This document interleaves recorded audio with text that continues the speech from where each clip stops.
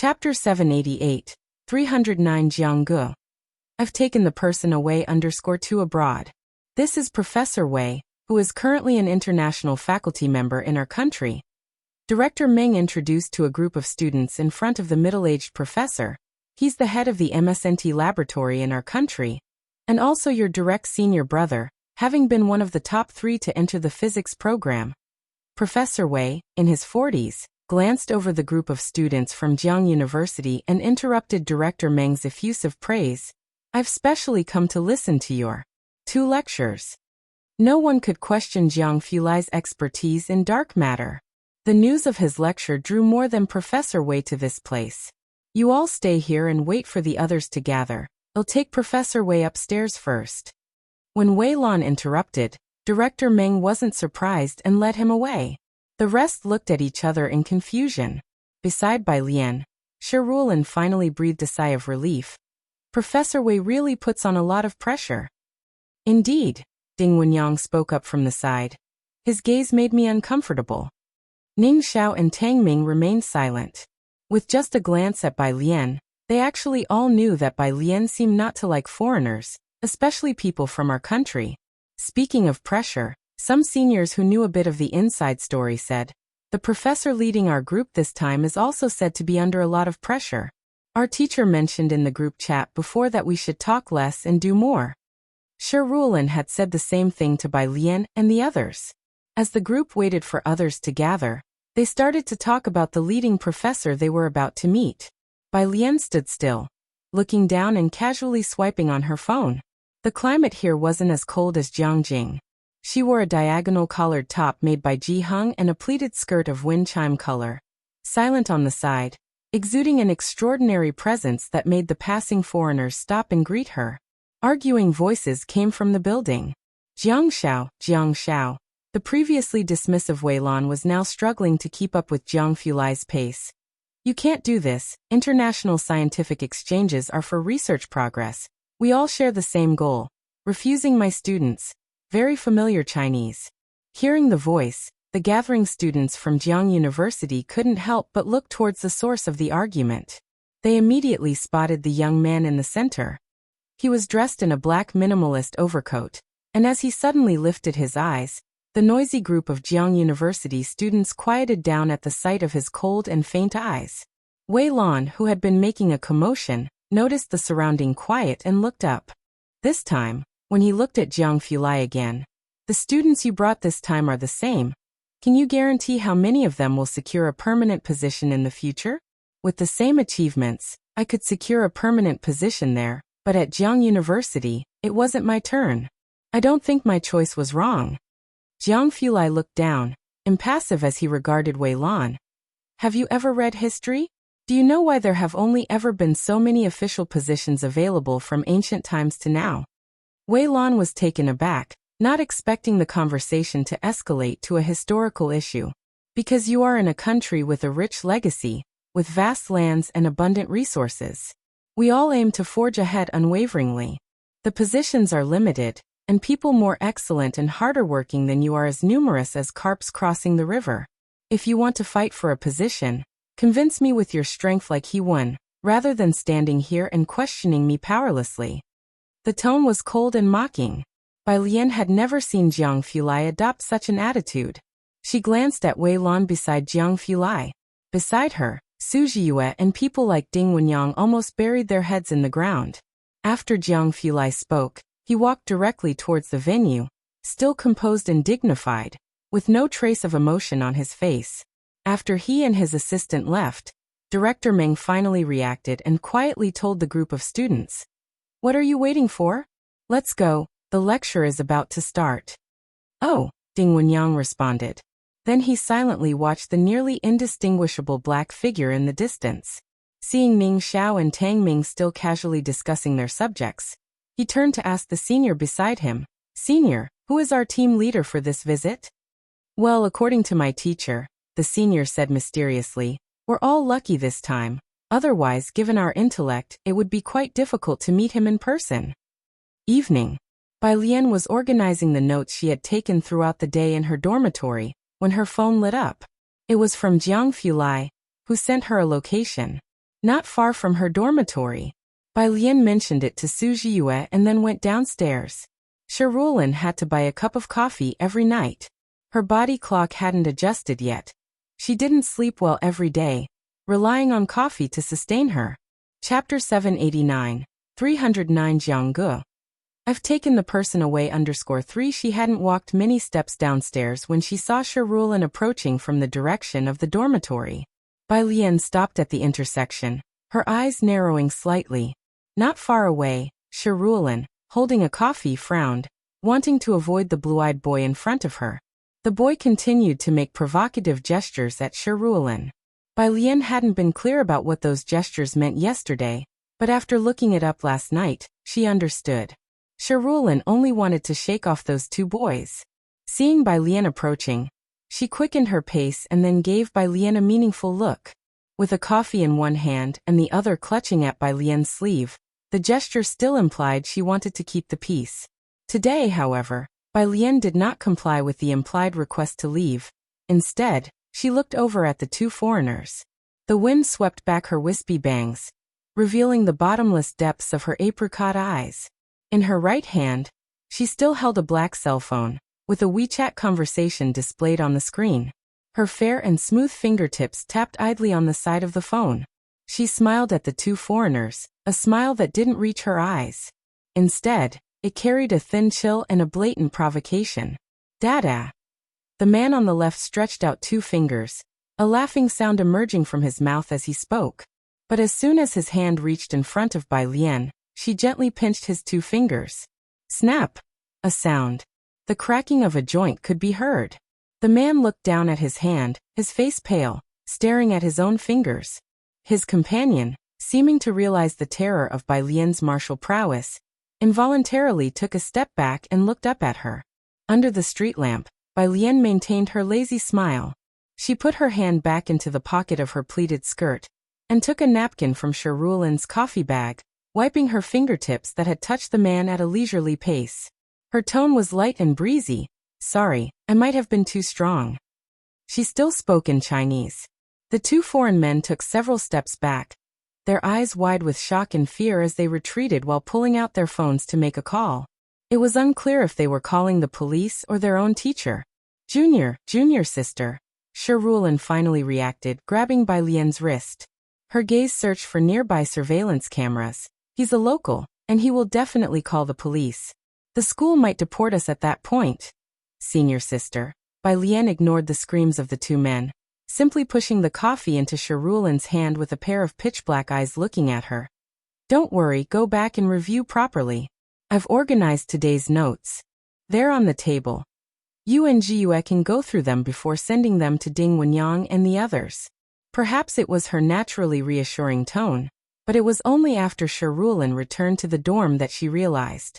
Sitting at Bai Lian's desk, she recognized the neat handwriting in the notebook, feeling a sense of familiarity, but then she immediately remembered the evening's incident and took out her phone to call Director Meng. Jiang Fulai's lounge.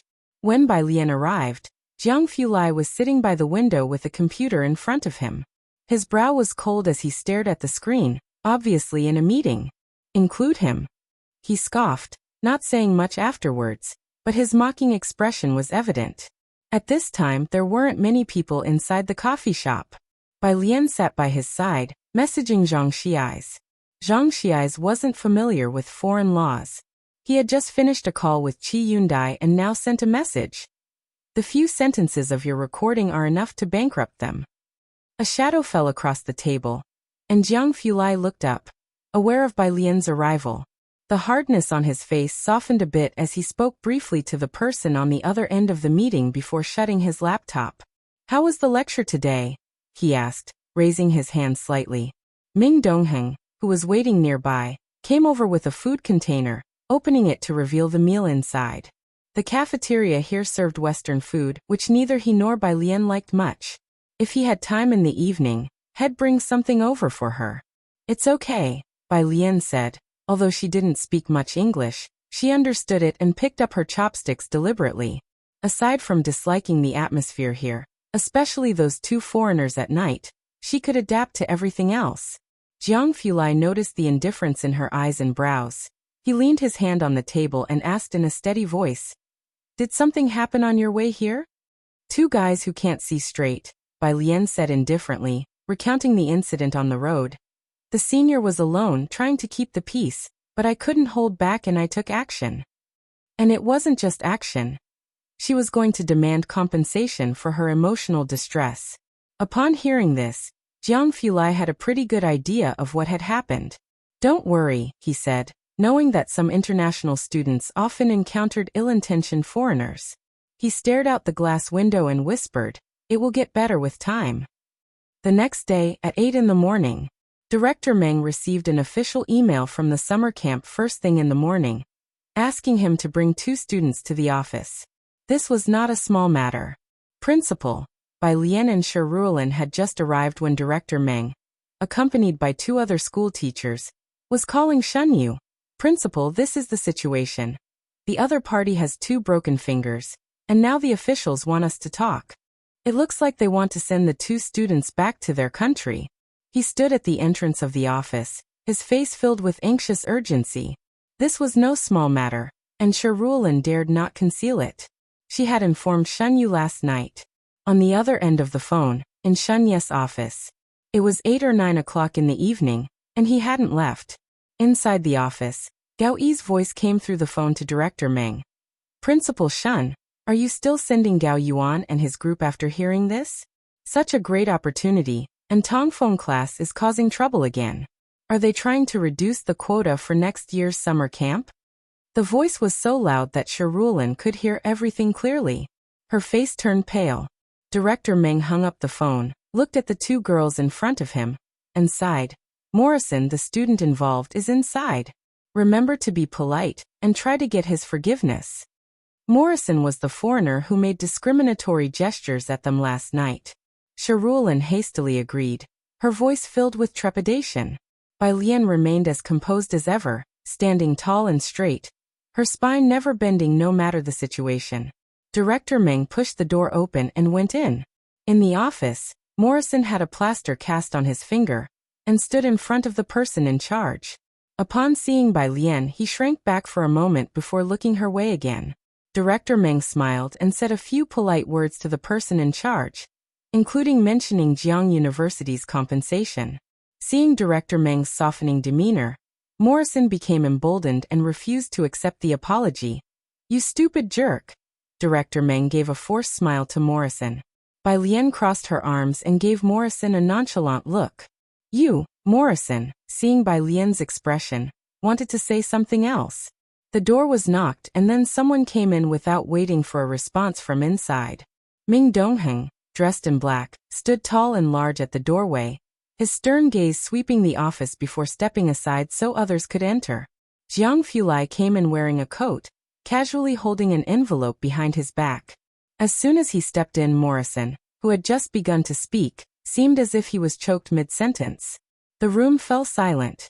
The person in charge of the base, who had been speaking English to Director Meng, was taken aback when he saw Jiang Fulai, but then stood up and said in very standard Mandarin, "Mr. Jiang, what brings you here?" Jiang Fulai didn't look at him but simply placed the unmarked envelope in front of the person in charge and spoke indifferently. "I'm taking the 2 of them away. If there are any follow-up issues, contact my assistant directly." Chapter 790, 310 is back. _1 Jiang Fulai was leaving, and this time, no one dared to say anything as the person in charge. Facing Director Meng and the others, he even had a smile on his face, showing a starkly different reaction from just moments ago. He personally escorted Jiang Fulai out. "Mr. Jiang, regarding your lecture next week." Director Meng hadn't expected Jiang Fulai to personally intervene, and after being momentarily stunned, he gave Shi Ruolin and Bai Lian a look indicating for them to leave the office with him. Ming Dongheng was the last to leave. As he left, he cast a dark look at Morrison. Morrison stiffened his neck, and had not dared to make a sound from beginning to end.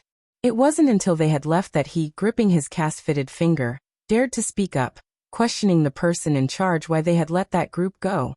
"Even if they compensate double, I will not forgive them." The person in charge of the summer camp looked down at the envelope in his hand, which had a court seal stamped on it, then looked at Morrison for a long while before shaking his head. This is a court summons. You should seriously consider whether you've done anything. This kind of thing wasn't the first occurrence, but clearly Morrison had kicked the iron plate this time. The incident from last night had resulted in a summons being delivered first thing in the morning. Not many locals could manage that, and their capabilities abroad were evident without saying. Morrison hadn't expected that the very actions he often took against others would lead to 2 broken fingers, not to mention a definite visit to court. Outside, Director Meng caught up with Jiang Fulai. The matter could have been resolved with just a few words from Jiang Fulai, but it was a difficult issue for Director Meng to handle, affecting not only next semester's school quota, but also posing significant academic trouble for the 2 students, Bai Lian and Shi Ruolin. Likewise, Jiang Fulai, who was generally as busy with lab work as academician Ma, was not someone Director Meng expected to show up today. Jiang Fulai's research on dark matter was at the forefront, and like academician Ma, he wielded significant influence in the scientific community. Countless universities abroad would bend the rules to have them teach. In general, when he spoke, most people would show them respect. Director Meng, even if I were not leading the team this time, you would still have to report this incident to the embassy.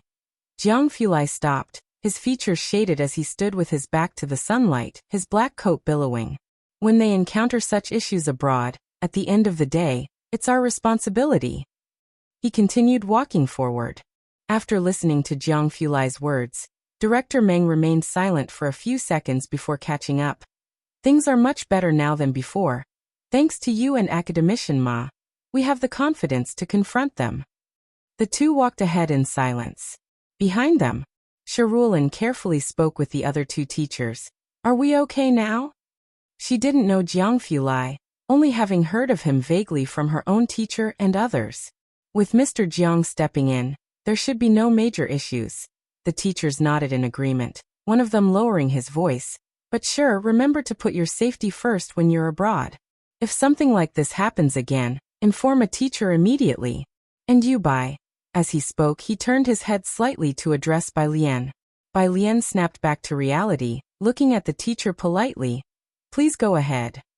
She possessed a traditionally classic beauty with almond-shaped eyes and finely arched eyebrows, neither warm nor fiery but gentle and bright. Despite only interacting for a few days, both students and teachers at the summer camp had grown very fond of her. Seeing her like this made it hard for the teacher to imagine how she had broken Morrison's 2 fingers. Bai, your safety is the most important. The teacher finally didn't blame her. You were lucky this time with Mr. Jiang leading the team. Otherwise, we might not have been able to protect you. He sighed. The matter with Morrison eventually went to court. It didn't resolve quickly, but most at the school knew that the students from Jiang University were not to be trifled with. As the situation was satisfactorily resolved, Shi Ruolin was very happy, while Bai Lian became even more silent. Isn't Lian coming down for dinner? In the cafeteria, Ding Wenyang took a piece of toast, nibbling on it lifelessly, and asked Shi Ruolin across him. She's working on a problem. Shi Ruolin put down her tray, sitting next to Su Jiyue. I'll see if there's a place nearby selling pancake fruit or rice that I can bring back for her later. She had glanced at Bai Lian on her way out, who was engaged with a complex structural diagram. Even Shi Ruolin, who was close to graduating from her 3rd year, did not understand it. Ning Xiao sent a message on his phone, then said to Shi Ruolin, Senior, you don't need to bring anything. Someone has already brought her food. Chapter 791. 310 is back. _2 Shi Ruolin nodded, not asking more questions. Across from her, Ding Wenyang and Tang Ming began discussing the issue of uranium mines. In the past few days, Ning Xiao and others had noticed that Bai Lian was working even harder than before. Especially after the incident with Morrison. Ning Xiao and Tang Ming were easily influenced by Bai Lian. When she became more focused, they naturally didn't slack off for even a moment. They were always studying anyway, and now it was even more so. Tang Ming used to chat with Ding Wenyang about the surroundings during meals, but now that had all turned into academic and professional questions. Shi Ruolin had already secured a recommendation for graduate studies, so she didn't need to prepare for exams. But she didn't relax either, and was instead working on a project for her prospective advisor. She was also a hardworking and outstanding student. Otherwise, she wouldn't have been recommended for the summer camp. But she hadn't expected that upon arriving at the summer camp, she would find that these junior students were working much harder than she had, even giving her a sense of crisis. Dormitory. Bai Lian opened the memory card given to her by Academician Ma, which contained notes and research directions recorded by him. Academician Ma was the first teacher in the field of quantum engineering in the country. He had painstakingly laid the foundation for quantum buildings over decades, starting from scratch. With his guidance, Bai Lian's entry into the field was much easier than it had been for him. Ming Dongheng brought over food to her. Bai Lian ate while looking at the construction diagrams, until her phone lit up beside her. It was a message from Mao Kuan. Image. Sister, there are almost no hairs with follicles on Xiaoqi's clothes. It took days to find just one. Xiaoqi was much cleaner than Mao Kuan and Xiaowu, more like an artist, who couldn't stand being sloppy. Mao Kuan preserved this strand of hair in a transparent bag. Bai Lian replied with a sentence, leaned back in her seat, and after some thought, she video called Ji Heng. In the video, it was still 10 in the morning at Ji Heng's end. Ji Heng was in his storeroom. Do you like this color? Ji Heng turned the camera around to show Bai Lian the fabric in his video. Even through the camera, the brilliance of a bundle of fabric in the video was apparent. With embroidered cloud patterns, Bai Lian recognized it immediately. Cloud brocade? She blurted out. Ji Heng wasn't surprised. The first time Bai Lian had come to this storeroom, she had identified several uncommon fabrics. Yes, it is cloud brocade, and there's much more here, said Ji Heng, who didn't smoke in the storeroom, only caressing this piece of cloud brocade that had been passed down to the present day. I'll take out this piece to make you a coat. Having said that, Ji Heng thought for a moment. I'll leave the rest of the fabric to you, how about that? Bai Lian was taken aback. A patch of cloud brocade was as precious as gold, especially the cloud brocade from Ji Heng's storeroom, which was obviously hereditary. Grandpa, I don't know how to preserve these. You don't need to keep them in any special way, Ji Heng smiled. Purist Street is almost becoming Embroidery Street. I do feel reassured leaving them with you. What are you calling me for?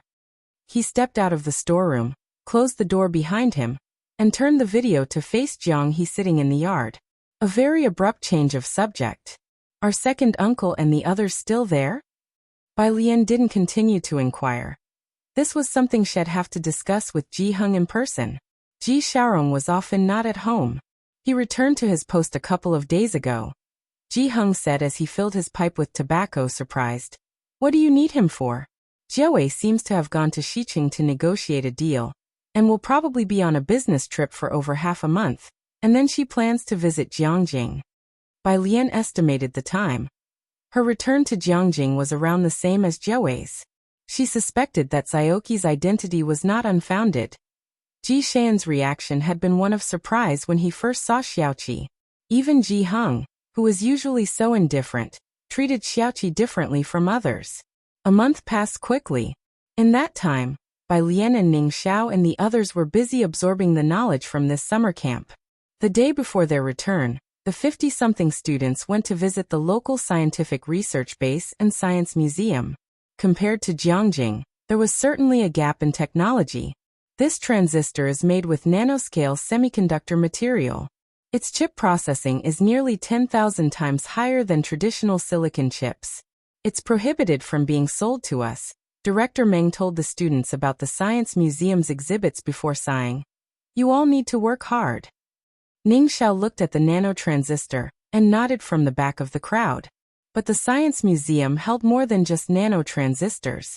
Bai Lian followed Director Meng and learned about many new technologies, with the top floor being off-limits to foreigners. February 28th. The tickets for the return flight were still arranged by the school. But this time, due to the tight availability of tickets, the school arranged for people to leave in two groups.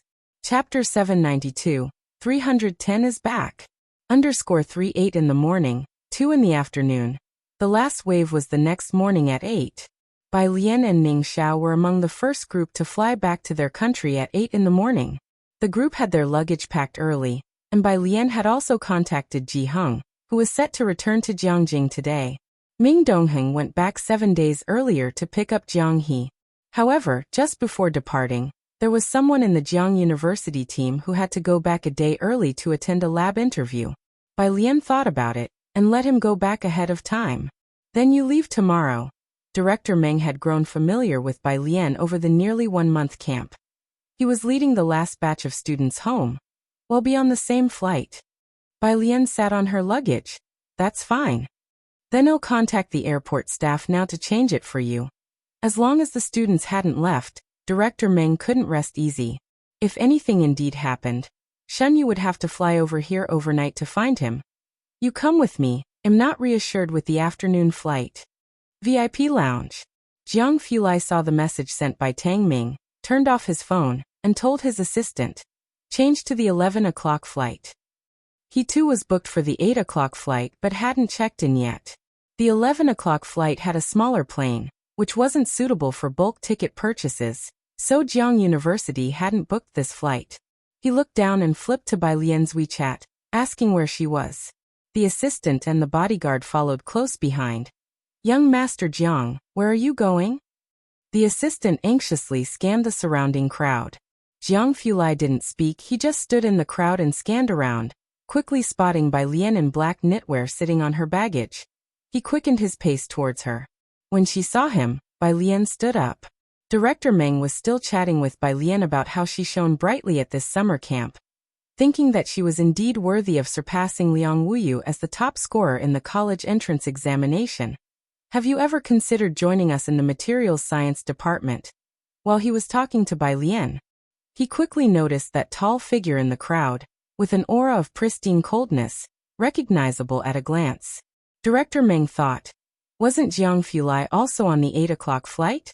Why hasn't he checked in and taken the shuttle yet? Ice relaxed back, instantly stiffened, and before he could speak he heard his student Bai surprisingly asking beside him, why haven't you left yet? The tone was very familiar. Director Meng saw the chill in the young Jiang's light-colored eyes, and alarm bells rang in his head. This new student was really as fearless as a newborn calf, not afraid of tigers, to speak to Jiang Fulai like that. Could Jiang Fulai chat casually and amiably with people like that? Yet Jiang Fulai didn't answer Bai Lian.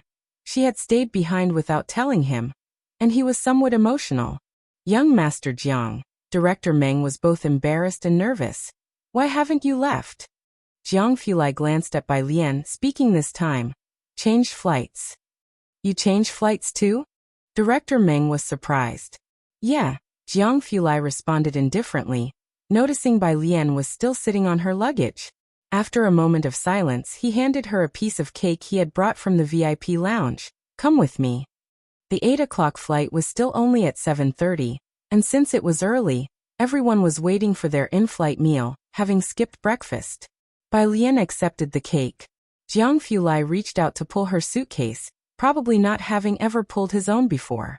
Director Meng and the assistant watched as the suitcase was handled by Jiang Fulai's slender fingers. Feeling the scene was incredibly surreal. They had yet to react. Being able to leave earlier, Bai Lian didn't refuse. She left with Jiang Fulai and bid Director Meng farewell. Director Meng, I'm leaving now, see you back in the country. Jiang Fulai also paused, slightly turned his body, his gentle phoenix eyes lowered respectfully as he bid Director Meng goodbye. The startled Director Meng finally came to his senses, and said his goodbyes repeatedly. It was only then that Jiang Fulai's assistant caught up and said, Director Meng, farewell. Leaving only Director Meng standing there, watching Bai Lian leave with Jiang Fulai, his long-held suspicions were finally confirmed. Why Jiang Fulai had come over as a team leader. At the end of February, the scores for the postgraduate entrance examination were also released. Jianzhe topped the humanities exam with 479 points, while Su Wenyao scored 486, entering the interview phase as the number 1 in the science exam. These exam results caused quite a stir at Jiang University. Jianzhe arrived in Jiangjing yesterday to prepare for his interview. Knowing Bai Lian was returning, he and Su Wenyao were both waiting for Bai Lian at Shanghai apartment. Bai Lian was about to return to her country. Ji Heng reached Jiangjing a day before her. Not only did he bring luggage, but he also brought a whole bunch of fabrics from the storeroom over. Mu Yining knew Bai Lian wasn't in Jiangjing, but upon learning Ji Hung was arriving, personally took time off to pick up Ji Hung in advance. Chapter 793, 310 is back. For she was going to pick up Ji Hung, but Ren Wanxian didn't really want to go, as she had a social gathering to attend. However, Ren Qian said gravely that she must go to pick up Ji Hung, so Ren Wanxian followed Mu Yining to the airport. It was Ming Dongheng who brought Ji Hung to Jiangjing. He and Ji Hung stood at the intersection waiting for Mu Yining's car, with 4 large suitcases stacked behind them. The suitcases looked quite old, and the locks on the sides were a bit rusty. They clearly had a history. Passengers coming and going from the airport hadn't seen such historically significant items, and those passing by often took a second glance at the 4 blackwood suitcases. One of the suitcases was half as tall as a person. Grandpa. Mu Yining parked the car, got out from the driver's seat, and seeing the suitcases next to Ji Hung, she asked in surprise, "What are these?" Ji Hung looked down. They contain fabric and books. He didn't elaborate. Mu Yining already knew that Ji Hung often made clothes for Bai Lian. She was just surprised that Ji Hung brought so much stuff with him. Why bother bringing it so far when you can buy anything in Jiangjing? Ren Wanxian could see the blackwood suitcase from afar, with its noticeably rusty locks. Nowadays, who still used such items with a sense of age? She covered her nose, not approaching too closely, only standing 2 meters away with a slight look of disdain at the dark, murky suitcases. The Jiang family also drove over. As Ming Dongheng loaded the suitcases into the car, moving on to the 3rd one, he asked Ji Hung, "Shall we move them all to Mississippi Bay's place?" Ji Hung seemed to notice Ren Wanxian at that moment. He paused before speaking to her. "These are your grandmother's belongings, including some fabric and the phoenix robe she left for you to use. Do you want to take a suitcase with you?" Ren Wanxian forced a smile, her gaze lingering on the suitcase. "Grandfather, Aunt has prepared plenty of clothes for me. And my mother is coming tomorrow with many clothes for me, too." The aunt she mentioned, of course, was Mu Yining. And Ren Jiawei had her own mid to high-end clothing brand. Ji Hung nodded and said directly to Ming Dongheng, "Move everything over to Alien." The following day, Bai Lian arrived at Jiangjing Airport. And Ren Jiawei, busy for so long, also arrived in Jiangjing around the same time as Bai Lian. Ren Jiawei had just gotten to the parking lot when she saw the car of a business partner. Before getting into the car, she saw a black vehicle stop not far away. She hadn't paid much attention to it, but when she saw a young man getting out from the driver's seat, she paused momentarily. Her eyes followed the young man. "Ms. Ren." The business partner, seeing her hesitate, asked in confusion. Ren Jiawei came back to her senses with her gaze still on the young man. "It's nothing." Inside the airport, Bai Lian's suitcase was with assistant Jiang Fulai, which she didn't take, only using her phone to call Ji Hung. "I'll be there soon, I'm coming straight over." "Want you go back to take a nap?" Jiang Fulai handed her the cape. The weather was warm now, and Bai Lian wasn't wearing a cape. Seeing Xiaoqi's figure, she waved to Jiang Fulai. "I'll go have a meal at the Mu family's home and then head back." After so many years, Mu Yining had invited her numerous times, and she still hadn't visited the Mu family home. Jiang Fulai was also heading back to the Jiang family, and the two departed in separate cars. The Mu family home. Knowing that Ji Hung and Bai Lian were coming over, Mu Yining and Ji Xiaojun had specially cleared their afternoon and evening schedules, preparing many dishes. The Dong family, aware of this, came over with gifts as well. When Bai Lian arrived, a bunch of people were chatting and laughing in the Lanlin pavilion. Ji Hung seemed to have heard something quite surprising. Bai Lian handed her cape to the butler. Mu Yining, who was chatting inside the pavilion, stood up immediately upon seeing her arrival, joyfully exclaiming, "Alien, you're back?" Ji Mulan was holding a child, and upon seeing Bai Lian, she was silent for a moment before she also stood up. Dong Xiaobai and Dong Chuan both rose to their feet. Ren Wanxian, sitting beside Dong Chuan, saw everyone getting up and couldn't help but press her lips together as she stood up. Ren Jiawei, who had not heard about Bai Lian before, was very surprised to see everyone stand up except for Ji Hung and followed suit, though she was puzzled. Bai Lian politely greeted several older individuals, aside from Ji Mulan, before asking what had just happened. We were talking about Wanxian. Mu Yining also found it quite unexpected as she smiled and said, "You've been abroad for a month and probably don't know, but Wanxian has invested in a project with the Miss of the Ming family. We, the Mu family, are hoping to negotiate for a batch of metal resources, and Wanxian is also in talks with them." It was clear that they were satisfied with Ren Wanxian. They were in the process of transferring power to Ji Xiaojun and Ren Wanxian. Ren Wanxian pursed her lips, looked down with a smile, hiding pride in the depths of her eyes. Metal resources? Bai Lian raised her eyebrows, looking at Mu Yining in surprise. Chapter 794. Send for appraisal on March 11th. Bai Lian's connections _1 Bai Lian sat beside Ren Jiawei. Today Ji Heng, Shen Qing, and Ji Xiaojun were all present. Shen Qing left a seat for Bai Lian beside her. Seeing Bai Lian sit on the outside, Mu Yining spoke up. Lian, aren't you sitting beside your aunt? You all are discussing business, so just sit together. I'll go back after I finish eating. Bai Lian took her seat. It was rare for Bai Lian to admit that she didn't understand something. Mu Zhao seized the opportunity to sit next to Bai Lian, and Mu Yining didn't say anything about it.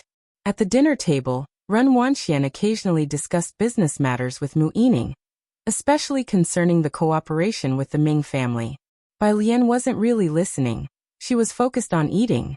Having spent over a month abroad, although Ming Dongheng did bring them Chinese food, most of the time Bai Lian was eating in the cafeteria. Now, facing authentic Chinese food, she couldn't help but feel moved. In the past few months, the Mu family had gradually begun to make a name for themselves in Jiangjing.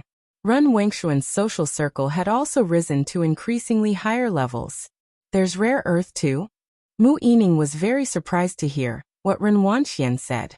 Yes, Ren Wanxian held her teacup. She had researched this information and heard it from a few young ladies in the circle. Iridium and a massive amount of rare earth resources. Miss Yu is in talks with her senior brother. Mu Yining's fingers tapped on the table, her knuckles turning slightly white with agitation. There's a key project at a maritime research institute this year. If we can secure these resources, we can sign it. The construction of heavy industry was never simple, and the Mu family had been involved in building heavy industry bases for decades in the past. Since then, the Mu family had encountered misfortune and had almost never recovered. This year, with so many members of the Mu family returning one after another, Mu Yining felt a surge of excitement at the rare opportunity. The two of them chatted, while the rest of the people at the dining table couldn't really join in. Ji Mulan sat on the side holding her child. As a designer, she couldn't understand their conversation and only said, "If there's a need for financial connections, just come to us directly." Ji Mulan now had full confidence to make such a statement. Neglecting Suen's private equity, the travel investment in Xiangqing alone had made the Su family a fortune last year. Suen bought more than just one plot of land in Xiangqing. Not to mention the turnover of the hotel. The land alone had appreciated several times over. The Su family's assets might not match those of the Mu family, but their liquid capital was a frightening figure. Outside, Assistant Wang called for Mu Yining. "President Mu, your clan uncles are here." "They're already here?" Mu Yining stood up, surprised. The Mu clan uncles had witnessed the glory days of the Mu family, and knowing that there was this opportunity, they naturally could not wait, not even for a moment. But today was the day Bai Lian and others had just returned. Just as Mu Yining was pondering this, Ji Heng, who had almost finished his meal, put down his chopsticks. "Go ahead, I'll visit the Buddhist hall." Bai Lian also stood up. "Uncle, Aunt, I'll head back to the apartment first. Jianzhe and the others are still waiting for me." The butler had been silently attentive to Bai Lian's needs. Upon seeing that Bai Lian was leaving, he quickly approached and handed her the cloak. "The butler respects her a great deal," Dong Chuan said quietly as he watched Bai Lian's retreating figure, his eyes slightly narrowing. Anyone with discernment could see the butler's attitude. Towards Bai Lian, the butler showed a deep-seated respect. A respect he did not even show to Ji Xiaojun, or even Mu Yining. With Bai Lian and Ji Heng both about to leave, Mu Yining could only escort them out of Lanlin Pavilion. Outside Lanlin Pavilion, the Mu family clan uncles and managers from the side branches were all waiting for Mu Yining. They saw Bai Lian. Manager Su naturally recognized Bai Lian, especially having seen her before with Jiang Fulai. Manager Su politely inquired, "Miss Bai, why didn't you come back for the new year?" Bai Lian stopped and nodded in greeting. "I took a trip abroad." She didn't mention the purpose. The clan uncles and the management of the Mu family just casually greeted Bai Lian. They weren't concerned about where Bai Lian had gone. Jiang Fulai's sudden appearance had certainly drawn their attention to Bai Lian and Ji Xiaojun for a while. But afterwards, there was no more news about Bai Lian and Jiang Fulai, and the two were not seen together at the Mu family. Sentiments in aristocratic families were the least reliable. What counted was the matching of social status. The Mu family could once compare with the Jiang family, but now they were not even close to being on the same level. Therefore, seeing Bai Lian and Ji Xiaojun this time, they merely nodded perfunctorily, with their gaze quickly shifting to Ren Wanxian. "Miss Ren, the thing you mentioned earlier to President Mu." This was the first time the people of the Mu family had ignored Ji Xiaojun and Bai Lian, centering on themselves. Ren Wanxian saw Bai Lian and Shen Qing leaving the mansion with a glance from the corner of her eye, and lowered her gaze. Beside her, Ren Jiawei hadn't spoken much today. On their way to the meeting room, Ren Wanxian asked Ren Jiawei, "Mom, what's the matter with you?" Chapter 795. Send for appraisal on March 11th, Bai Lian's connections _2, nothing much. I just saw a familiar-looking young man at the airport today. Ren Jiawei shook her head. "You go ahead, I need to chat with our business partners too." Ren Wanxian slightly narrowed her eyes. Outside the gate. "Let Xiaojie take you back." The butler followed behind Bai Lian, telling her about everything that had happened in the Mu family in the last month. Miss Ren and the second young lady of the Ming family are discussing business. If successful, it could kickstart the two research bases of the Mu family too. The Mu family had been essentially living off their past reserves for over 20 years. Lucky for them, their vast wealth wasn't something that could be spent overnight. Once the car door closed, Shen Qing started talking to Bai Lian. "Alien, you've lost so much weight after being abroad for so long. I'll cook something delicious for you when I return." Actually, Bai Lian hadn't slimmed down much during her trip abroad, as she exercised regularly every day. Health is wealth, and Jiang University wanted them to work for 60 years. But Ning Xiao, Tang Ming, Ding Wenyang and the others had markedly shed weight. Mao Kuan was moving flower pots with a cigarette in his mouth in the glass house. As soon as Shen Qing and Bai Lian returned, he quickly snuffed out the cigarette and greeted them. "Xiao Mao." As soon as Shen Qing returned to Shanghai apartment, she thought of preparing a great meal that evening. "Ning Xiao and the others just got back, so you should eat here tonight too. I'll make a feast." "Thanks, Aunt." Mao Kuan called out loudly. Shen Qing grabbed an eco-friendly bag hung near the entrance and went out to do some grocery shopping, then remembered something. "Where are Xiaoqi and Xiaowu?" "They're busy and don't have time to come over." Mao Kuan saw Shen Qing out. "Aunt, if you buy too much later, remember to call me and I'll come pick you up. Look at my driver's license." He showed off his driver's license to Shen Qing. Shen Qing praised him again for being impressive and hurriedly left. Bai Lian placed her cape to one side and moved the remaining flower pots out to bask in the sun. The ones inside the glasshouse were all peonies. Most of them were moved from the Su family by Gao Yin as presents for Ji Heng to care for. They hadn't bloomed yet but were growing quite well now. Plum blossoms in winter, peonies in spring. These were traditions of the Su family. "Sis." After seeing Shen Qing off, Mao Kuan passed a cigarette to Bai Lian and took out a lighter. With the flame protected by his hand, he respectfully lit it for Bai Lian. Bai Lian's lips were deeply colored as she bit the cigarette and exhaled a thin wisp of smoke. Mao Kuan could see the lazy but arrogantly expressive eyes behind the smoke. Bai Lian extended her left hand that had been resting in her pocket. In her palm lay a strand of hair with a follicle. "This is..."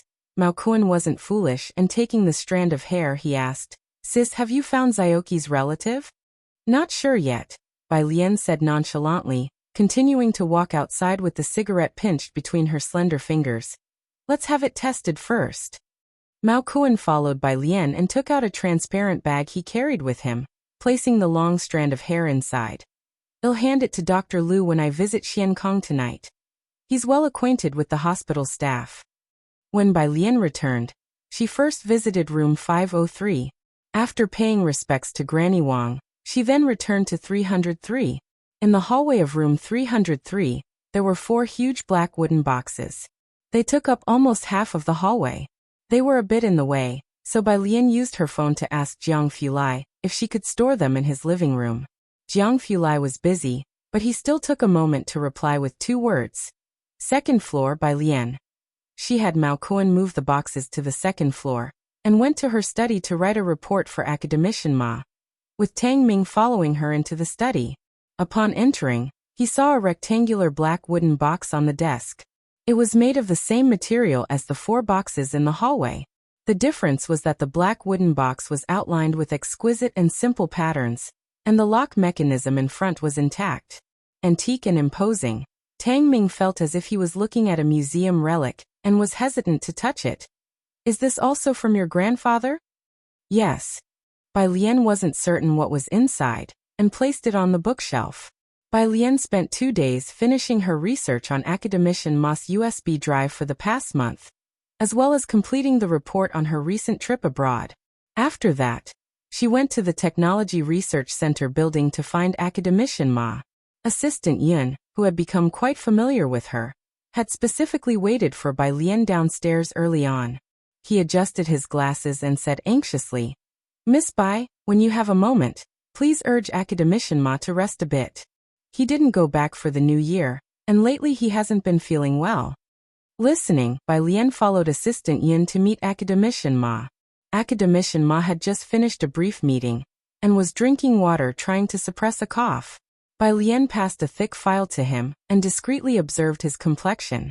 Last summer, academician Ma had placed all his research onto the USB drive, and after giving Bai Lian a few codes to decrypt, let her slowly get acquainted with it.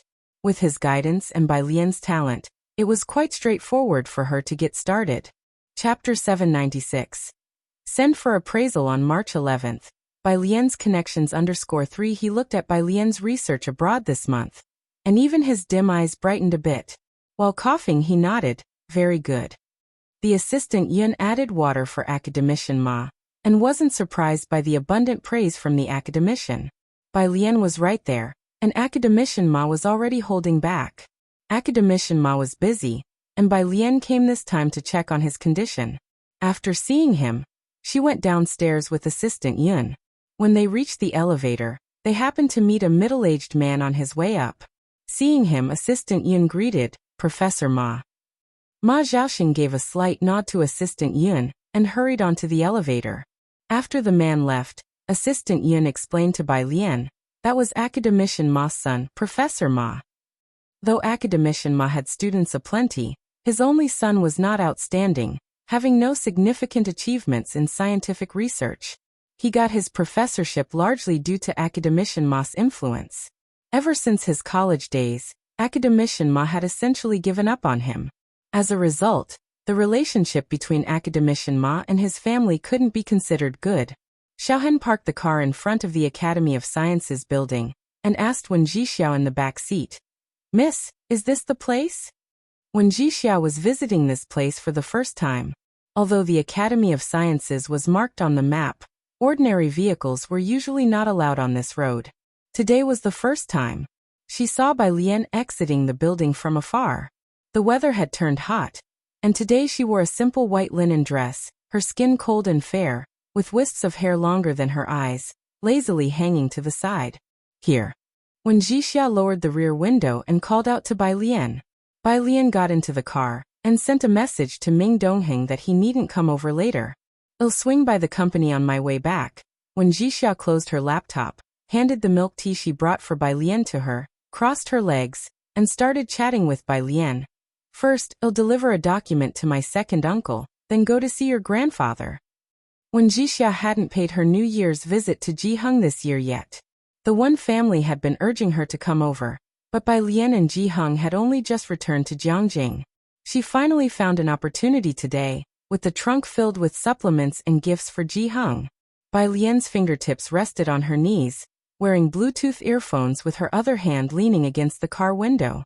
Thinking about academician Ma's situation, she watched Wen Jixia sideways and said, Whatever works. Wen Jixia wanted to ask Bai Lian what brought her to the Academy of Sciences. But seeing her deep in thought, she didn't ask further. They arrived at the Wen family's company. The receptionist quickly activated the private elevator for Wen Jixia. While pressing the elevator button, the receptionist seemed to recognize Bai Lian, stealing glances at her. As the elevator doors closed, Wen Jixia could still hear the receptionist's almost imperceptible voice. Seems like that miss from Jiang University.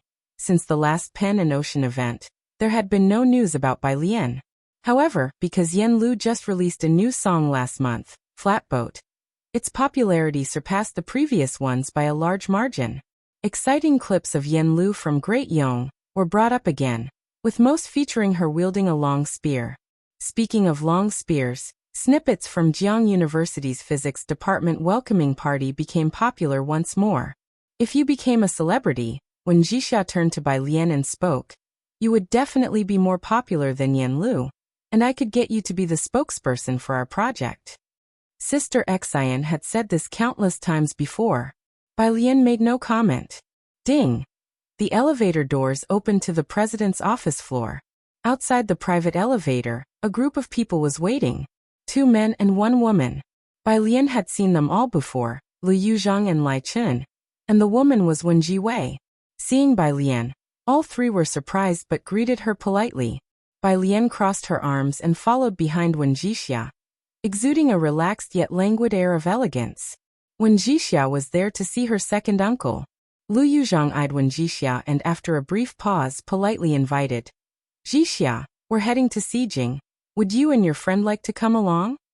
Lai Chen's expression shifted upon hearing Lu Yuzhang invite Wen Jixia, hesitating before looking at Lu Yuzhang. Yuzhang, this round is arranged by the second miss.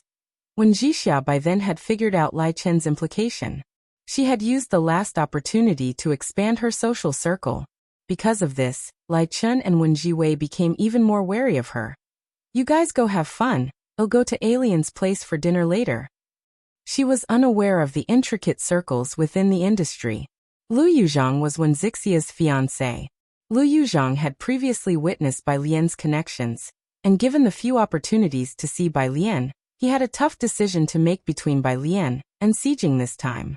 Yen Lu's endorsement deal was still pending, and today, upon hearing that Yen Lu was returning to Jiangjing, there might be a chance for her to appear at this gathering, which was why Lu Yuzhang accepted Lai Chen's invitation.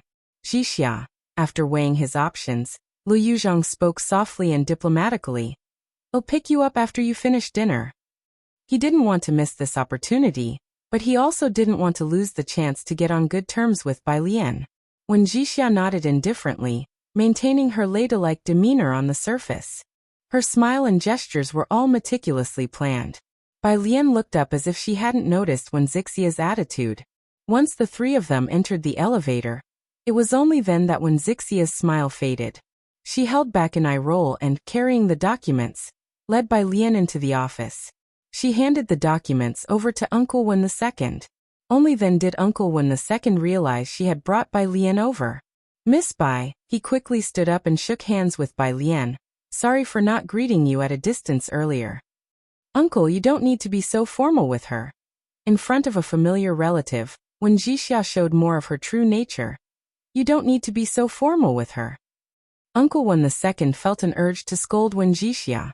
Upon learning that Wen Jixia was going to Bai Lian's house for lunch, Uncle Wen II regretfully did not ask them to stay for a meal. He escorted them to the elevator. Once again arriving on the first floor, someone had been waiting early at the elevator entrance for her. Miss Jixia, the leader, was a middle-aged man, the manager of Wen Zixia's project team. As he approached with a report in hand, Miss Jiwei's team. When Jixia whispered to Bai Lian, you go to the car and wait for me first. As soon as Bai Lian left, the middle-aged man continued. Miss Jiwei has hired Lu Su by paying double the endorsement fee. Double? With that price, couldn't they hire a top-tier star? When Jixia frowned. Didn't they get Yen Lu? When Jixia and Wen Jiwei, along with Lai Chun, each led a project that affected the shareholders' allegiances. With limited funds, Wen Jixia couldn't compete with Wen Jiwei's offer of twice the endorsement fee. In a short time, Wen Jixia truly couldn't find an endorser without any scandals to withstand scrutiny. Even researching Lu Su took a long time for Wen Jixia. Next to the middle-aged man, a young person spoke up passionately. Lai Chen is doing this on purpose. With Bai Lian waiting for her, Wen Jixia raised her hand. You guys go back first, I'll think of a solution. Jiangjing Airport. Yin Lu put on a mask and a fisherman's hat, and got into the nanny van from the rear. In the nanny van, A Huang, in the driver's seat, handed her a coffee. Miss Xian, do you want to go to the old city or Jiangyin first? Removing her mask to take the coffee, Yin Lu with cold and stunning eyes replied. Let's go to Shanghai apartment first. Shanghai apartment? A Huang immediately set up the navigation to Shanghai apartment and drove there. Don't rush with the endorsement. Miss Xian sat beside Yin Lu. Miss Bai had inquired last time. Go see her later and find out what she's thinking. I know. Yin Lu flipped open the script. At 11 in the morning, there was no traffic. Nearing noon, the black nanny van finally arrived at Shanghai apartment. 103. When Jixia watched Tang Ming and Jiang He play Go, doubting her life choices, until the doorbell rang. She perked up and hurriedly got up to go to the door. Chapter 797. When Jixia is shocked, Brother Jiang makes a move. _1 Shanghai apartment security had always been excellent. Yin Lu had visited Building 5 a few times, but this time there was no one else around. She didn't encounter anyone else in this building. After entering the building, she took off her mask and hung her sunglasses on the lapel of her coat, holding in her right hand a little trinket for Ji Heng and Jiang He. Her left hand was still on the doorbell. The door was opened by an unfamiliar girl. Yin Lu didn't recognize her, but since Bai Lian always knew many people, she roughly guessed that this person must be a friend of Bai Lian's. Hello, I'm Yin Lu. When Jixia maintained the posture of holding the doorknob, her gaze somewhat drifting. Yin Lu's sister, who are you looking for? From the kitchen, Zhang Xiais, who brought out the dishes, saw the figure outside the door and quickly placed the dishes on the table. Yin's sister, you're here. Yin Lu had grown accustomed to fans over the year. Seeing Wen Zixia's reaction, she roughly guessed that the person in front of her was a fan of hers. Hello. Then she stepped aside and entered. Tang Ming had lost another game of chess, and just as he saw Yin Lu coming, he took the opportunity to stand up and go to the kitchen to help with the dishes. The room was full of Bai Lian's classmates. Everyone knew Yin Lu. It was obvious that they were all very good friends. Shen Qing enthusiastically invited Wen Jixia to sit at the table, right across from Yin Lu, who was quietly talking to a boy. Wen Jixia was not familiar with the boy, only knowing he was Zhang Xiais, Bai Lian's high school classmate. After dinner, Wen Jixia followed Bai Lian to room 303. She sat on the sofa in room 303, still in a state of detachment. Bai Lian pressed the remote controls button, sat next to Wen Jixia, and methodically poured a cup of tea with his eyes cast down. He handed it over succinctly. Drink tea. Wen Jixia took the white porcelain teacup and took a sip. The temperature was just right, the tea was clear, and tea touched by Bai Lian always tasted much better. You and Yin Lu, are you close? When Jixia had heard, there had been multiple exchanges between Yin Lu and Bai Lian at the dinner table. Among so many people at the dinner table, only Bai Lian was called Miss Bai by Yin Lu. Although from the time Bai Lian gave her an autograph CD of Yin Lu, Wen Jixia had speculated that Bai Lian probably knew Yin Lu, but she had not expected them to be so familiar with each other. Yin Lu had become famous just within the span of a year. Both her TV dramas and songs had become immensely popular. Not to mention domestically, she had many fervent fans overseas. No one in the industry could replicate her success.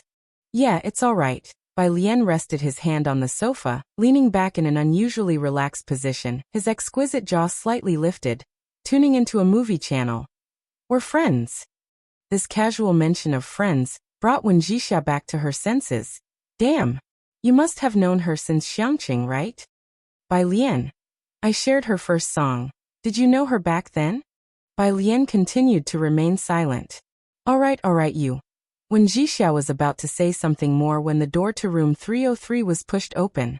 At the door, Jiang Fulai, removing his coat and wearing a white shirt, calmly looked at the two people on the sofa, gave Wen Jixia a slight nod, noble yet polite, although his pale eyes betrayed a touch of coldness.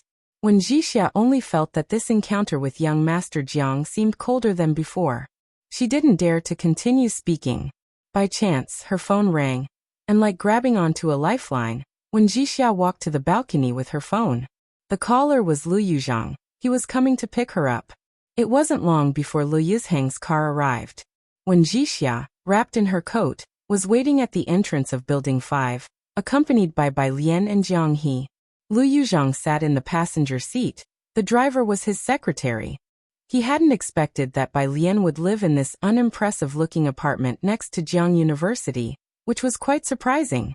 After getting in the car, Wen Jixia sat in the back, graceful and virtuous, with a faint scent of perfume in the car.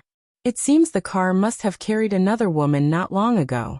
The driver was Lu Yuzhang's secretary, who politely greeted the future Mrs., discreetly glancing in the rearview mirror. By merit, Wen Jixia was recognized by the Yu family. She was on par with Ming Zongyao from the finance department of Jiang University at the School of Finance and Economics. But she was slightly less talented and pretty. The secretary thought that in the vast city of Jiangjing, only the distinguished Miss Bai had a presence that could match Ming Zongyao, which was why those who knew both of them felt sorry for Ming Zongyao. As for the affairs of wealthy families, who knows? The car reached the One Family Tower, and Lu Yuzhang intended to accompany Wen Jixia upstairs, but as he got out of the car, the secretary received a phone call. Chapter 798. Wen Jixia is shocked, Brother Jiang makes a move _2 Lu Yuzhang hurriedly left. Wen Jixia returned to the project team, where a trouble was still waiting for her. Shanghai apartment. Yin Lu was chatting with Pu Xiaohan, who showed her a puppet video she had just edited. Lu Jia, I heard from good people that you're going to take on a puppet movie, so we'll send you all this material.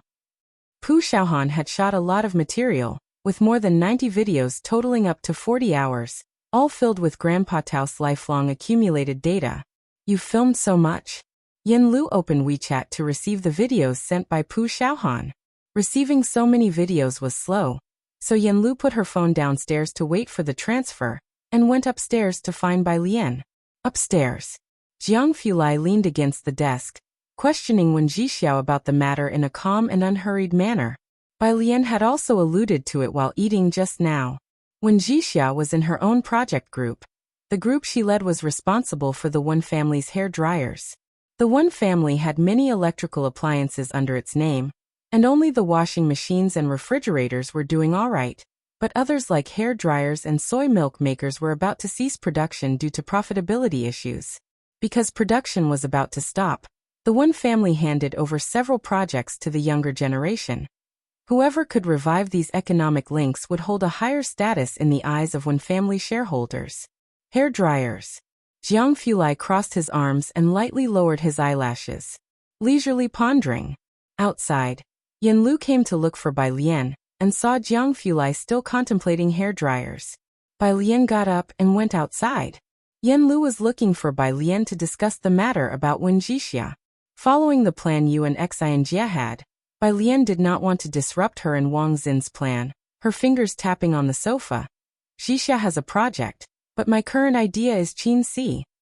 Qin Si was the leading lady of Blossoms on the Tree, and was also the person whom the theater was currently striving hard to promote.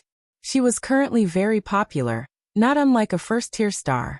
However, she was far from matching Yin Lu's popularity. I don't have any brand orientation at the moment. Yin Lu knew of Bai Lian's concerns.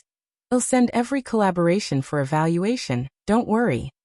Okay, Bai Lian was not very familiar with this circle. The One family Wen Jixia. She's working on a project and needs an endorsement. They must have contacted your team, but the funds were not sufficient, so they probably did not continue to approach you. Yin Lu nodded, sent a message to Wang Xian to look for the invitation previously sent by Wen Zixia's team. There were too many people inviting Yin Lu for endorsements. This included a number of well-known foreign brands.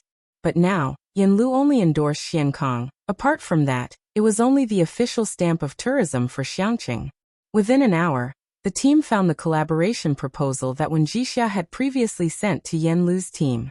It's an old electrical brand. Wang Xian looked at the information researched on the computer. a traditional national product, but in recent years with the rise of e-commerce, they have gradually declined.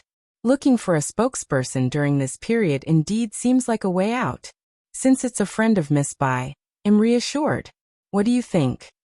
Upon hearing Wang Xin's words, Yanlu calmly said, the endorsement fee doesn't have to be too high. Where are you? I'll talk to the company. Bai Lian had helped her numerous times, from Zhang Xiai's to Daong, to writing songs. Yanlu was very clear on the reason behind her current popularity.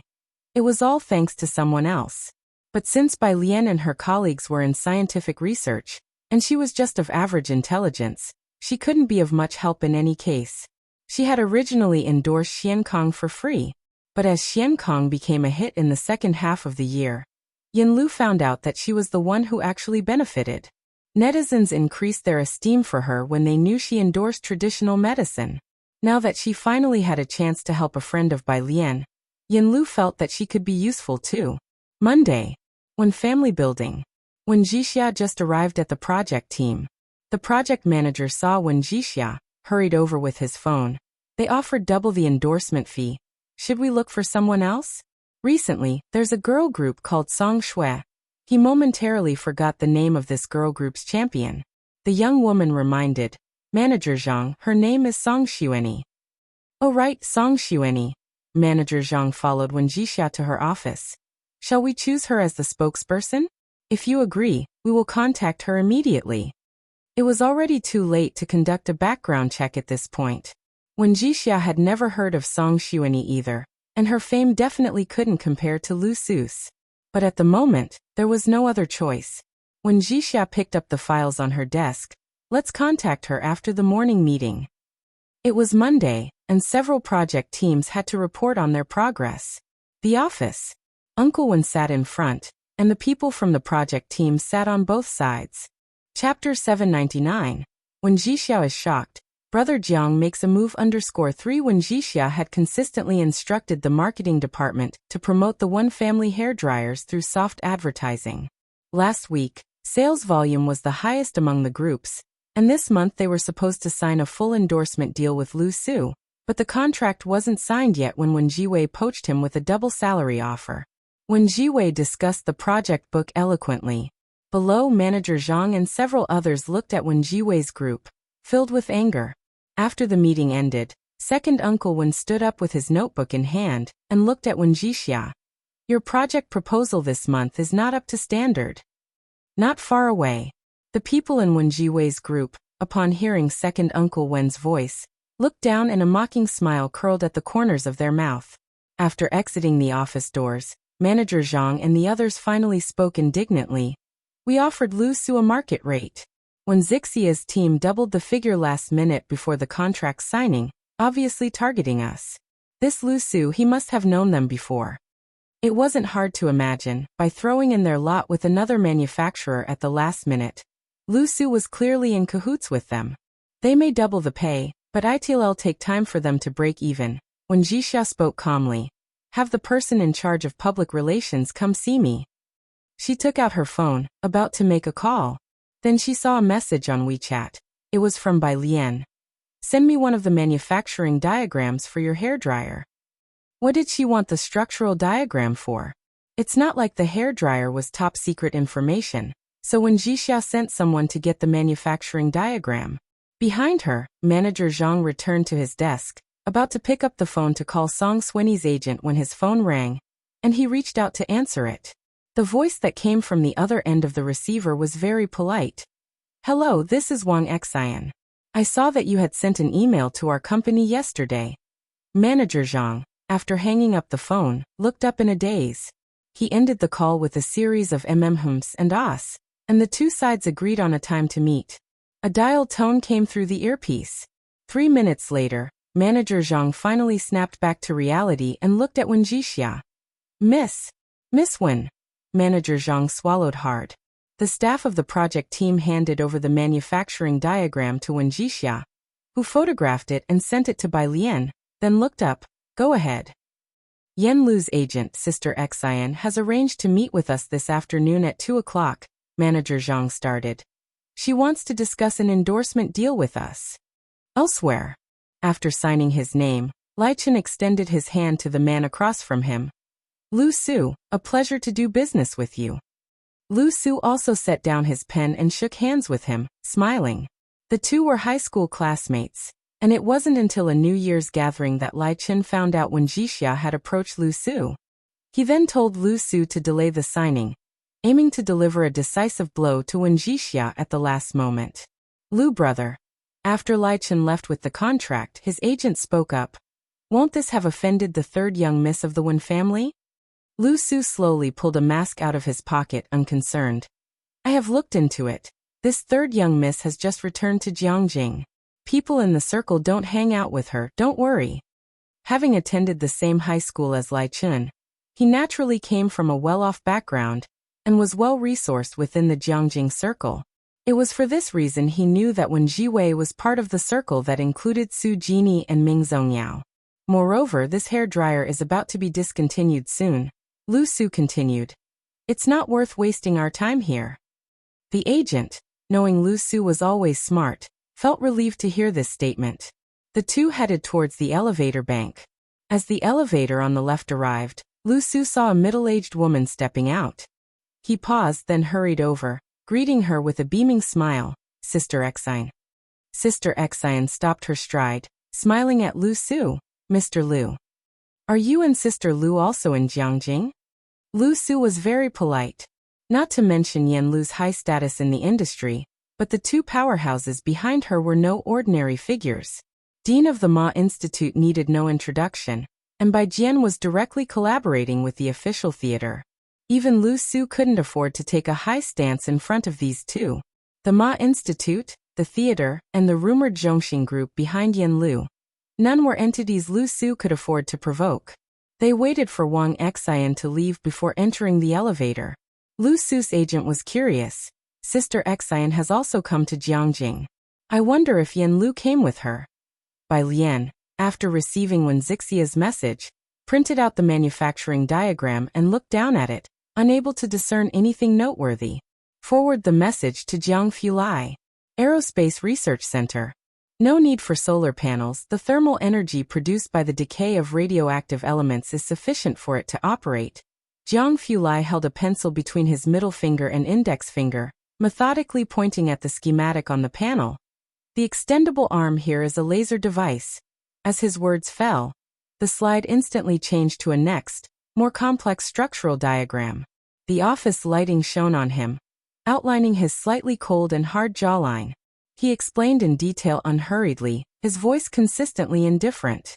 Most people in the office were drawing the structural diagrams in their notebooks and noting down the key points.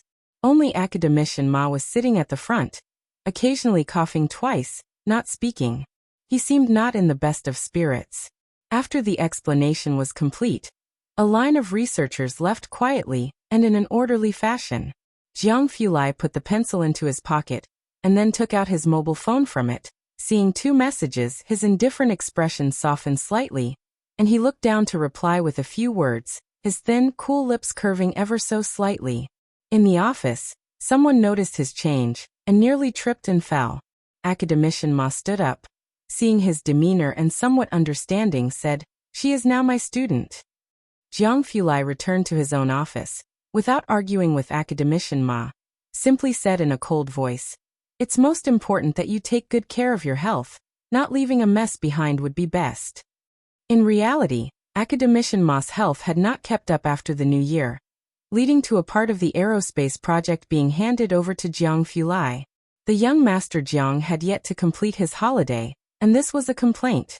Academician Ma wanted to say a few words, but then he saw Jiang Fulai sit down and begin to draw on a blank sheet of paper.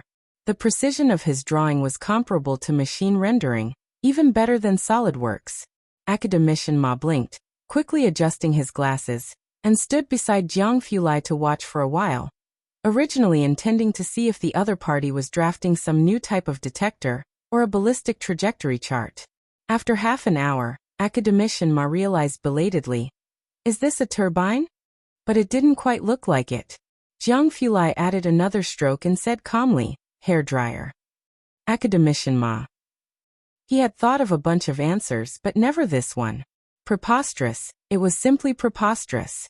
Really? What exactly are you doing with those hands of yours? Academician Ma walked out of Jiang Fulai's office in a daze. Inside the office, Jiang Fulai combined the manufacturing diagram Bai Lian gave him with something else that came to mind, picked up his phone, and sent Bai Lian a message. Would you use a hairdryer if it could dry hair super fast? Bai Lian. Possible, okay. 3 days later. In the coffee shop beneath building number 1 for doctoral students in Jiang University's Xinyao district. Bai Lian took the blueprint that Hewen handed to her, about the things Jiang Fulai was researching. The hairdryer he modified. This wouldn't blow like a tornado, would it? She pressed on her phone, calling Wen Jixia. Where are you? Wen Jixia was at the Wen family's. They had just signed a contract with Yan Lu, and the whole team had been as energetic as if they were on steroids these past few days. At the company, Wen Jixia stood by the floor-to-ceiling windows, guessing that Bai Lian must need something from her, and said directly, "Shall I come to Jiang University to find you? It would be a good opportunity to discuss the issue with Yan Lu with Bai Lian." Ah, Bai Lian looked up at the sky, folding the blueprint neatly and putting it in her pocket, pressing the center of her forehead. "Then come over. I happen to have something for you." The call ended. When Jixia saw the address Bai Lian had sent, the coffee shop at building number 1 for doctoral students in Jiang University's Xinyao district. Chapter 800. 313 Two people are not like cousins. Test result. _1 When Jixia was visiting the doctoral building in Xinyao district for the first time. The area wasn't large and was quite remote, with no teaching buildings around. Normally, other than the school's own staff coming to clock in, there were hardly any passers-by. The cafe was also quiet. As soon as Wen Jixia arrived, she saw Hewen sitting opposite Bai Lian, the two of them discussing mathematical models in low voices. She sat down next to Bai Lian. "Hi." Hewen was sitting across from her, with a silver laptop in front of him, his fingers resting on the touchscreen. Wen Jixia didn't know Hewen, and she couldn't understand most of the conversation between Bai Lian and him. She simply held the coffee Bai Lian had ordered for her, with one hand on her knee and the other holding the coffee cup, watching Bai Lian interact with Hewen from the corner of her eye. Outside the floor-to-ceiling window, a car marked with the Institute's special logo slowly came to a halt. Hewen caught a glimpse of the car out of the corner of his eye, quickly finished his coffee, grabbed his laptop and notebook, and headed out the door. "I've got to go." It was only after he left that when Jixia spoke to Bai Lian. "Who was that just now?" "Hewen." Bai Lian redirected his attention, recalling the matter at hand. "How is the hairdryer project progressing?" "Yan Lu is taking promotional photos," Wen Jixia said, taking a sip of her hot coffee to suppress her excitement. "I'm just worried if this project might affect her commercial value." Aside from leading the project, Wen Jixia was also a fan of Yan Lu. Having Yan Lu endorse an about-to-fail hairdryer simply wasn't befitting of her status. Wen Jixia voiced her concerns. "Our hairdryer is too common and lacks renown. Yan Lu should be endorsing those international big brands." "It might not be that common," Bai Lian said while picking up his coffee cup, his fingers tapping rhythmically on the side of the cup as he listened to Wen Jixia. "What do you mean?" Wen Jixia was about to ask what was out of the ordinary, but Bai Lian stretched out his hand and passed a piece of paper to Wen Jixia. "Here, take this." Wen Jixia reached out and took it. It was an approximately 50-centimeter wide blueprint. Wen Jixia hadn't studied electromechanics, but she had at least been in an international class in high school, and could make out a bit of the generator principle. There was a clearly noticeable airplane-like logo at the bottom right. "What's this?" "A blueprint for the hairdryer." Bai Lian guessed that Jiang Fulai must have been pondering over this since last summer vacation. Otherwise it couldn't have been produced so quickly. "Take it back and discuss it with the rest of the project team." Still surprised by the blueprint provided by Bai Lian, Wen Jixia took the paper back to the company. Manager Zhang and the product team pondered over it for a while. "So this works by applying a high voltage to water with electrodes, atomizing to generate water ions. Miss, we should really make a prototype of this design." Wen Jixia nodded. "Do make sure to find reliable people to customize the parts." Custom part manufacturing usually took quite a long time, but the Wen family had their own workshop, capable of completing the customization in 2 or 3 days. Bai Lian brought several cups of milk tea back to the laboratory. He wanted to ask Zhou Wenqing for a couple of days off to visit academician Ma. Junior sister, when you go in later, there are people in the teacher's office. Hu Yu inserted a straw into her drink and leaned to whisper. There's been a lot of people looking for the teacher in the past month. Might be due to a promotion, Ding Wenyang added from the side. You know, Professor Zhou has just been promoted to vice dean. That could be it, Tang Ming said, bringing over a report, his gaze shifting towards Bai Lian. But I think there's probably more to it.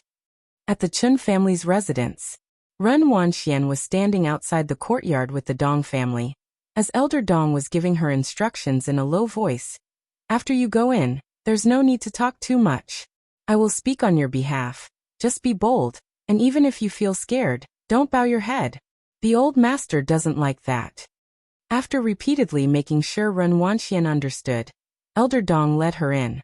Inside Elder Chen's tea room, President Jian was brewing tea for Elder Chen. His movements were unhurried, and the rich tea poured smoothly from the spout. His demeanor exhibited a leisureliness that set him apart from others. You've improved a lot in your tea brewing, Elder Chen remarked as he sipped from his cup. Did she teach you? She doesn't have the patience to teach me. I learned by observing her, said President Jian, glancing at the time. He then set down the teapot and stood up. Elder Chen, I need to head back now. He had a class that evening. As he left through the archway, he happened to run into several members of the Dong family escorting Ren Wanxian. Elder Dong recognized President Jian and greeted him politely.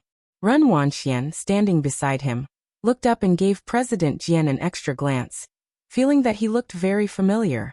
Chapter 801. 313 Two people are not like cousins. Test result. _2 Year Ren Wanxian? In the tea house, the old Mr. Chen put down his teacup, carefully observing Ren Wanxian. Although the old Mr. Chen was advanced in years, his gray hair was neatly combed back, and his gaze was piercing. Faced with such a stare, Wanxian couldn't help but feel somewhat less composed. But she remembered the advice of the Dong family and didn't avoid his gaze. Yes. Stationery had already been arranged by someone nearby, and old Mr. Chen stood up, his hands clasped behind him. I heard you write in the Liang style quite well. Give it a try. Wanxian knew this might be her only chance, so she brought out her best state and wrote down 2 characters. They were somewhat flamboyant, but better than most people could write. Old Mr. Chen stood by the desk, looking down at the characters, his expression unreadable. After a few exchanges with the Dong family and Wanxian, he had someone see them out.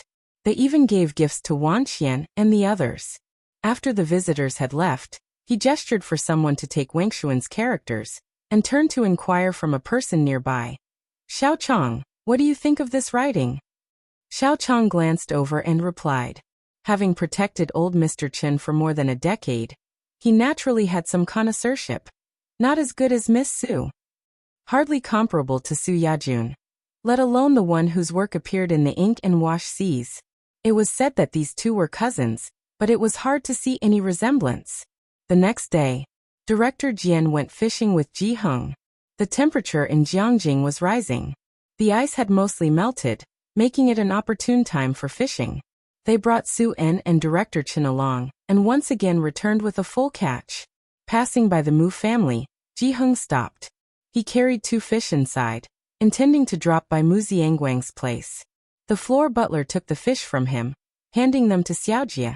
Stew a fish soup for young Master Mu Zhao tonight. The old patriarch's health is getting worse, the floor butler said to Ji Heng about Mu Ziangguang's current state. When you see him later, urge him to eat something. The young lady has looked for many doctors to no avail. They walked towards the Buddha Hall. They encountered Ren Wanxian on the way. Wanxian walked out with the Mu clan's uncle, aware of yesterday's events with the Dong family taking her to the Chun family. The uncle was now very friendly toward Wanxian. Seeing Ji Heng and the floor butler, Wanxian and the Mu clan's uncle both stopped. Wanxian, seeing the 2 large fish in Xiaojia's hands and the strong fishy smell, couldn't help taking a step back. Grandfather. Ji Heng held a tobacco pipe in his hand, and only nodded without speaking. The floor butler politely greeted Wanxian and the Mu clan's uncle, gesturing to the fish in Xiaojia's hands. Uncle, would you like to take a fish home? No need. The uncle glanced at the two fish in Xiaojia's hands, and the corner of his mouth involuntarily twitched. He was preoccupied with the dinner with Wanxian later, and did not discuss the fish with them. Xiaojia knew what the uncle was thinking just by looking at his eyes. Once upon a time, he had thought the same way, until one time he saw who were the ones fishing. After Ji Heng entered the Buddha hall, the floor butler turned to Xiaojia. Did you get a reply from the doctor at Xiankong? They generally don't make house calls. Xiaojia shook his head. But the old patriarch refused to step out of the Mu family's door. Outside, the uncle and Wanxian got into a car. Who did you arrange to meet this time? It's not really me. Wanxian seated herself in the back, pondering slightly. It's my aunt who arranged a meeting with a professor from Jiang University. The aunt she referred to was naturally Mu Yujun. After the acknowledgement of ancestors and clan, Mu Yujun became somewhat cold towards Wanxian. Nevertheless, being Ji Heng's granddaughter and having met old Mr. Chen recently, hearing that the old gentleman had returned a gift had spurred Mu Yujun to reach out to her again. Upon hearing Wang Shuan's words, the uncle nodded.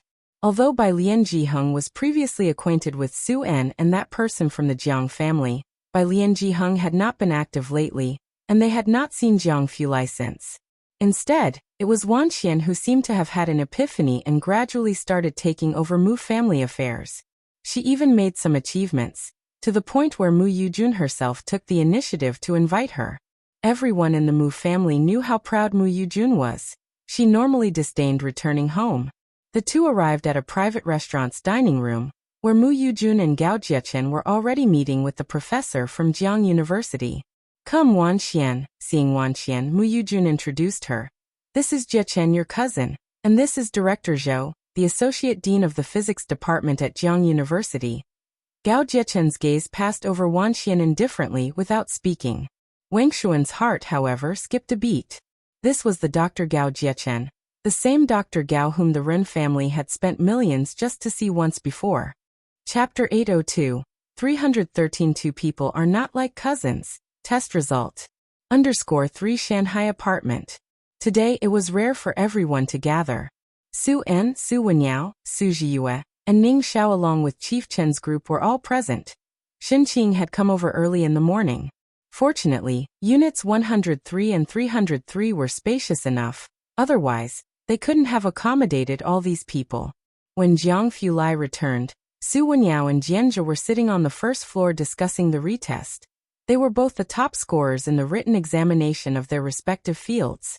Su En was playing chess with Lu Xiaohan. Chief Chun and several others were in the kitchen. Jiang Fulai just came to greet Ji Heng first. Every time Bai Lian returned, she would call out to Ji Heng, and he had picked up this habit as well. Ji Heng stood behind Lu Xiaohan watching her play Go. Su En, who had made a name for himself in the financial world of Jiangjing, could be considered a financial tycoon. But he hadn't expected that in a game of Go, a young girl would leave him with no move left to play.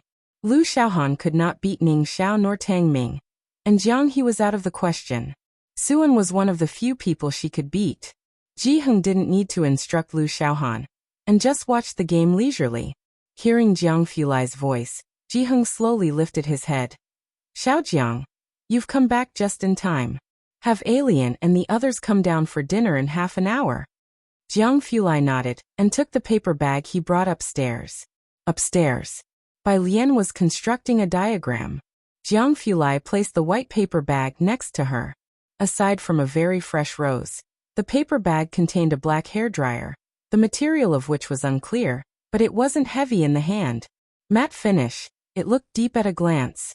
Bai Lian unhurriedly placed the single rose in a vase, set down the mouse she had been holding, and toyed with the hairdryer in her hand. The one you designed? Yes. Jiang Fulai lazily leaned on a corner of her desk, his fingers grazing a silver pendulum, calmly picking up a plug nearby. Try it, see if it's any good. He plugged it in. Bai Lian pressed the power button. The noise from the hairdryer was not loud, but the airflow was strong. Most importantly, in the middle ring, one could see a faintly visible blue swirl. She tested the temperature with her hand. Leaning against the table, Jiang Fulai waited for her to finish testing before he spoke, his gaze faintly shifting from the hairdryer to her face. How is it? Quite fun. Bai Lian turned off the hairdryer and looked up. I want to take it apart. Jiang Fulai paused, unsurprised. If you want to disassemble it, then go ahead. After all, there wasn't much she hadn't taken apart yet. Unit 303. Mao Kuan, holding a folder, rang the doorbell.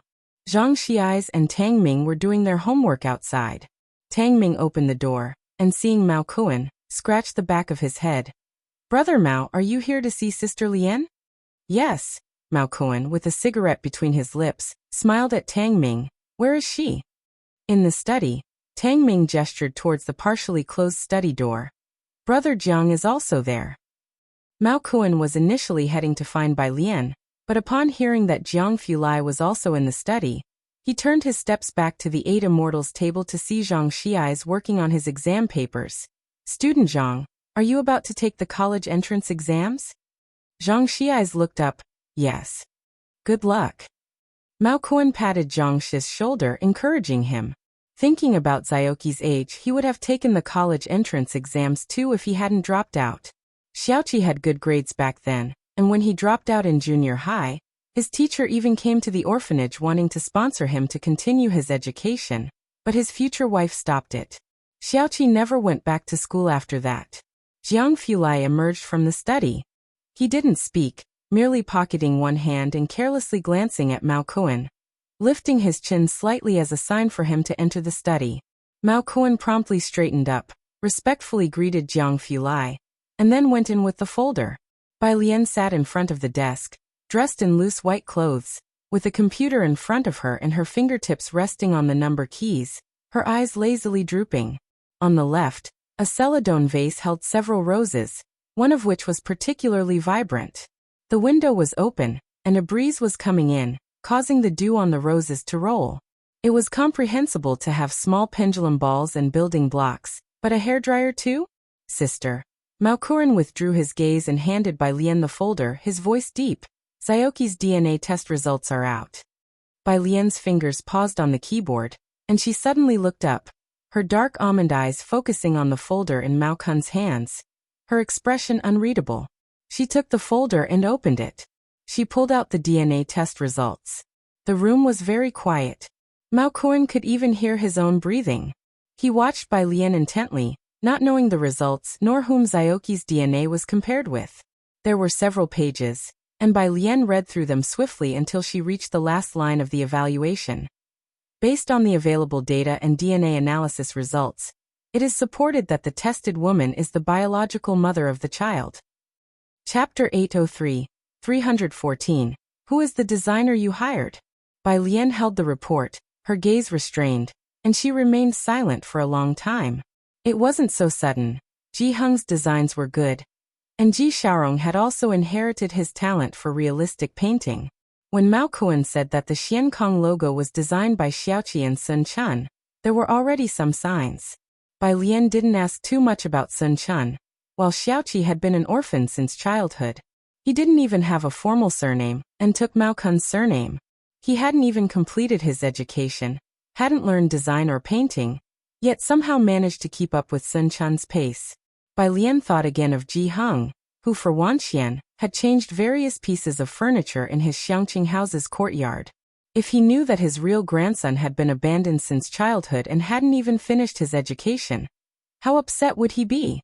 Bai Lian looked at the rose in the vase, silent. Sister.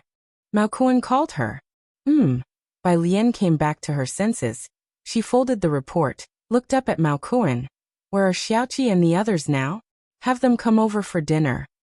She pulled open a drawer, and took out a white cigarette box. She took out a cigarette but didn't light it. 103 was big enough to accommodate more people. When Xiaoqi received a call from Mao Kuan, he was still at the Xiankong branch. Sister invited us to dine at Shanghai. Xiaoqi picked up an umbrella lying next to him. Looked up at Sun Chun. Sun Chun, are you coming? Sun Chun looked at a car stopped across the street, adjusted the coat draped over her shoulders and smiled faintly. No, you go with Xiaowu. Xiaoqi didn't persuade her. Ever since Bai Lian had officially moved to Shanghai apartment, Sun Chun seldom visited. Xiaowu and Xiaoqi left. Sun Chun stood at the door, watching them leave. The car that had been parked across the street slowly drove over, stopped beside her, and the rear window rolled down to reveal Mrs. Zu's face, her scrutinizing gaze landing on Sun Chun's face. "Miss Sun Chun, let's have a chat." Meanwhile, Xiaoqi and Xiaowu were already at 103. With many people at 103 today, they were split into two tables, Xiaojun, Ji Heng, and others at one, drinking, while Bai Lian and the rest dined in an outside glass room. Jiang Fulai didn't drink. When Xiaoqi arrived, he was sitting elegantly at an outside table, reaching out to straighten Bai Lian's chopsticks for her. Grandpa, Xiaowu and Xiaoqi followed Bai Lian in addressing him, heading outside to the glass room, and they softly called out to Jiang Fulai and Bai Lian, "Sister, brother Jiang." Bai Lian leaned back in her chair, lifting her gaze toward Xiaoqi. She had just seen Ren Jiawei at the Mu family's. Up close, Xiaoqi's eyes and eyebrows did resemble Ren Jiawei's a bit, and his facial contours also revealed some traces of Ji Xiaorong.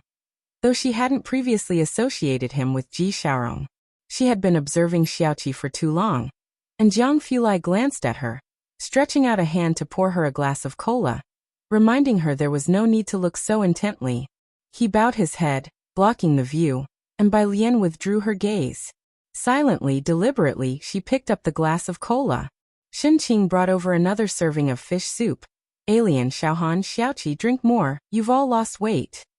Although Xiao's red-dyed hair was unruly, Ji Heng, Xinqing, and the others knew that these kids were orphans and always looked after them with extra care.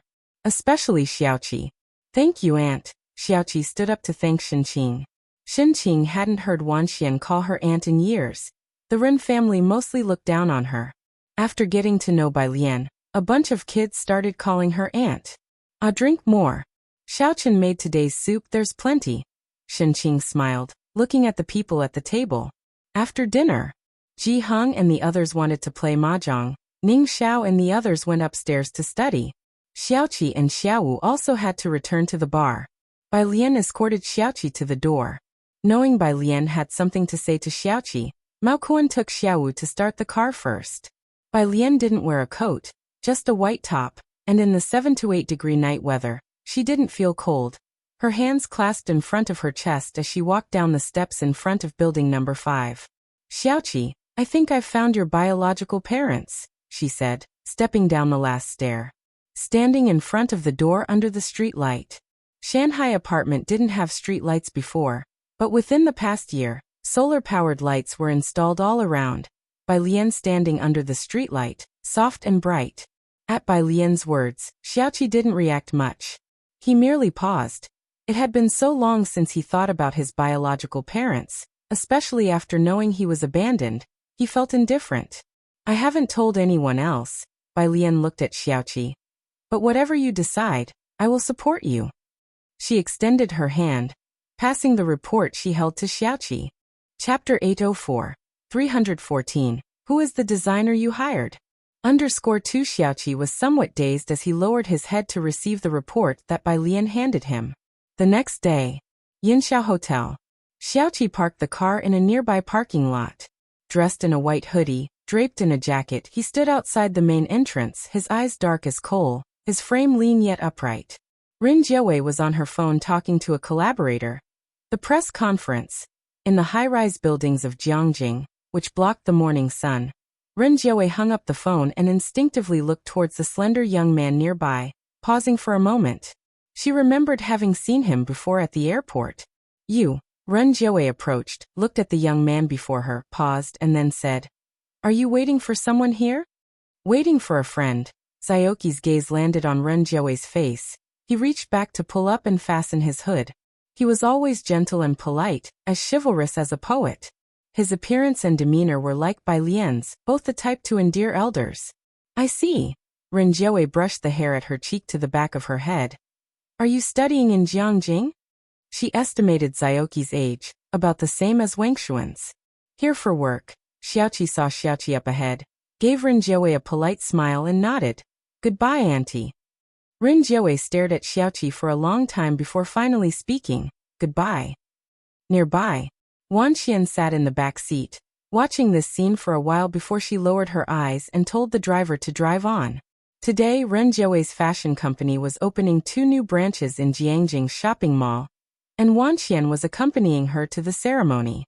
Mom! In the car, Wan Qian, sitting in the back seat, asked casually, I saw you talking to a boy just now, do you know him? The one I bid for you at the auction the day before yesterday. When you arrive at the Mu family, be careful with your words. Ren Jiawei handed her a jewelry box from her bag and explained, I don't know him, but he seemed familiar. Wan Qian opened the jewelry box. Inside was a pink diamond necklace. She had seen it in the news, priced at 10 million. As the only child of the Ren family, Wan Qian was highly adored at home. Ren Jiawei, who usually worked away from home, did not control her much but never neglected her in material terms. Wan Qian would have been happy to see these jewels in the past. Today, however, she seemed somewhat distracted. Meanwhile, in the Lu family office, Lai Chun, holding a champagne, tossed a report to Lu Yuzhang, casually asking Lu Yuzhang's secretary to serve him coffee. Look, between my project with Jiwei and your fiancée, her abilities just don't match up. Lu Yuzhang picked it up, calmly stating the fact. If you hadn't intervened, she might not have lost to Wen Jiwei. Lu Su's advertisement had already fully launched. Now Wen Jiwei's project had completely surpassed Wen Jixia. In this game, Jiwei had essentially declared a complete victory. That didn't negate Zixia's capabilities. Lai Chen just glanced at Lu Yuzhang, skillfully took the coffee handed to him by Lu Yuzhang's secretary and smiled. Networking is also considered part of a cousin's capabilities, right? Lu Yuzhang couldn't refute and remained silent. Did you manage to contact Yan Lu's team? Lai Chen recalled something else, his eyes resting thoughtfully on Lu Yuzhang's face. What did Miss Ming say? Lu Yuzhang paused almost imperceptibly. She asked for me. Yan Lu isn't taking endorsements recently. Yan Lu was unlike other artists in the circle, with high national visibility and strong skills, acknowledged by the Martial Association as formidable, and his background robustly solid. Not to mention the leaders of the Xiangqing culture and tourism, levels not usually reached by ordinary artists. Even for Lu Yuzhang, securing a collaboration with Yan Lu's team was challenging. Lai Chen settled onto the sofa, set his coffee cup aside. It's still up to Miss Ming. Ming Zongyao knew Su Jini, and Su Jini was close to Leng Shuhe. Everyone knew that Shuhe was a student of the dean, so contacting Yan Lu was not surprising. Outside, Lu Yuzhang's secretary knocked on the door again. This time, she was quite surprised. Boss Lu, the official Weibo of Wen family, just posted, and Miss Wen's project spokesperson is Yan Lu. Upon hearing this, the 2 men in the office were startled. What did you say? Especially Lai Chen. I just received the news from the public relations department. Yan Lu has also retweeted it. A post just published at 9 o'clock. Now it has surged to number 1. The secretary informed Lu Yuzhang. Boss Lu, perhaps you should inquire with Miss Wen? No need for the secretary's reminder. Chapter 805, 314. Who is the designer you hired? _3 Lu Yuzhang and Lai Chen were already flipping through their phones. Both had various apps downloaded, and before even opening one, they saw the top headline pushed by the entertainment news. Yan Lu's latest endorsement. As the current top celebrity, Yan Lu had not endorsed any products for a long time, and her popularity was incredibly high. Now, with her official announcement of an endorsement, major media outlets rushed to feature it as their headline. Lu Yuzhang and Lai Chen casually clicked on one of the headlines and saw Yan Lu had retweeted a post from the One family's Weibo.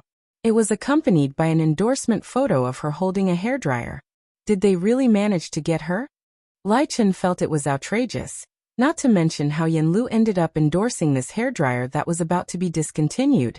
How did Wen Jixia manage to get Yan Lu? Neither Lu Yuzhang nor the Ming family had succeeded in this, so how did Wen Jixia do it? Yan Lu posted on Weibo at 9 o'clock. Once it was released, her fans immediately began sharing it extensively and flooded various platforms with orders. Every app showed that the One family's hairdryers were completely sold out. The One family's Jingbao official account, with a live stream host temporarily explaining to Yan Lu's fans, "Ladies, we have run out of hairdryers, not a single one left. But we could look at some other items like this all-in-one soy milk machine." We don't want a soy milk machine. Pre-sale. Give us a link for a month-long pre-sale. Just 100,000 units? Are you underestimating Yanlu's fans? The sales department had no choice but to consult with Uncle Wen. Uncle Wen had just finished the morning meeting early when his office phone was bombarded by media calls. He did not understand the entertainment industry well, but was shocked by the sudden burst of orders. The Wen family had been declining for so long, and even during their best times, they had never seen such explosive orders. Uncertainly looking at the people in the office. Does Yanlu have that much influence? Is this the terrifying purchasing power of the Chinese people? Chairman, this is Yanlu we're talking about, someone in the office said. She is the only actress acknowledged by the fans of Bai Xiangjuan. The Bai family members are all top influencers in the history circle, especially this Miss Bai. Needless to say about Yanlu's dominance? Meanwhile, when Zixia's project team, mostly composed of young people, were not surprised at the terrifying purchasing power of Yanlu's fans. After all, Yanlu only endorsed a cream priced at 12 yuan per bottle, and now this hairdryer under 200 yuan. Selling out the inventory was just a matter of minutes. She was now examining a silver-colored hairdryer brought over from the factory. The factory manager personally delivered it, looking at Wen Jixia. Miss, we've tested this hairdryer and it's noiseless. It can dry hair in 2 minutes that normally takes us 5. Manager Zhang stood by Wen Zixia's side, plugged it in and gave it a try. As soon as he turned it on, one could see a faint blue circular object. He used a cup of water to wet his palm and tried again. Manager Zhang could feel his palm drying quickly and looked at Wen Jixia. Miss, where did you find the designer for this? Wen Jixia didn't speak but simply picked up the design drawing lying next to her. Manager Zhang looked down at it. Immediately, he recognized the logo in the bottom right corner of the design drawing. Familiar but not entirely known. Manager Zhang snapped a photo for image recognition. Quickly, the exact same logo appeared on Baidu, Aerospace Department. Everyone in the office fell silent upon realizing where the logo came from. Miss.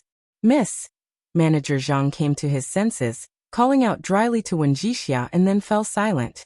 After a long while, Wen Jixia finally snapped out of it, picked up her phone, and with an unsettled mood sent a message to Bai Lian. The design you gave me, can it really be used?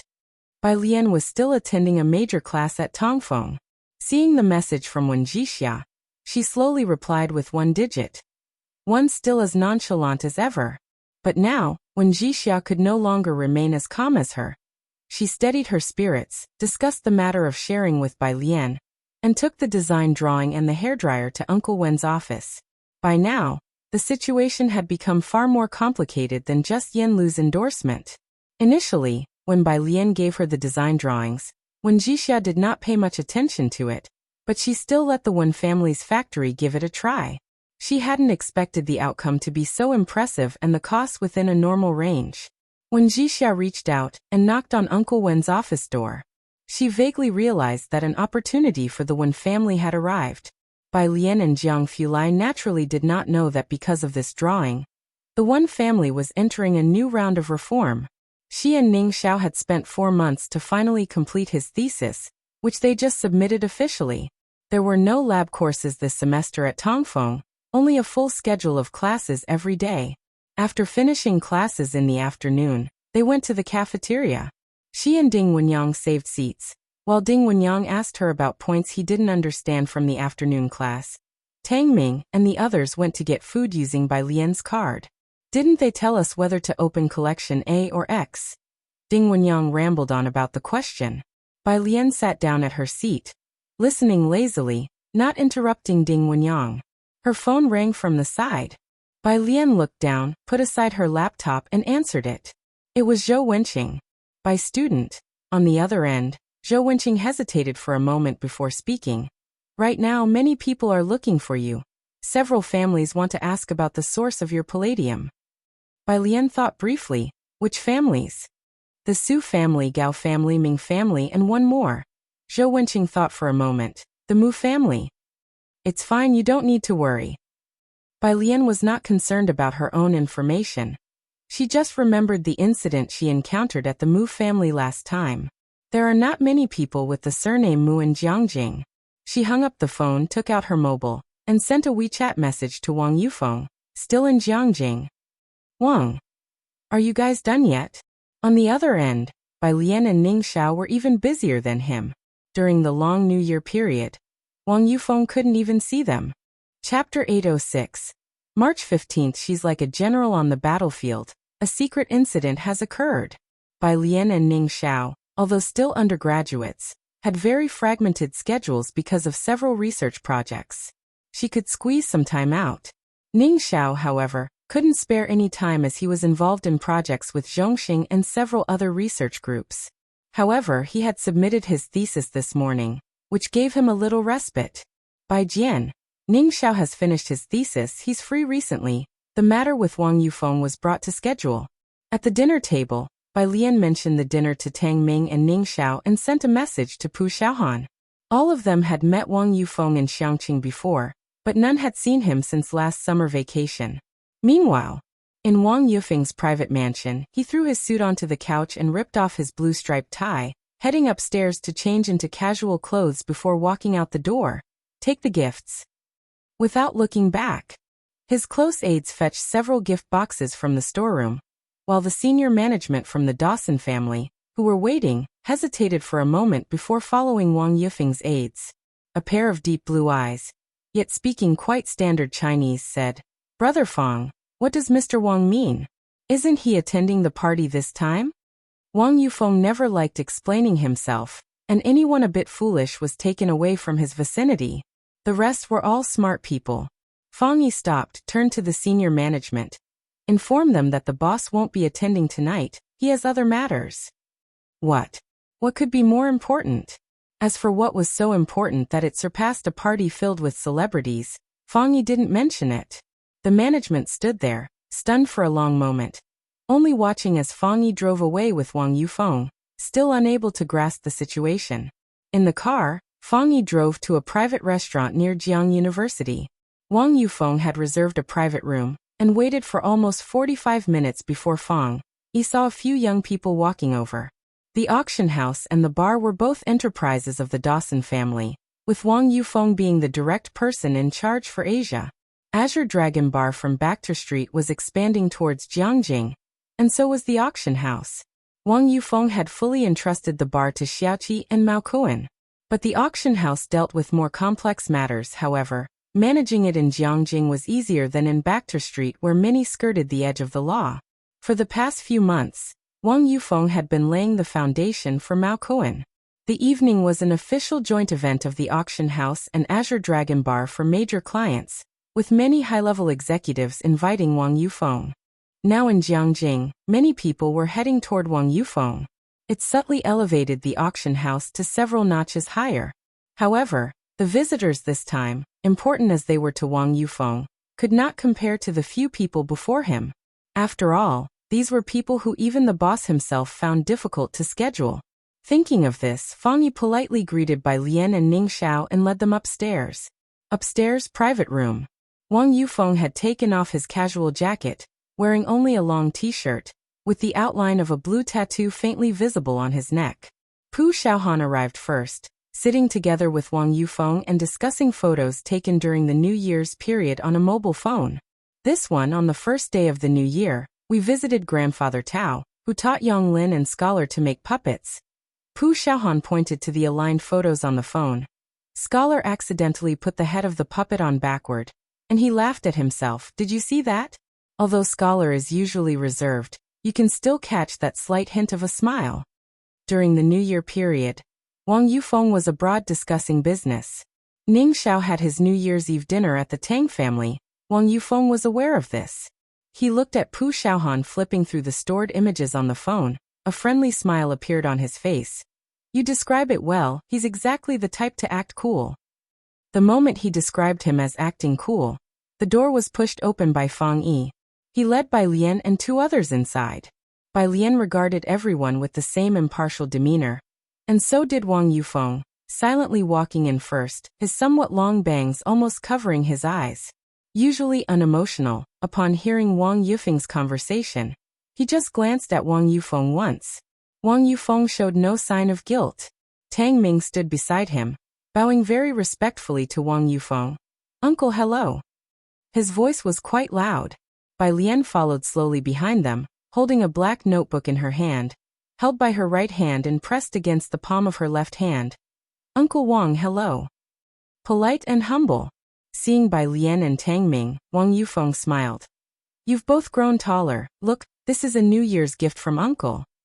Chapter 807. March 15th. She's like a general on the battlefield. A secret incident has occurred. _2 He asked Fang Yi to bring over the meeting gifts, distributing them to several people. Ning Xiao and another person received white gift boxes, while Bai Lian and Pu Xiaohan got uniform crystal pink gift boxes. All of the kids, except for Ning Xiao, thanked Wang Yufeng, who finally experienced the joy of raising children. University studies at Jiang University are so demanding. Wang Yufeng still didn't know what the few students were up to, only that they had all impressively been admitted to Jiang University. "Why are you busier than you were in high school?"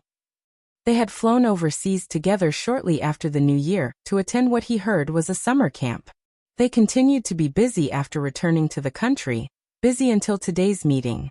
It was for this reason he had postponed the auction house's cocktail party. Otherwise, he wouldn't know when he would get the news about Bai Lian and have the chance to see Ning Xiao again. After Grandma Wang's death, fortunately with these people by Ning Xiao's side, he managed not to let Grandma Wang down. Otherwise, given Ning Xiao's personality, it was likely he wouldn't have spoken a word to Ning Xiao after Grandma Wang passed away. Bai Lian has to go to the lab. Pu Xiaohan didn't know much either. She had never been to Bai Lian and the others' lab. And our study god is now self-studying 3rd and 4th year courses, busier than the average student. That's so. Wang Yufeng couldn't grasp what Ning Xiao was actually studying. He just looked over the other 3 people one more time. Doubts in his mind. Are all first-year domestic students like this? After supper, Wang Yufeng went to Shanghai apartment to pay respects to the ancestral tablets of Grandma Wang and several others. On the road, Bai Lian asked him about iridium. The rare metals field has its own regulations with Dawson, and we have to report to them regarding the uses. Wang Yufeng gave a detailed answer. Overseas export of such items is always sensitive. Who are you asking for? He guessed that this time it wasn't for Bai Lian's own use. Just someone I know. Bai Lian didn't mention the Mu family, just inquiring. How much can you export at most? Very little. Wang Yufeng took his coat, looked at Bai Lian with a smile. Of course, if you could export the solid foundation serum to them, everything is negotiable. Bai Lian took her notebook, but remained silent. Solid foundation paste formula is now classified. The serum is only provided to special military types and cannot be exported easily. Wang Yufeng glanced at Bai Lian and didn't continue the subject. He had previously sent people to look for the person who had given advice to Mao Kuan at Xiankong. Her prescription serum was astonishing, and everyone knew about Mao Kun's recovery speed in the arena. It was only after he later found out it was Bai Lian that he withdrew the order to look for that person. It wasn't just because Bai Lian was his lifesaver. More importantly, being able to treat Mao Kuan, Xiaoqi, and Xiaowu so effectively in such a short period. Wang Yufeng was well aware she was no simple person. He managed a bunch of people and naturally knew how difficult it was to manage one's subordinates. Now that Xiankong had opened dozens of branches across the country, and still operated so orderly, if he hadn't known that there was truly only Bai Lian behind Mao Kuan, he wouldn't believe that this was something an ordinary university student could accomplish. It was like a general who had managed tens of thousands of troops on the battlefield, with everything handled in an orderly fashion. Wang Yufeng got in the car and left. Outside the Shanghai apartment, a red convertible sports car also arrogantly drove in. In the passenger seat of the sports car, Chen Beixian rested her right hand on the side, playing with a dagger studded with more than a dozen gems, and holding a phone in her other hand, talking to Director Chen. Right, didn't see him. Approaching Jiang University, Su Nanjing reduced the car's speed. After seeing Chen Beixian finish the call, he asked, "Who do you think he went to see tonight?" This was the hot topic of the evening after a cocktail party. At the White Tiger auction house, Wang Yufeng was not seen because he had last minute gone to another appointment. It led countless people to speculate about which big shot he had gone to meet. Chen Beixian spun the dagger in her right hand, pondering. When she looked up, she saw a black car passing by, and suddenly shuddered. That car, it looks like Wang Yufeng's? Su Nanjing hit the brake and looked back at the car. Are you sure? This is Jiang University. What could he be doing here? He didn't see it. Never mind, let's go to Shanghai apartment. Chen Beixian wasn't sure either. She was here today to meet Jiang Fulai. Jiang Fulai rarely returned to the Jiang family now, mostly moving between the institute and Shanghai apartment. 303, the living room. While Bai Lian talked to Jiang Fulai about the message when Zhixia sent that afternoon, she sat opposite Pu Xiaohan teaching her to play chess. What else did you tell academician Ma? He's given Ning Xiao and me time off for the past 2 days. Jiang Fulai sat on the nearby sofa, putting down his teacup upon hearing this, and started brewing a new pot of tea for Bai Lian. Chapter 808. 315. She is like a general fighting on the battlefield. A secret incident has occurred. _3. His fingers were long and slender as he carelessly picked up the teapot, pressing on the lid with his fingertips and changing the topic. When I was making tea just now, I suddenly thought of a problem I once worked on. We launch a rocket from Earth. It goes around the sun and then returns to Earth, ignoring all other influences, its speed and the motion equation. Tang Ming, who had just brought over a plate of fruit, upon hearing Jiang Fulai's voice, hurriedly tiptoed away from behind him, fearing being caught and questioned, while across from Bai Lian Pu Xiaohan. The diversion was successful. Bai Lian had already begun pondering the problem. Jiang Fulai, seeing that she had successfully been diverted, did not dare to say more and simply handed the tea to her. It wasn't until Ming Dongheng called him that he went to the next room to see Chen Beixian and Su Nanjing. 302. Chen Beixian and Jiang Fulai finished their report before leaving the room with Ming Dongheng. Next door was 303. Chen Beixian sheathed her dagger into the sheath above her right knee, her gaze fixed on 303. Xiaoming, Miss Bai is here, right? Yes. Ming Dongheng was always concise. Chen Beixian crossed her arms, curiously looking at the door, but without Jiang Fulai's invitation, she could not meet Bai Lian.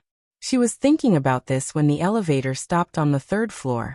Ning Xiao carried a pot of succulents up from the 1st floor, his bangs almost covering his eyes. Mr. Ming. Ning Xiao. Ming Dongheng was quite familiar with him.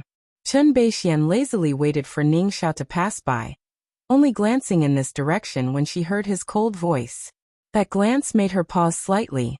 Ming Dongheng was about to take her downstairs when, after entering the elevator, he noticed Chen Beixian had not yet joined him. He looked at Ning Xiao's retreating figure entering 303 in puzzlement. Do you know him? Not really. Chen Beixian walked toward the elevator. He just looks a bit familiar, like my ex-boyfriend who died more than a decade ago. Hearing this, Ming Dongheng gave Chen Beixian a glance. Ning Xiao is 19 this year. Meaning, he couldn't be the son of her ex-boyfriend. Chen Baixuan's 2 stories were still talked about to this day by several people.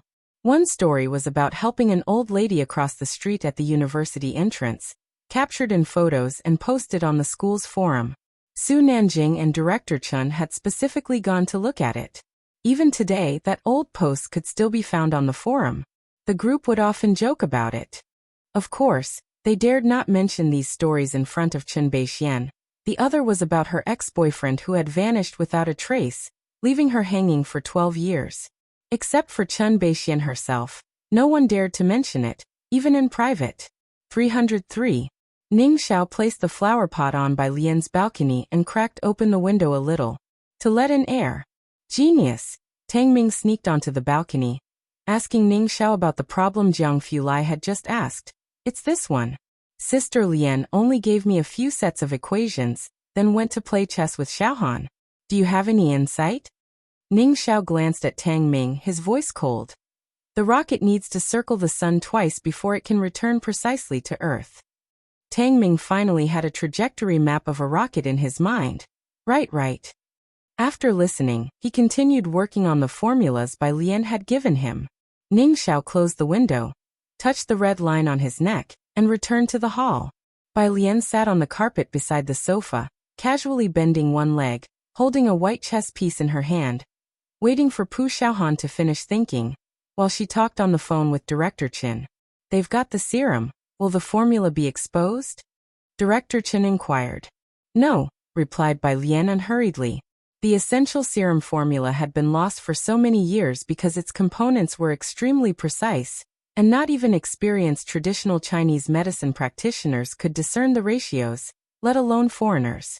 Director Chen replied very quickly this time. Good, I'll submit the report for approval. Saturday. Bai Lian was studying in the Jiang University Library with Ning Xiao, Yang Lin, and others. It had been a long time since they had all come to the library together. At 5 o'clock in the afternoon, Bai Lian checked the message sent by Wen Jixia. She was almost at Jiang University. Bai Lian packed up her things, ready to leave, when her phone rang. It was Xiaowu. His voice was trembling, but it was rather composed. Sis, I am at Yunqiao District Hospital. Hurry over. Bai Lian paused in her steps and suddenly looked up. What happened? Tang Ming looked at Bai Lian. Bai Lian placed her notebook and computer into Tang Ming's hands and said to him in Ning Xiao. Xixia will be here soon. Later you two take her to visit Professor Zhou's lab. Am not available right now. Hospital. Officer Liu. The Mu clan uncle was communicating with the traffic police, protecting Ren Wanxian behind him. This child just turned 18. Made a mistake due to nervousness, accidentally pressed the brake in the crowd. We will compensate the other party as we should. You can rest assured, we have already pre-deposited the medical fees. As soon as he arrived, he clarified his identity, and the police also knew he belonged to the Mu family. Mu Yining and Ji Xiaojun had done good business over the past year. Furthermore, after that family banquet, both the Gao family and the Jiang family were rumored to be associated with them, and the circle had gradually begun to take the Mu family more seriously. After the previous incident, everyone in the Yunqiao district had become more cautious. Today's traffic accident was nothing much for them. The responsible party, despite being a rich second generation, was very polite and even actively offered compensation. Basically, there were no issues. All right, Mr. Mu, we already know the basic situation. The traffic police replied politely. You can go now. If there's any follow-up, we will contact you. Uncle. Ren Wanxian looked back worriedly towards the emergency room. What if he can't be saved? Double the compensation. The Mu clan uncle glanced indifferently at the red-haired man by the emergency room door. Do you know them? Those two used to be thugs in my sister's old circle. Ren Wanxian explained, looking down. Hearing it was just a couple of thugs, the Mu clan uncle cared even less. You don't need to worry. This is just a simple traffic accident. Whatever they ask for, we give them. Just don't drive in the future. It's too dangerous. It's good that nothing happened to you today. For Mu clan uncle, Ren Wanxian was now considered a branch of the core Mu family and one of the heirs. She was also Dong Chuan's girlfriend and had channels for iridium. This was a perfect opportunity to win over Ren Wanxian, and he certainly would not miss his chance to show concern. He sized up the red-haired man squatting on the ground, wearing torn jeans and a chain around his neck, indeed exuding a vulgar street vibe. The Mu clan uncle threw him a bank card and a business card. Standing in front of Xiaowu, somewhat condescendingly and deliberately unhurried, he said, "The pin is 6 sixes, enough to last you a few lifetimes. If you have any problem, give me a call." Chapter 809, 316 Bai Lian's cousin, come here. When Bai Lian arrived, only Xiaowu was standing outside the emergency room. He was anxiously communicating with a nurse. Upon seeing Bai Lian, he wiped his eyes and finally found some relief. "This is my sister, nurse. If you have anything, please tell my sister." The nurse had expected an adult family member to come, not anticipating another young girl. Seeing Bai Lian, she hesitated and then handed over a critical condition notice. "This needs a family member's signature." "He is an orphan now." Bai Lian took the critical condition notice. "An orphan?" The nurse was startled. "Then you need to report this to the police immediately. Let the police sign." "The police?" Bai Lian grabbed her phone and dialed Sunfei, as the Yunqiao district police station was not far from here. After the call, she lowered her gaze to look at the abrasions on Xiaowu's arm. The black jacket hid any bloodlines, but his hands were covered in fresh blood. "That car, it was originally stopped," Xiaowu recounted the scene to Bai Lian, "but she hit the gas by mistake and drove straight toward Xiaoqi. Xiaoqi and Xiaowu weren't like Mao Kuan. He had always focused on the business with the Mu family and hadn't trained much with Mao Kuan. His skills were very ordinary. With the car moving fast, nobody could have anticipated that a car which had stopped would suddenly accelerate.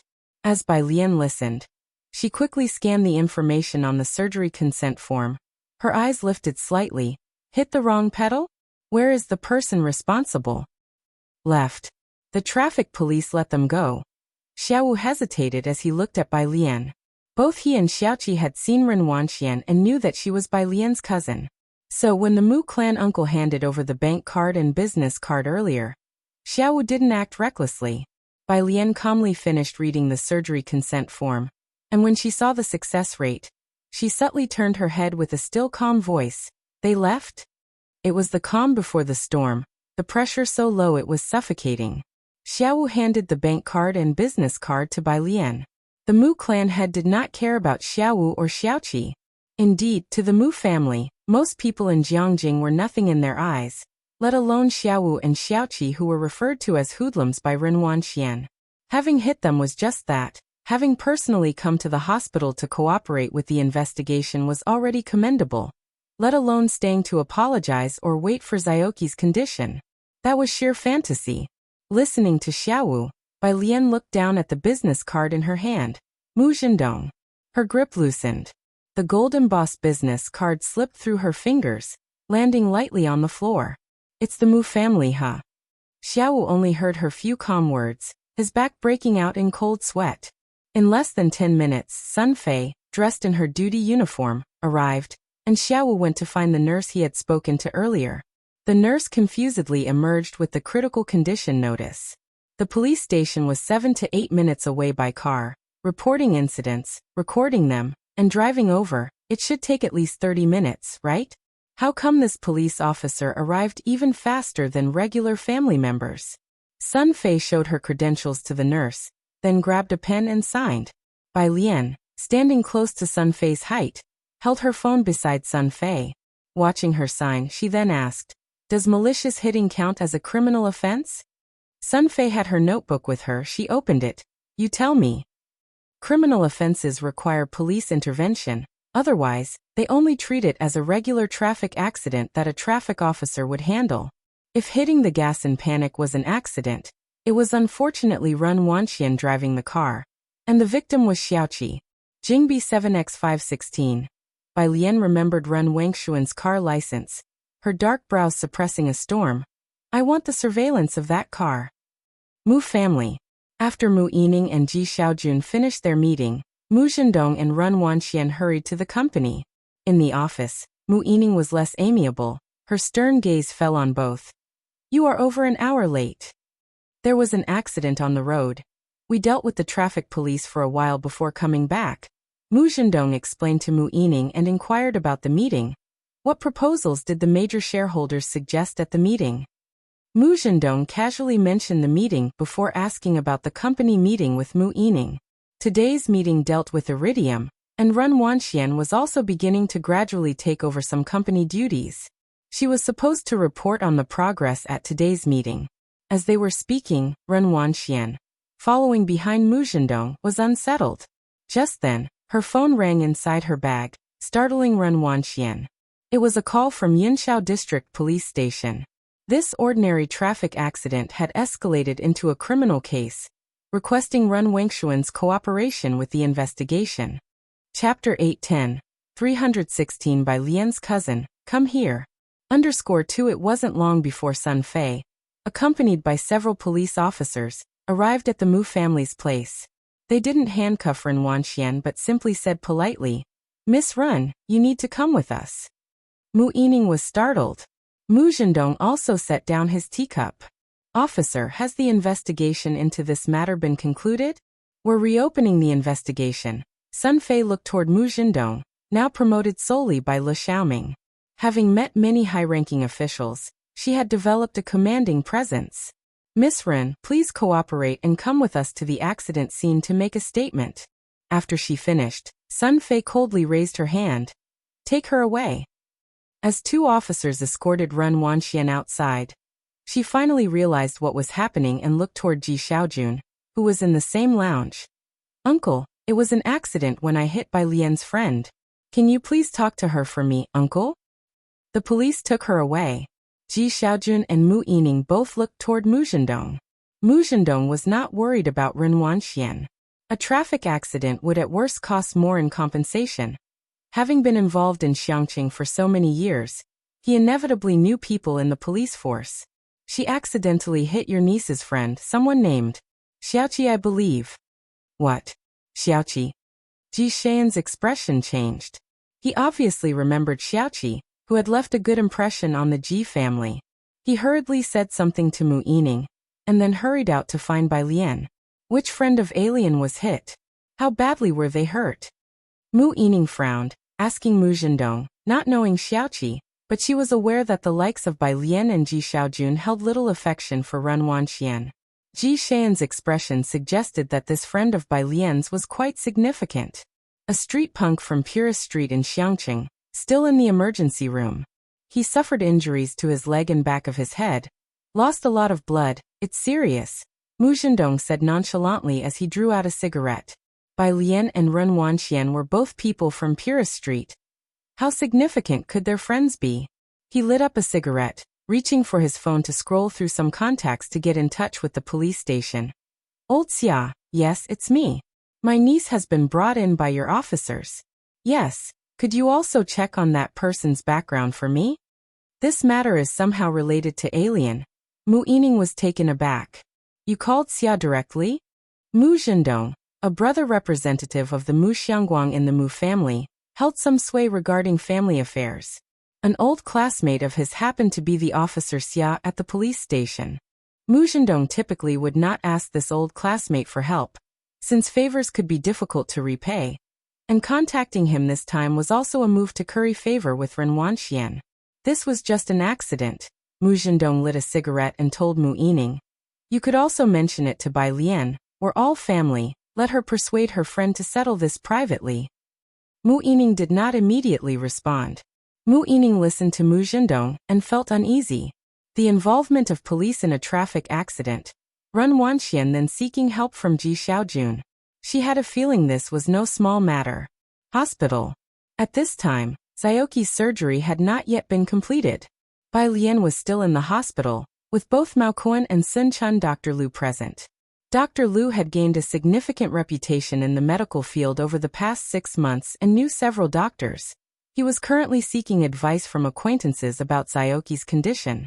Jiang Fulai had not finished his work in the lab, but hurried over after hearing that Bai Lian was at the hospital. As he arrived at the hospital, Bai Lian was sitting on the steps outside the outpatient building. With little regard for decorum. It was getting dark now, and the lights outside the outpatient building were on. The dim light shone on her profile, a slender cigarette loosely held between her index and middle fingers unlit. Jiang Fulai slowed his pace, his usually stern expression softened. Director Gu has already arrived. He sat next to Bai Lian, looking down and softly saying, Don't worry, he's not seriously injured. He's my cousin. Bai Lian suddenly spoke. Jiang Fulai finally looked bewildered, hesitating as he remembered Xiaoqi. Your cousin? Yes. Bai Lian lowered her eyelashes, seemingly fixated on the cigarette in her hand. Ji Sheirong's son, abandoned at the orphanage door in Xiangqing years ago by someone who was Ren Qian's previous secretary.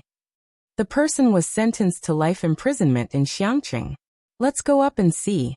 Jiang Fulai hesitated for a moment, then stood up, casually pulling Bai Lian to her feet. The surgery is almost over. Bai Lian stood up. Her blue skirt fell gracefully. Jiang Fulai grabbed her right hand, noticed the slender cigarette between her fingers, nonchalantly pulled it away, and then led her toward the elevator bay. Chapter 811. 316 Bai Lian's cousin, come here. _3 outside the emergency room, a crowd of people had already gathered. Director Gu, still holding up his hand and dressed in blue surgical scrubs, was talking to Mao Kuan and Sun Chun. Spotting Bai Lian and Jiang Fulai, he quickly turned around. Mr. Jiang, the patient was resuscitated in time. There's no immediate danger. Director Gu didn't dare look too much at Bai Lian. His gaze only met the intertwined hands of Jiang Fulai and Bai Lian, and he momentarily drifted off. No. Jiang Fulai swept a fierce glance at him.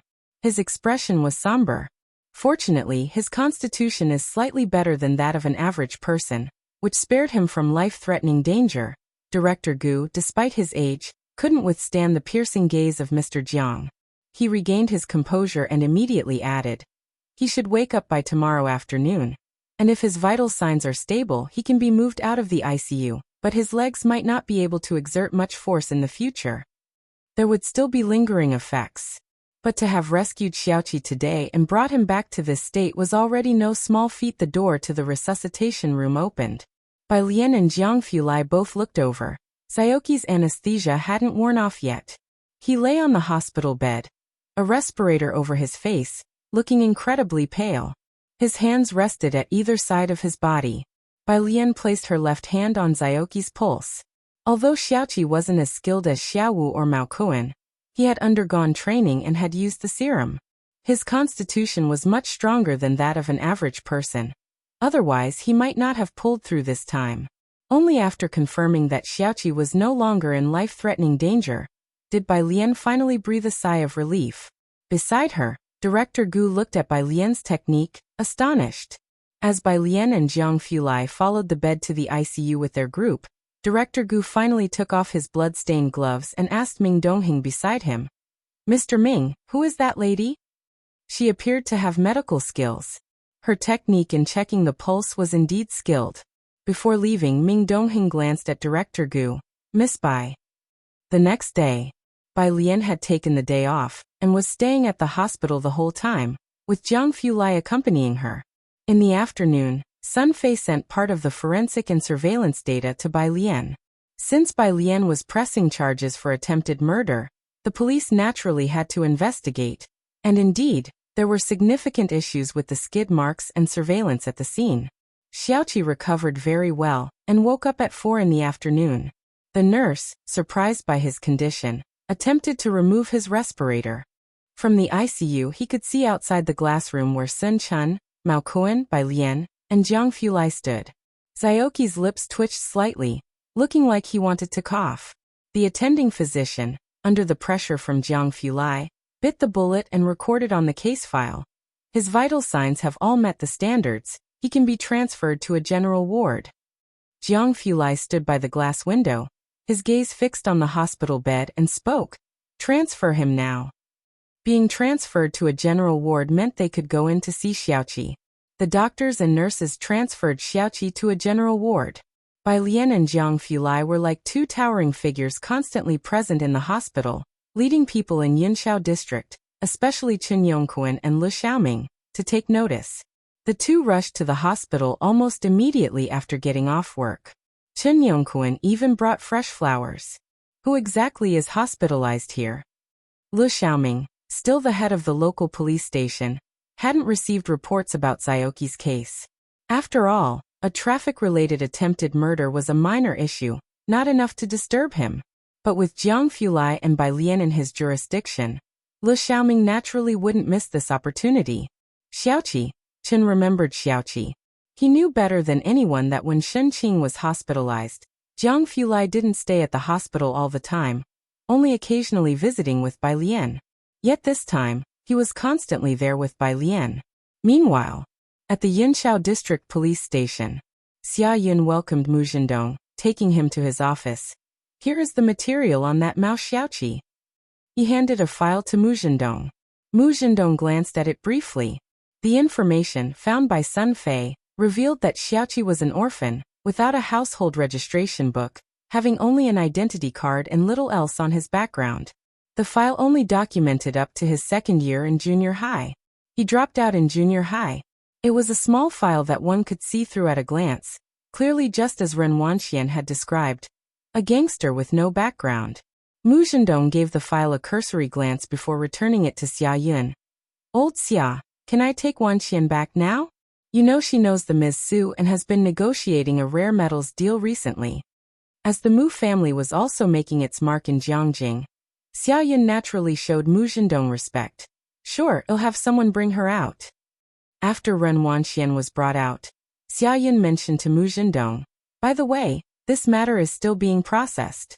Don't try to settle it privately with the parties involved. After Ren Wanxian and Mu Zhendong left, someone hesitantly spoke to Xia Yin. Xia Chief, this person was detained by Officer Sun.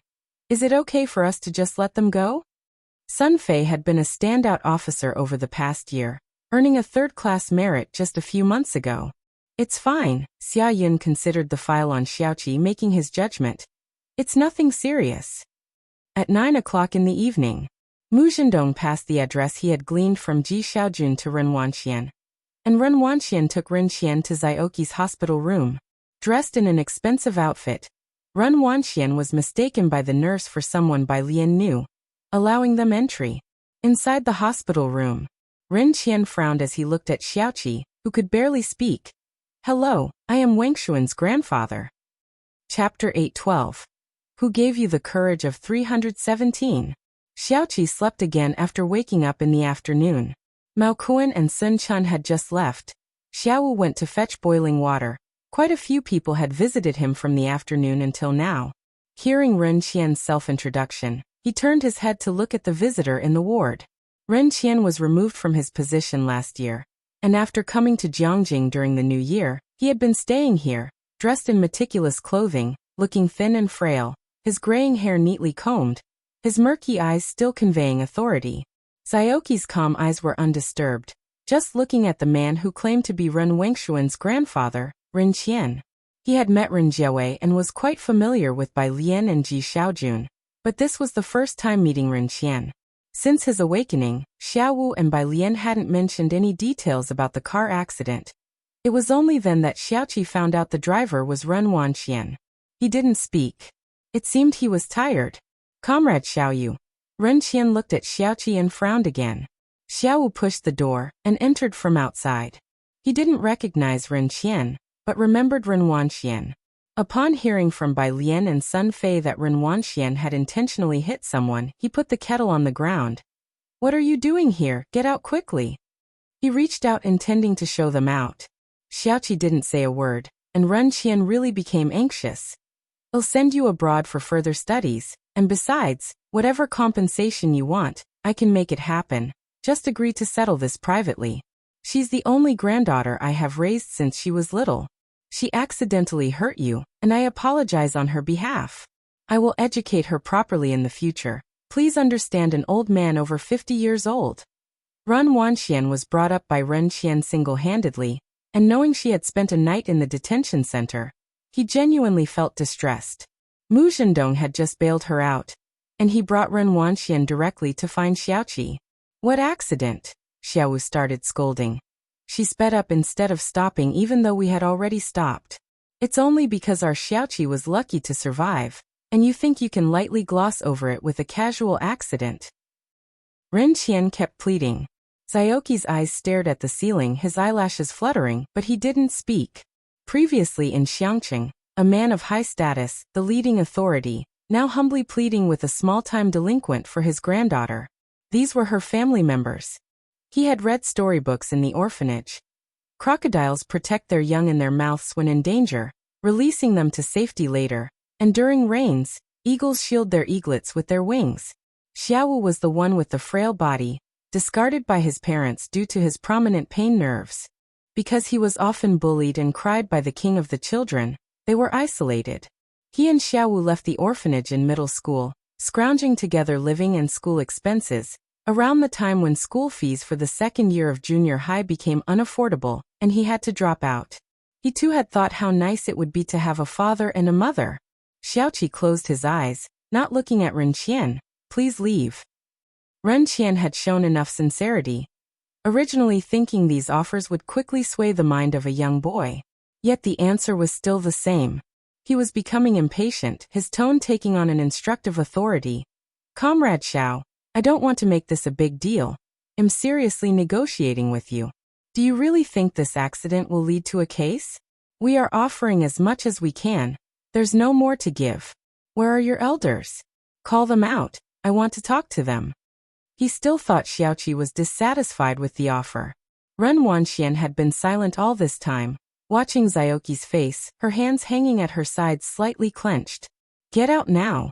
Xiaoqi had still been listening. At the mention of elders, he finally couldn't hold back anymore and physically escorted the pair out the door. The nurse outside was startled to see Xiaowu escorting out the two recent visitors, not knowing who was staying in the ward. Although various hospital leaders had visited, she had been the one to allow the recent guests in, never expecting them to be escorted out by Xiaowu. She memorized the faces of Ren Wanxian and Ren Qian, making a note not to let them in next time. Downstairs, Ren Qian exited the elevator. Turning back to look at Ren Wanxian, he said in a low voice, "I'm going to find Jiawei, you go look for Mu Zhendong."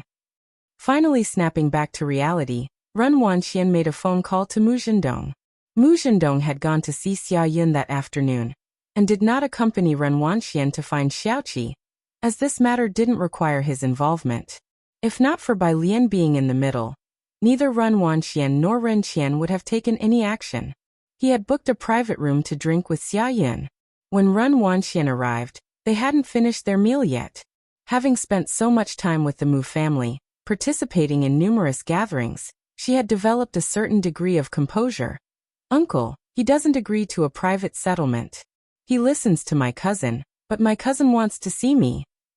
Chapter 813. 317 Who Gave the Guts?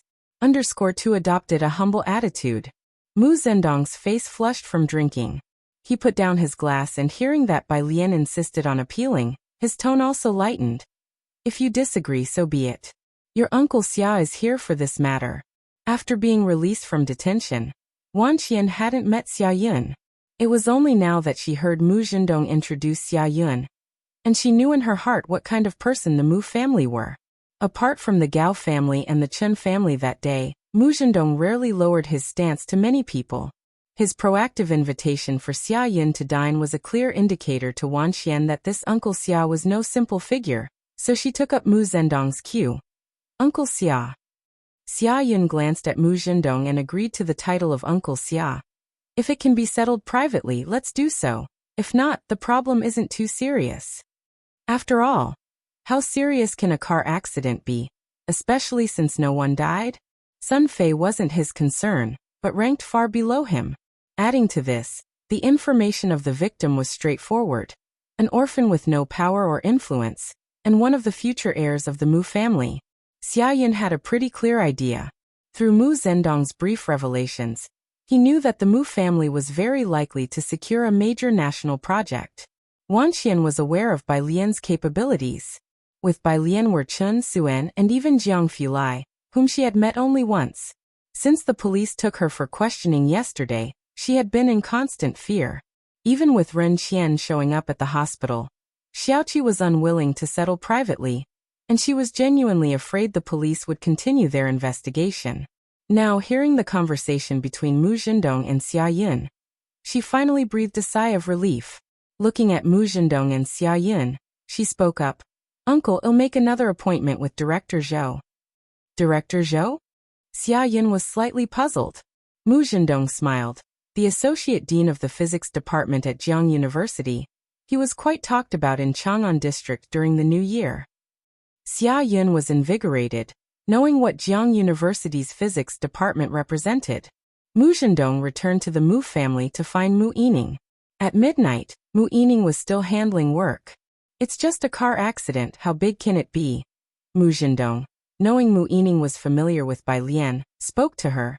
"Wanxian is after all our family member, and Bai Lian is causing such a commotion, affecting family harmony." He was already getting impatient with Bai Lian making a big deal out of a minor issue with Wanxian. Right now, for Mu Zhendong and the entire Mu family, Wanxian was very important. Whether the Mu family's research project could rise or not, Wanxian played a pivotal linkage role with the Gao and Su families. As for Bai Lian, she didn't belong to the Mu family, and didn't really count as one of them. As Mu Zhendong stepped out of the study, he looked back slightly, his tone more serious. "Moreover, I've already brought in Xia Yun to handle this. There will only be one outcome. If we settle now, he can still get some money. If it's too late, he'll only get medical expenses." The next day early morning, Jiang Fulai got up at 6 o'clock, around the same time as Bai Lian. As he opened door 302, Bai Lian was just opening door 303. Bai Lian wore a white track suit with the sleeves rolled up twice, exposing silver metal. Her hair was tied at the back of her head with a red ribbon. A casual and carefree look. Her dark eyes gazed at Jiang Fulai as always calm. Going for a morning run, Teacher Jiang? Dressed in a white thread garment and holding breakfast, Jiang Fulai accompanied her downstairs. Not going today, finish your run early and come back for breakfast. He followed Bai Lian to the building entrance, watching her figure recede into the distance until a gust of cold wind blew past, making him stunned. He then went to ring the doorbell of 103. Ji Heng was clearly just waking up. Grandpa, good morning. Jiang Fulai greeted elegantly from outside. Very calm and composed. Ji Heng, with a blank expression, looked at Jiang Fulai for a long while, finally stepping aside silently to let him in. Jiang Fulai accurately arranged the breakfast. While Ji Heng was brushing his teeth, Jiang spoke up. Xiaoqi had a car accident. Cough cough. Ji Heng choked on his mouthwash. Barely finishing brushing his teeth, and after wiping his mouth with a towel he returned to the living room, frowning as he looked at Jiang Fulai. How is he? The Ji family was very concerned about Xiaoqi. Although he nearly died on the operating table, he was resuscitated. Jiang Fulai did not conceal the medical condition. But his leg will be affected afterward. Ji Heng looked up shocked. He remembered Xiaoqi was an orphan. Is he alone in the hospital right now? Jiang Fulai picked up a teapot beside him with his long fingers, poured water for Ji Heng, pushed it over, and fell silent for a moment. Xiaoqi is a friend she values highly, as you know. Chapter 8:14. Who gave the courage? _3 Ji Heng raised his hand and picked up the teacup. He knew that Jiang Fulai was referring to Bai Lian. As a natural favorite among the people of Xiangqing, Bai Lian was especially fond of Xiaowu and Xiaoqi, who were orphans, and thus received more of her care. However, Ji Heng didn't understand why Jiang Fulai suddenly mentioned Bai Lian. It was your granddaughter who hit Xiaoqi. Jiang Fulai's eyes drooped, his tone calm like a nobleman. She did it on purpose. I will sue your granddaughter on behalf of Xiaoqi. I'm not sure what the sentence will be, but there will definitely be a punishment. Ji Heng stared blankly, and still held Jiang Fulai's teacup in his hand. He didn't drink from it. Jiang Fulai was not surprised. He patted his sleeve and got up. Of course, I hope you won't mention this to her or Uncle Ji. If you truly wish to plead for your granddaughter, you can come to me. Morning. Bai Lian still went to the hospital to check on Xiaoqi, given that yesterday Jiang Fulai had spent the day with Xiaoqi, because Bai Lian recognized him as her cousin. Today, he had to deal with the affairs of the Jiang family, and also find Qi Yundai. For now, he would drive her to the hospital. Sitting in the passenger seat, she lowered the window halfway, facing the cold wind, and spoke to Jiang Fulai. He originally had the chance to attend Jiang University with me. Jiang Fulai drove the car to the hospital entrance and slowly stopped. His cold fingers rested on the steering wheel as he spoke unhurriedly. You really are Xiaowu and Mao Kun's biological sister. Without Xiaoqi, it's uncertain whether Xiaowu could have grown up in the orphanage. As for Mao Kun, without Xiaoqi's help, who knows where he would be begging for food. Bai Lian. She hadn't considered these things. Unbuckling her seatbelt, she got out and stood by the roadside, waving towards Jiang Fulai inside the car. Makes sense, you go first. Next time, let Xiaoming drive. She watched Jiang Fulai's car drive away, before she entered the ward. In the ward, Xiaowu was sleeping on the couch. Only Shenqing was there, carrying a large pot of soup. She sat in front of the hospital bed, spoon in hand, and fed Xiaoqi, speaking softly. Look at this child. Drink more soup to nourish your legs and brain.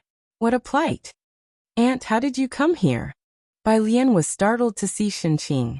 Ah, Shenqing fed another spoonful, looking at Bai Lian.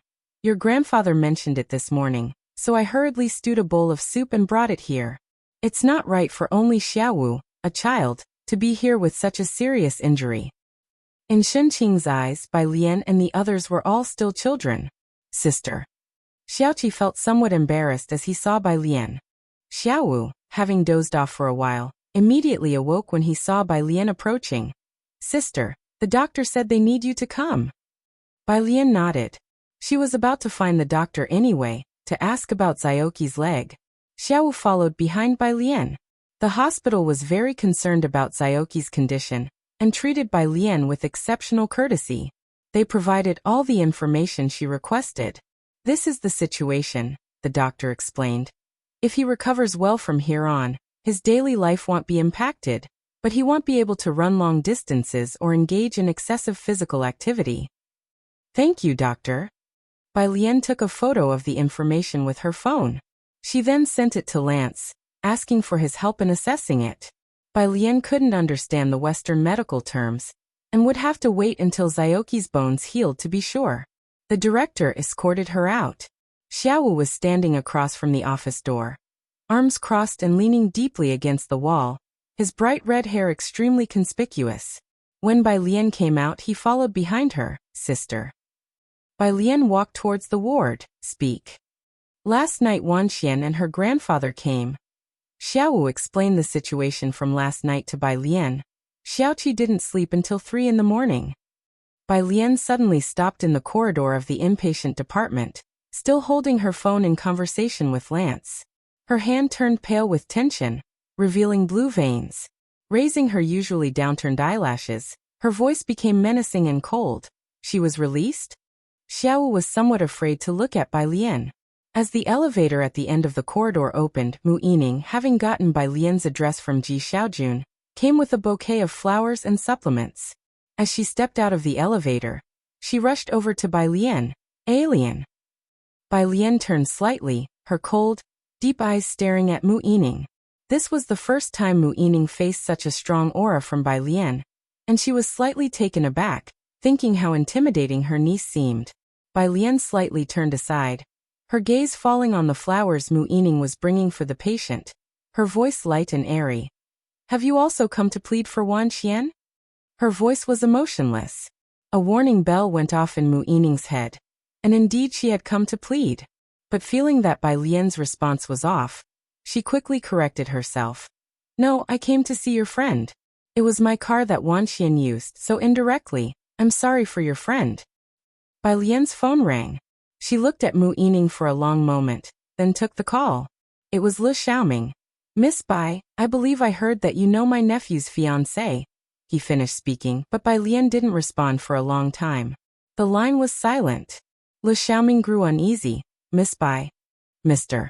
Lu. Bai Lian walked to the window of the corridor, looking down at people below and said flatly, in your department, suspects accused of intentional homicide are already free to leave the detention facility. Chapter 815. 318 Extraordinary. Xiaoqi on the other end of the phone. Lu Xiaoming was still in the office today. He was the only member of the Yu family involved in politics, holding significant influence within the family, and people generally informed him of major family matters. He had just finished calling the Yu family, hearing about Lu Yuzhang's fiancé. Lu Xiaoming didn't care about who Lu Yuzhang's fiancé was, these trivial matters of young love, merely listening briefly until the Yu family mentioned that the one family's child knew Bai Lian. He had hung up the phone and immediately called Bai Lian. Given Shunye's serious attitude towards Bai Lian, Lu Xiaoming already knew that Bai Lian had a promising future ahead. He hadn't expected her to say such a thing. A suspect in a deliberate homicide? Lu Xiaoming withdrew his hand that rested on the desk and stood up from his chair. Miss Bai, there must be some misunderstanding. I'll look into it right away. He hung up the mobile phone and bent down to pick up the internal phone on the desk, saying calmly, ask Sun Fei to come to my office. He knew Sun Fei was well acquainted with Bai Lian. Le Bureau, on the other end of the phone, sensing Lu Xiaoming's demeanor, quickly moved the chair and stood up, the sound of the chair scraping against the floor tiles clearly audible. Commander Sun sent a report to Xiangqing last night. Xiangqing? This matter wasn't under Lu Xiaoming's jurisdiction. He narrowed his eyes. What's he doing in Xiangqing? Investigating a deliberate homicide case. This was a case handled by Sun Fei's team.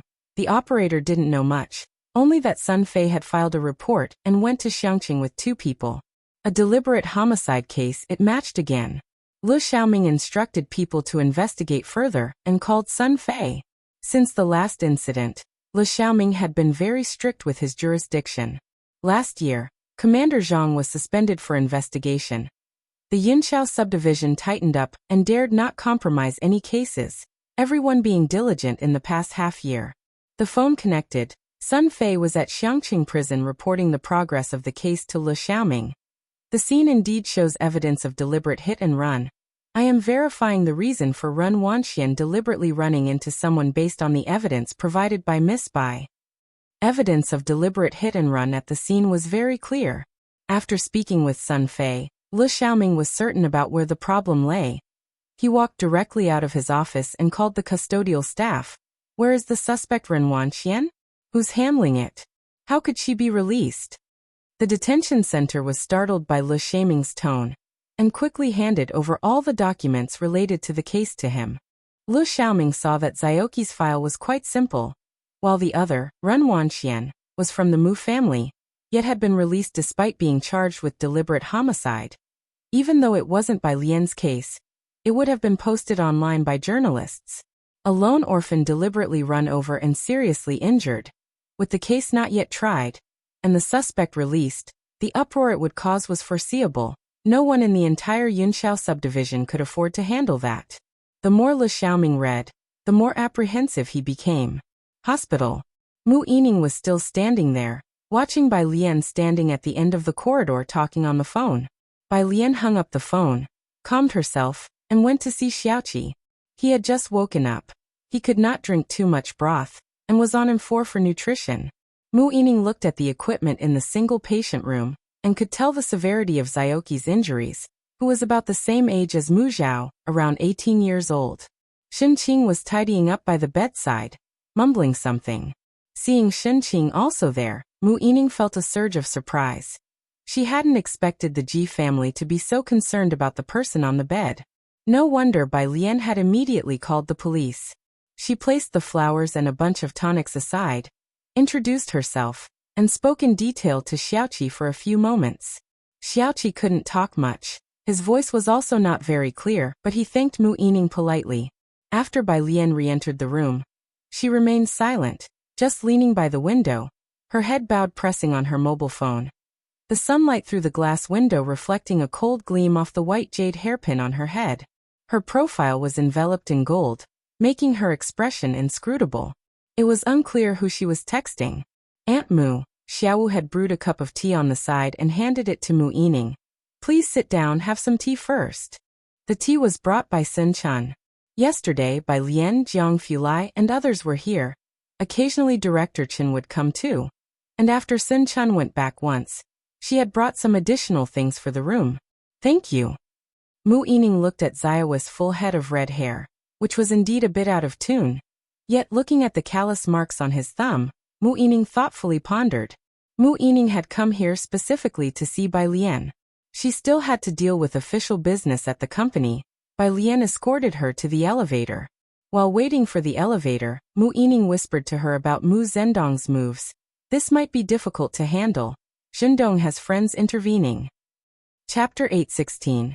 318 Extraordinary Xiaoqi_2 Bai Lian gave a nonchalant her expression much colder than usual. Mu Yining knew that the Mu family had to make a decision between her and Ren Wanxian. Arriving at the Mu family, Ji Xiaojun was meeting with a business partner while Mu Yining, after finishing her paperwork, went to Mu Zhendong's office. Mu Zhendong raised his hand, dismissing his secretary, and leaned back in his chair, looking surprised. Are you saying she insists on pursuing this matter with the outsider to the very end? Let's leave it to the police, Mu Yining suggested, massaging her temples. Alien and her group take the victim very seriously. You shouldn't get involved. Mu Yining had been managing the business for many years and, though she hadn't achieved anything remarkable, she hadn't made any mistakes either. She must have her reasons for saying this. Hearing her say this, Mu Zhendong took out his cigarettes, lit one, and thought for a long while. I still don't understand why she cares so much, but Wanxian can't be implicated this time. About 10 minutes later, Mu Zhendong put out his cigarette in the ashtray and stood to grab his coat. She's still waiting for me downstairs. Mu Zhendong, a businessman, habitually assessed risks and benefits.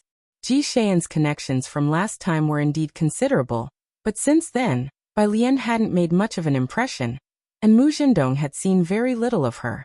Mu Zhendong didn't even know whether Bai Lian still had any dealings with Chen Yongquan.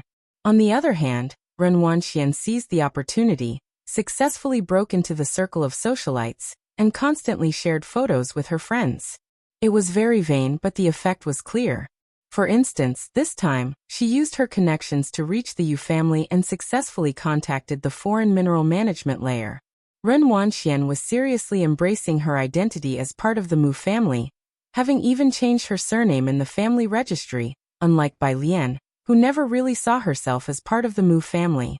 Downstairs. After getting assurance from Xia Yin the night before, Ren Wanxian wasn't panicking at all. She patiently waited for Mu Zhendong to come downstairs. Mu Zhendong subtly communicated Mu Yining's stance to her, effectively siding softly with Bai Lian. Sitting in the back, Ren Wanxian pursed her lips slightly and after a long moment spoke. "Uncle, today we are meeting Miss Yu and her mentor's friend. That gentleman who has a bundle of resources." Mu Zhendong sat up straight, a look of surprise evident on his face. "That's great news. I'll notify the board." Having materials would qualify them to apply for the Heavy Industry Research Institute. In Jiangjing, no one knew that Miss Yu had these connections. "Uncle," Ren Wanxian pursed her lips again, hesitating for a moment. "Let's not intentionally inform Auntie about this." Clearly, she wanted to exclude Mu Yining from the matter. Being a young girl under 20, it was normal for her to feel upset and emotional, and Mu Zhendong tacitly approved her approach without objection. With Mu Yining not involved, it was easier for him to take full control. Ren Wanxian took Mu Zhendong to the dining location where they had a pleasant talk. Just as they finished eating and came out, they saw police cars parked on both sides of their vehicle. The leading officer confirmed Ren Wangshuan's identity and coldly showed her the arrest warrant. "Ren Wanxian, please come with us." Qi Yundai had acted quickly, already gathering a portion of the evidence, and appealing to the court. Once the court approved, today it was not a detention order, but an arrest warrant. Ren Wanxian was once again taken to the detention center. This time, to be precise, it was an arrest, and the issuance of the arrest warrant essentially meant a likely sentencing. Ren Qian and Ren Jiawei were completely unable to remain seated. Calling Ji Xiaorong to hurry back, they promptly sought Ji Heng. Both deeply understood Bai Lian's temperament. Especially Ren Qian, who had long experienced Bai Lian's stern nature, having led several classmates from Xiangqing to Jiang University. He knew Bai Lian was no ordinary person. Sometimes he even envied Ji Heng for having such a granddaughter. A proud and resolute bone. "I can't discuss this with Alien." With Jiang Fulai's early warning, Ji Heng wasn't foolish. He lit a large cigarette, his tone somber. "Let's leave the decisions to the police, whether it was intentional or not. The police will figure it out." He slid the check that Ren Jiawei gave him across the table back to her. "She is your own granddaughter." Ren Qian couldn't believe what he was hearing as he stood up. "Can you really be so heartless as to watch your own granddaughter stay in the detention center?" Bai Lian entered using a password. Today, dressed in a white tracksuit, she brought a chill from outside as she entered. Her gaze gravely fell on the two people in the hall, and her ink-stained eyes landed on Ren Jiawei. Without a word, but with an aura of restrained power, Ren Qian, who had managed Xiangqing for many years, felt her invisible pressure and stopped. Chapter 817. 318 Extraordinary Xiaoqi_3 The hall fell silent. Bai Lian closed the door and walked in step by step, her eyes lowered to the check on the table. She reached out and picked it up. A check for 500 W, a bold move indeed. "Didn't you watch the car surveillance?" Bai Lian ignored Ren Qian. Her gaze fixed on Ren Jiawei. "Aren't you clear whether Wanxian did it on purpose?" Ren Jiawei opened her mouth, but her throat tightened up, as she and Ren Qian had seen it, which was why they were so panicked. If it were merely a routine car accident, she and Ren Qian wouldn't be this nervous. "We will try to compensate." Ren Qian stood up, his voice pleading. "Wanxian was just confused and panicked. Please forgive her this time. Saoki's legs will have lifelong issues." Bai Lian's gaze intensely fixed on Ren Jiawei. "If it had been Wanxian who was intentionally hit like this by Xiaoqi, would you forgive him?" Ren Jiawei opened her mouth, but at this moment she couldn't say a word. If someone had intentionally hit Ren Jiawei, she would bankrupt her family just to make them pay the price. Xiaoqi is still in the hospital. Bai Lian took a step forward. Ren Jiawei wasn't wearing high heels today, and she was a bit taller than Ren Jiawei. The pressure was immense. Ren Jiawei, have you visited him? Ren Jiawei, under her gaze, involuntarily staggered backwards.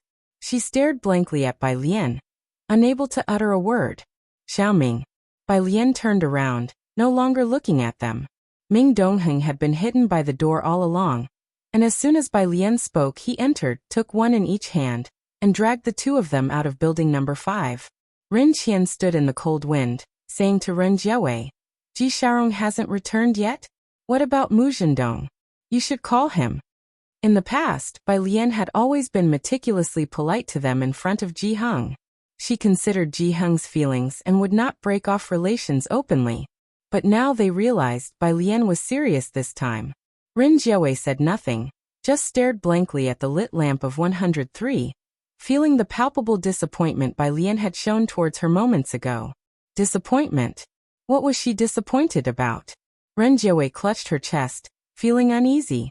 Meanwhile, it had been a long time since Qi Yundai heard about Bai Lian's cases, the last time Bai Lian and Jiang Fulai jointly handled the Zhang Xiai's case. Although Zhang Xiai's was not smart, compared to Jiang Fulai, Bai Lian could be considered foolish. But that was only relative to them. Over the past year, Zhang Xiai's had become Qi Yundai's favorite pupil. Even though his style was somewhat influenced by Bai Lian and Jiang Fulai, Qi Yundai taught Zhang Xiai's mostly about obeying the law. The Jiang family owned extensive land. Chief Chen took Qi Yundai to the council hall, and along the way, the two speculated about who this Xiaoqi really was. Chief Chen knew Xiaoqi was connected to the Qinglong Bar on Bacta Street. He is backed by people from the Qinglong Bar. Qi Yundai nodded, but that didn't seem enough reason for Bai Lian and the others to be so concerned. This case was a rather ordinary car accident, except the party at fault had a suspicion of intent. Jiang Fulai and Bai Lian seemed to care a bit too much. Chief Chen had not yet clarified the details. The two entered the second floor from the outside. Jiang Fulai, standing on the second floor platform, had a solitary and thin aura. I heard the other person is Miss Bei's cousin, Qi Yundai whispered, clarifying their relationship for the station's lawyer. Should I? Outside, Chen Beixian came in with a young woman. I've brought the person. Sun Fei had never seen Jiang Fulai, and the flight from Xiangqing had startled her. In less than 5 hours, she had arrived in Jiangjing without any transfers. She lowered her eyes, not daring to look at Jiang Fulai, and simply handed over a recording and a transparent plastic bag containing a hair follicle. Jiang Fulai turned around, signaling Chief Chen to proceed. His features were cool. Take Wengshuan's hair and have the lab rush the comparison. Chief Chen left puzzled with Sun Fei. Once they were out of the council hall, Chief Chen finally heard part of the backstory from Sun Fei. This information exploded in Chief Chen's ears like thunder. Yinshao District Police Station. Lu Xiaoming received Wengshuan's hair from the police officer and handed it over to Chief Chen. It was then that Xia Yin arrived at the police station. He had been out handling a case all afternoon, had called the station several times, but Wan Qian had still not been released, so he directly went to Lu Xiaoming's office. Chief Lu, about Wan Qian.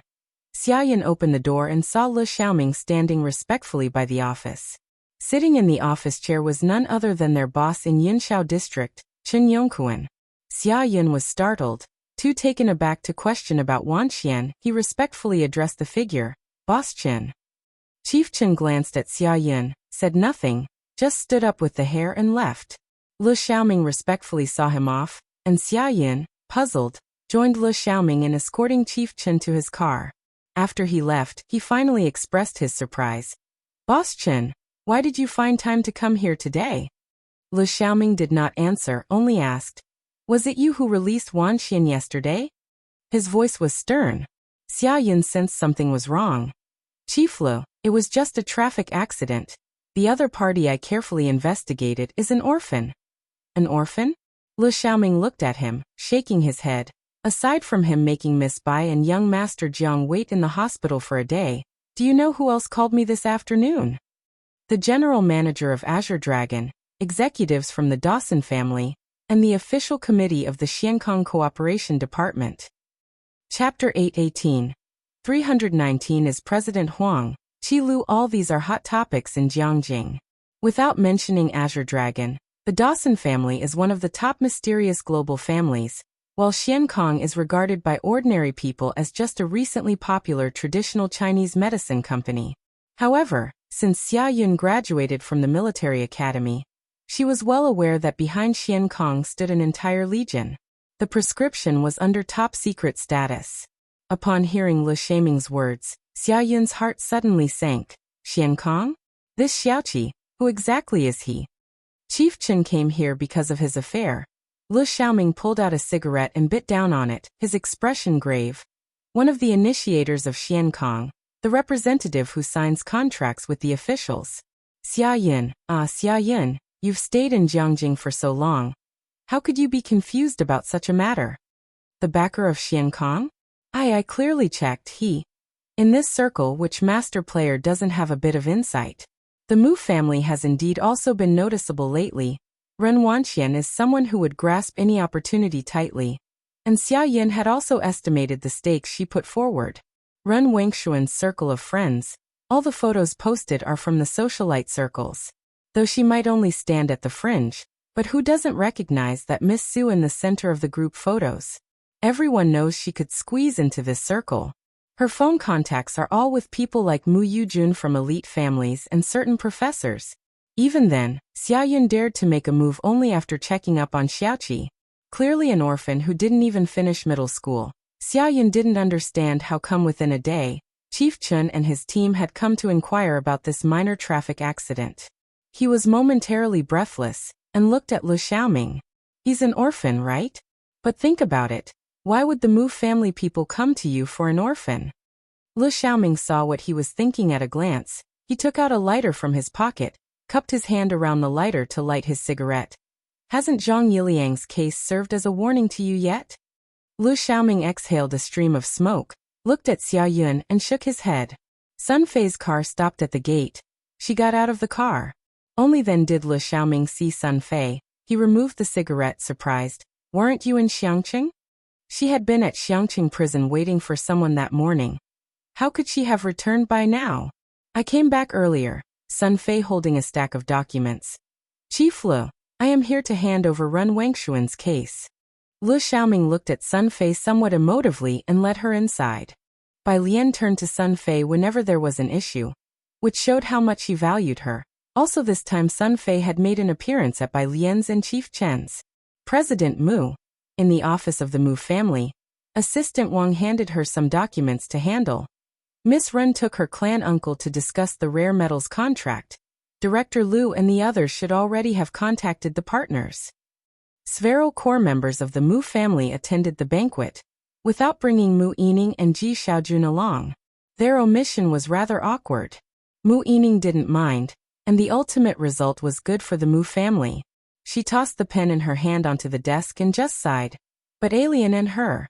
Ren Wangshuan's ability to mix into Su Ziyu's circle within a brief year was indeed a skill.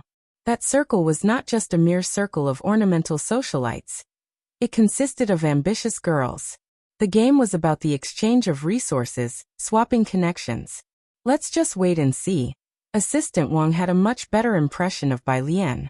Now the conflict between Ren Wanxian and Bai Lian was quite clear, and Mu Yining chose not to speak up for Ren Wanxian, subtly siding with Bai Lian. On the contrary, Mu Zhendong won the support of the shareholders and the internal members this time. Of course, things were not going so smoothly for Mu Zhendong's side either. Ren Wanxian was taken away by the police, and if the charge of intentional homicide was confirmed, things would become problematic. Mu Zhendong immediately called Xia Yin upon his return. Why isn't old Xia answering the phone? Mu Zhendong looked at his phone, pacing back and forth in his study. He tried calling several times to no avail. Later on, the phone was just switched off. What on earth was happening? Mu Zhendong's brow furrowed. The Dong family called at that moment, inquiring about Ren Wangshuan's situation. Her phone had been confiscated by the police and was unreachable. Ren Wanxian was Dong Chuan's girlfriend. The two families had basically set a wedding date already, and the Dong family had noticed Ren Wangshuan's recent behavior. To them, the car accident was simply not a concern. They just considered it to be a freak accident. Dong Chuan hung up the phone, his brow slightly furrowed. What's wrong? Elder Dong noticed his expression, surprised. Dong Chuan stood up to grab his coat. She's been detained again. Seems like Bai Lian is insistent on prosecuting her. Chapter 819. 319 That is Dean Huang. Chi Lu _2, Bai Lian is suing her? Is a lawsuit really necessary for a car accident? Dong Laoyi, the old patriarch, also found it strange. He put down his teacup, shocked. Is the Mu family fighting internally now? Don't leave just yet, ask your uncle first. He was referring to Dong Xiaobai. With Ren Wanxian now showing her sharp edges, the Mu family would surely need to protect her. Why would Bai Lian sue her? Dong Xiaobai was also aware of this matter and recounted it from start to finish. It's a criminal case. Right now, we're waiting for the trial to start. Mu Zhendong is finding her a defense lawyer, while Yiming stands by Alien's side. You all decide how to handle it. The implication was that it was time to choose sides. After thinking for a while, Dong Laoyi said, Xiao Chuan, I remember. Have your mother find a lawyer. Dong Chuan's mother was an external member of the Jiang family, and it was well known that the Jiang family had a legal dream team. This meant he had definitely decided on which side to align with. Indeed, considering the leverage that Ren Wanxian was showing now, anyone's support would be valuable for the Dong family to consider. Hospital. Rin Jiawei stood under the hospital building with an address she had gotten from Ren Qian. She tilted her head slightly, looking up at the towering inpatient department. After a long while, she gathered her shawl around her and went in, joining a crowd waiting for the elevator. She didn't go to find Xiaoqi first but instead sought out a doctor to inquire about his condition. Not good, the attending physician, upon hearing that she was Bai Lian's aunt by marriage, told her the blunt truth. He barely survived. If it hadn't been for Director Gus' help, he wouldn't have made it through the resuscitation. And his leg will likely have serious. After the inquiry, she finally went to the ward. Xiaoqi was in a private room. Xiaowu had gone to take care of some troublemakers from the Luo family, and now in Zioki's ward was Mao Kuan, leisurely peeling an apple with a knife. Upon seeing that the person knocking on the door was Ren Jiawei, he leaned against the door frame and turned his phone in his hand. He naturally recognized her as a member of the Ren family. He didn't let her in. I'm just here to see him, Ren Jiawei said, visibly tired. Her eyes fell behind Mao Kuan, unable to clearly see who was lying on the hospital bed. Don't worry, I won't say anything else. After all, she was Bai Lian's aunt by marriage. Mao Kuan scrutinized Ren Jiawei thoroughly for a long while before stepping back to let her in. Xiaoqi was lying in bed. Xiaowu had set up a tablet above his head with an adjustable stand. At the moment, the tablet was playing a documentary about the animal kingdom. The episode was about wolves. He was watching the animal kingdom with great interest. As soon as Ren Jiawei walked in, she recognized that somewhat familiar face and paused for a second. She hadn't expected the person before her to be the young kid she had previously met, the one whom she had a good impression of. Kid. Ren Jiawei's voice choked up when she saw his pale face, and for a moment, she couldn't utter any of the pleas she had intended to make. I'm sorry. When Xiaoqi heard her voice, his hands twitched slightly. Then he calmly turned his head, meeting Ren Jiawei's gaze. Ren Jiawei's eyes fell on Zioki's legs again. Recalling what Bai Lian had said about the likelihood of serious sequelae, she also remembered what Ren Qian had said before, that the boy was an orphan and hadn't even completed his second year of junior high. If they threw money at him, he would definitely compromise. He hadn't even finished his second year of junior high. Ren Jiawei was emotionally overwhelmed. I'm sorry. She left a check for Xiaoqi. Consider this a little gesture from your aunt. Before Xiaoqi could respond, she immediately left the ward, catching her breath in heavy gasps against the wall outside the door, her mind replaying the doctor's words. Inside the ward, Mao Kuan looked at the closed ward door and approached Zioki's bedside, eyeing the left check. 500W? They really are rich. He flicked the check, suddenly remembering.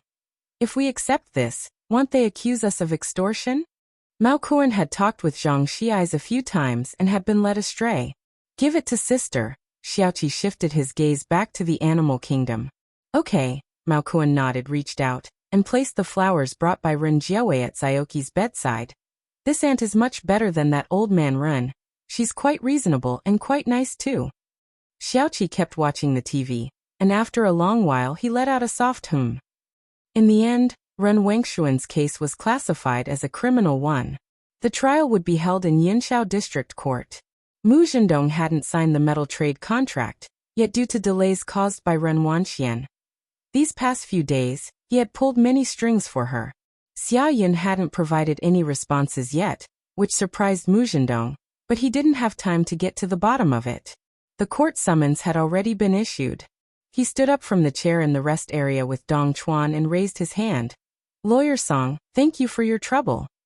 No problem, Song Shi also stood, shaking hands with Mu Zhendong. As long as there is no motive, you shouldn't worry too much about this lawsuit. At most, it will result in humanitarian compensation.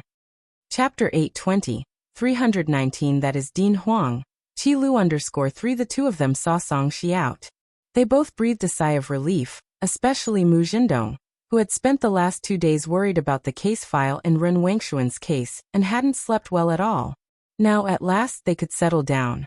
Mu Zhendong went to find Mu Yining, Song Shi, the lawyer hired by the Dong family. Yining, neither of them want to make things too ugly, and you know the kind of lawyers the Dong family hires. The Mu family has finally got this opportunity, and I hope she can keep the bigger picture in mind too. Mu Yining pondered for a moment, then went to Jiang University to find Bai Lian. Jiang University. When Mu Yining arrived, Bai Lian and Tang Ming were waiting for her at the intersection. She instructed Assistant Wang to park in the parking lot, and got out of the car to speak with Bai Lian. Tang Ming and a few others greeted Mu Yining. Go out for a meal? Mu Yining, holding her phone, asked. No thanks, Bai Lian shook her head, her left hand holding a black laptop and wearing a loose white blouse, standing straight. I have to go to the lab later. Mu Yining wondered why Bai Lian was going to the lab later since she was just a freshman. However, she didn't think much about it, and told Bai Lian about Mu Zhendong hiring Song Shi. The lawyer hired by the Dong family comes from a very capable legal group. She naturally would not offer Bai Lian a settlement as Mu Zhendong had suggested. She only relayed Mu Zhendong's message to Bai Lian. The Dong family? Bai Lian's fingertips pressed against the laptop case, her head slightly raised. She hadn't expected Bai Lian's attention to be on the Dong family, rather than on Song Shi. Yes, Mu Yining nodded. Not far away. Dean Huang and Xia Zhuyu greeted Bai Lian from a distance. Bai Lian, good to see you. About the submission you made last week, I just got to it. Dean Huang was referring to the topology solutions Bai Lian had left behind. Bai Lian tilted her head and told Mu Yining to wait a moment, then walked towards Dean Huang. Which one are you referring to? Topology, Dean Huang said with his hands behind his back. Mu Yining watched Bai Lian's silhouette. She was standing in the shade under a tree, like a pine tree, speaking softly with a bald middle-aged man as the sun spilled onto her, revealing only her delicate profile, composed and serene. An overly striking temperament and appearance. Teacher has reached the 3rd stage of his research. After Dean Huang finished discussing the topic, he brought up something about Ma Institute. You haven't been to the lab this week either, so he gave me some of the data. It's in my office. Bai Lian nodded, then came back and told Mu Yining and Tang Ming and the others. She was getting ready to go with Dean Huang to retrieve the data. This week she had been dealing with Xiaoqi's matter, and had asked for time off from the institute. They hired Song Shi. Mu Yining came back to her senses, seeing that Bai Lian wasn't interested in the lawyer business. She quickly explained, I haven't heard much about this guy, but he's very impressive. Song Shi? Bai Lian paused for a moment, shifting her stance, and after some contemplation, she made a comparison. How does he stack up against Zhao Jingzhou? Zhao Jingzhou, a famous internet lawyer. Assistant Wang, as well as Mu Yining, recognized him. Mu Yining hesitated. Although Song Shi isn't as famous as Zhao Jingzhou, his capabilities are certainly not inferior to his. I see. Bai Lian shifted the laptop to the other hand. I got it, thank you. I'll treat you to fish soup next time. She politely said goodbye to Mu Yining, and left with Dean Huang. After discussing official matters, Dean Huang quietly urged Bai Lian. Junior sister, have you seen Yang Lin recently? I never catch him at the lab. Bai Lian, who had just had a meal with Yang Lin a few days before, played it cool. I'm not sure either. Once the group had left, Mu Yining finally withdrew her gaze. She looked toward Tang Ming and the others. Is that Alien's teacher? A professor, perhaps? He seemed to have a good relationship with Bai Lian. No, that's our department's Dean Huang. Tang Ming continued to attend to Mu Yining. Mu Yining was very surprised. The person who had just greeted Bai Lian was the dean? She hadn't inquired about Jiang University's affairs in a long time, and didn't know Bai Lian's situation on campus. On the side, Assistant Wang had also parked and came over, shouting, "What department are you and Alien in?" Mu Yining only knew that Bai Lian was the top scorer in the National College entrance exam, and hadn't asked about her study specifics. She had only heard from Shenqing from time to time about what Bai Lian was up to. Tang Ming, the physics department. The physics department. At the mention, both looked at each other, surprised. They both remembered that Ren Wangshuan's status within the Mu family rose sharply after meeting with the vice dean of the physics department with the Gao family. The person who was just talking to Bai Lian was the dean of the physics department? It seemed he was quite familiar with Bai Lian. Mu Yining watched Bai Lian's retreating figure. She and the dean were almost walking shoulder to shoulder. This made it clear that the dean almost treated Bai Lian as an equal. Mu Yining withdrew her gaze in shock. A thought occurring to her, she asked Tang Ming again. Did Alien hire Zhao Jingzhou? Assistant Wang's eyes also lit up, intently watching Tang Ming's response. Tang Ming shook his head. Mu Yining fell silent for a moment. If it's not Zhao Jingzhou, then who is it? If it wasn't Zhao Jingzhou, she would advise Bai Lian not to sue this time. Qi Lu actually, Tang Ming said in a relaxed tone. He also came for fish soup this week. Chapter 821, 320 Identity Exposed. Here you go. On this side, Dean Huang handed the sealed document to Bai Lian. The document was from Academician Ma to Bai Lian. Dean Huang hadn't looked at it. The office door was ajar, with the teaching assistant standing by the door. Bai Lian bent down and inquired about Academician Ma's health. It's the same. Dean Huang raised his hand, gesturing for Bai Lian to sit. Everyone tells him to rest, but so many people at the research institute are waiting for him. You should find some time to visit him there. Academician Ma's field of research was quantum mechanics, and there were only a few people in the country who studied it.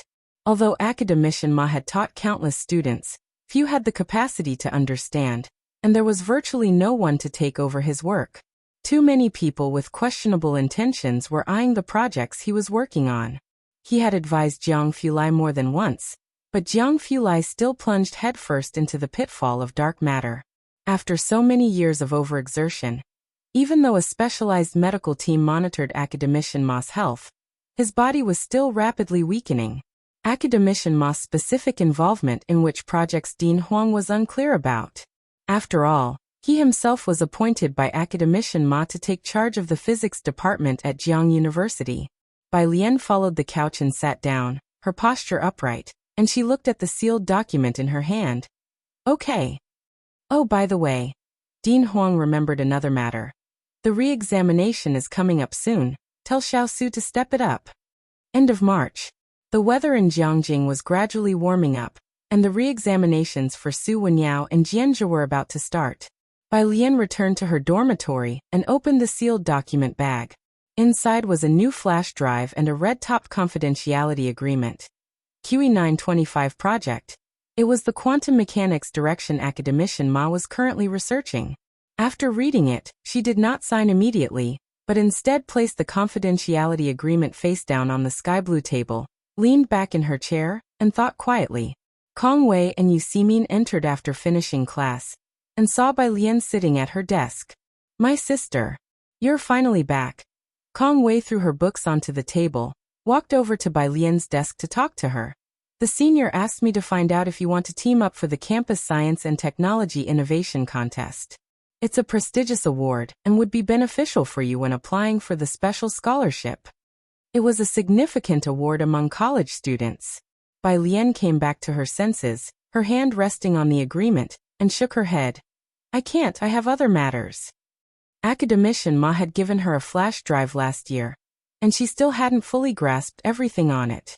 This new flash drive was likely the QE project. She needed more time to delve into it. Okay then.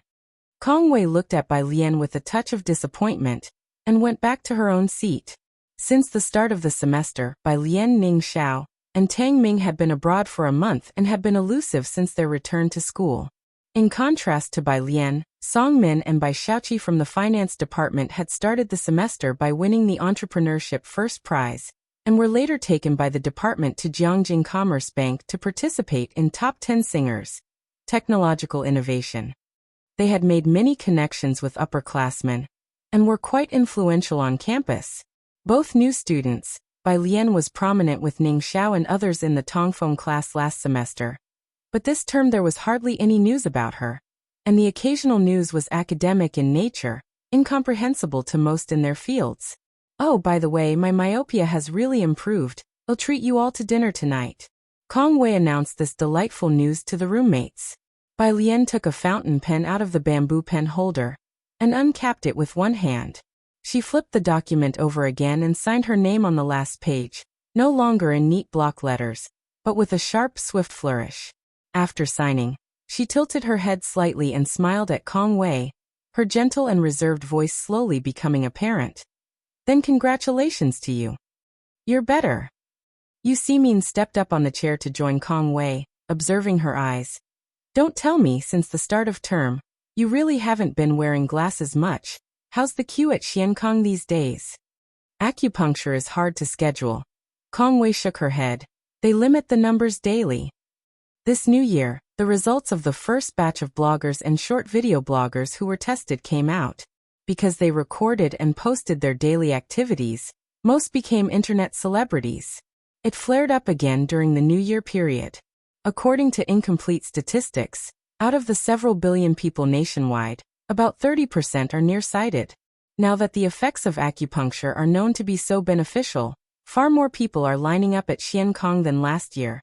Even though Xiankong is already teaching this acupuncture technique to Chinese medicine students, there are still too few trained in acupuncture, rendering their efforts only a drop in the bucket.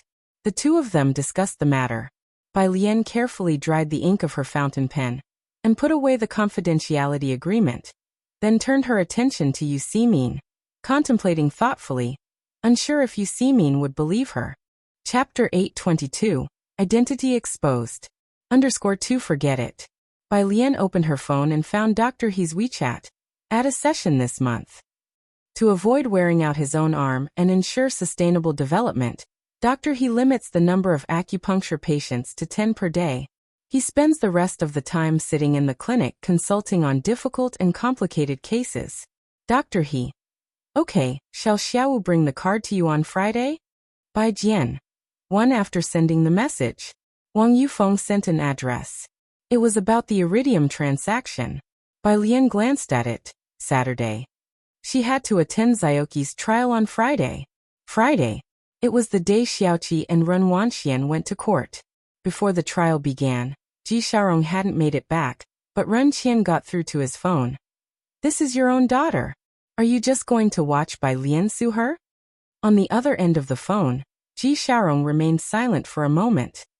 If she really did hit someone on purpose. Ren Qian coughed in anger and hung up the phone furiously. When Dong Chuan and Mu Zhendong arrived, Ren Jiawei's fatigue was obvious, as she gently patted Ren Qian's back, comforting him. Auntie Ren, Dong Chuan greeted Ren Jiawei politely, then shifted aside to introduce the man in a lawyer's robe behind them to Ren Qian. This is Lawyer Song. Ren Qian had already heard from Ren Jiawei about Lawyer Song's formidable abilities. He looked at Song Shi with respectful manners, asking the lawyer about the expected outcome of this court session. Don't worry, Mu Zhendong, hands clasped behind his back dismissively, answered on behalf of Song Shi. Lawyer Song is part of the legal team.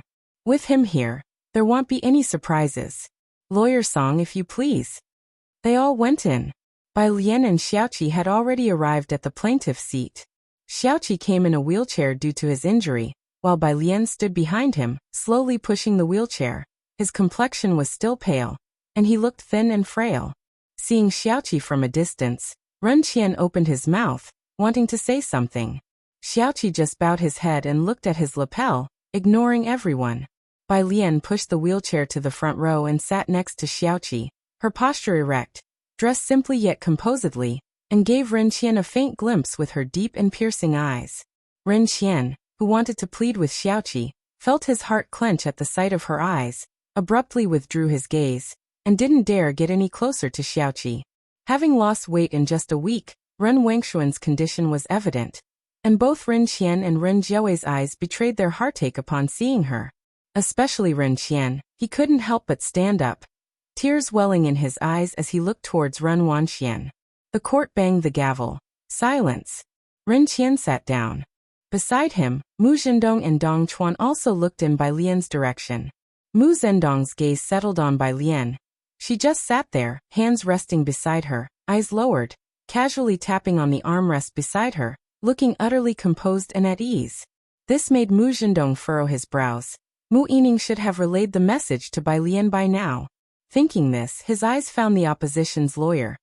A middle-aged man who wasn't wearing a lawyer's suit but just a suit with a lawyer's badge on his chest, arms folded, eyes slightly closed, not interacting with anyone. He had quite the presence. Do you know him? Mu Zhendong inquired of Dong Chuan. Dong Chuan shook his head. I don't. 9 o'clock. The judge hammered down his gavel. He glanced at Song Shi, wanted to look at Qi Yundai, but didn't dare, focusing straight ahead instead. Sitting on Xiaoqi's side, Qi Yundai opened his eyes. He glanced at Song Shi, casually adjusted his own badge, and uttered indifferently, "My client accuses the defendant of attempted murder. Here are my client's medical records and the surveillance video." He handed Xiaoqi's medical records and the surveillance video to the jury. After deliberation, the jury played it in court. It was raining slightly on the day, making the surveillance footage blurry. Xiaoqi stood with his back to the car on the right, about 100 meters away. After stopping, the car suddenly accelerated away, but there was a main road to the right that Ren Wanxian didn't take. Instead, she clearly drove towards Xiaoqi. Judging solely by the video, the intent to kill was obvious. As the surveillance video was played, Mao Kuan and the others on Xiaoqi's side looked at Ren Wanxian with terrifying eyes. Right here. Qi Yundai still casually directed the last segment, looking at Ren Wanxian. In this part, Miss Ren, you were clearly driving towards that big tree, but why did you turn the wheel to the right? And in this part, when you hit Mao Xiaoqi, the car had clearly stopped, with the wheel already on his leg, yet you still increased the accelerator at that moment? Ren Wanxian looked helplessly toward her lawyer. But Song Shi sat in his seat, motionless for a moment. Chapter 8:23. Identity exposed. _3 Ren Qian also stood up nervously. Mr. Mu, what is Lawyer Song doing? Why isn't he speaking? Actually, Mu Zhendong and Dong Chuan also found it strange. Song Shi, personally hired by Dong Chuan's mother at a great cost, was known for his capability. Why hasn't he said a word till now? The judge glanced in Song Zai's direction, and then knocked the gavel to remind him. My client only learned to drive a few months ago. Song Shi regained his composure as he submitted his side's evidence. It's very normal for new drivers to confuse the gas pedal with the brake. According to the information, my client and Mao Xiaoqi have no underlying conflicts. He listed evidence one by one, including Ren Wangshuan's performance at school, enough to prove she is a good youth of the new era. All this was just because she was too nervous and mishandled the situation. Ren Wanxian had no reason to target Xiaoqi after Song Shi finished. Ren Wanxian finally breathed a sigh of relief, slumping back into her chair, regaining her composure. I was just too nervous at that time. Ren Qian and Ren Jiawei and others calmed down as well. Nervous? Let's just say you were nervous. Qi Yundai pulled out another report, speaking calmly. I investigated Miss Ren's academic performance and health report. Miss Ren, you typically study well and practice calligraphy, which as everyone knows, requires calm to learn well. Miss Ren, your health report from last month also shows you are very healthy, with no mental disorders such as anxiety. May I ask why were you nervous when there were no cars or animals nearby to frighten you? The jurors continued to take out Qi Yundai's materials. Why were you nervous? The court did not expect Qi Yundai to pose this question. Ren Wanxian, when asked this question, froze entirely and did not immediately respond to Qi Yundai's question. Songshi had prepared many professional replies. But he had nothing concerning emotional aspects, as Chi Yundae's perspective was too tricky, and coupled with his expression, Songshi looked towards Ren Wengshuan's demeanor, and understood there must be insider details. He began to regret it. He had taken this case only after hearing about the Dong family, a minor traffic accident case, and the opponent was Chi Yundae. Thinking this, his gaze fell on Xiaoqi sitting at the defendant's seat. How did this orphan manage to hire the big demon Qi? Miss Ren Wanxian, please answer my question. Chi Yundae's piercing gaze fixed on Ren Wanxian. Chi Yundae, as the lead lawyer of the Jiang family, his nickname as the Great Devil was well earned in the circle. His gaze was so imposing that most lawyers would become disoriented under it. Not to mention the inexperienced Ren Wanxian. Aye. Ren Wanxian could not answer and looked desperately towards Songshi. On her side, Ren Qian clenched his fists tightly, watching Ren Wanxian being pressured like this in the courtroom. He looked angrily and resentfully at Xiaoqi and Bai Lian. Xiaoqi felt that resentful glare. He finally lifted his head, looking back emotionlessly. Ahead, Chi Yundae, leaning on the table, casually picked up another file. Can't answer? Then let me help you. It's because you already knew you were Zhou Jian's daughter. And after coming to Jiangjing, you discovered that Xiaoqi was the true son of Ren Jiawei and Ji Xiaorong. You wanted to use this opportunity to kill him completely. That's your motive. No, I didn't want to kill him. Ren Wanxian hadn't expected Chi Yundae to know this. She blurted out instinctively. So, you knew about Xiaoqi being the biological son of Ren Jiawei and Ji Xiaorong? Chi Yundae continued calmly. After this sentence, Ren Wanxian suddenly realized what she had just revealed, effectively admitting she knew Xiaoqi's true identity. She couldn't help but step back, falling into her chair. Chi Yundae took out the last 2 documents. These are 2 paternity tests. Please have the jury review them. All of a sudden, the courtroom fell completely silent. Even Mao Kuan gaped. He looked alternately at Xiaoqi and Bai Lian, finally resting his eyes on Ren Jiawei opposite him.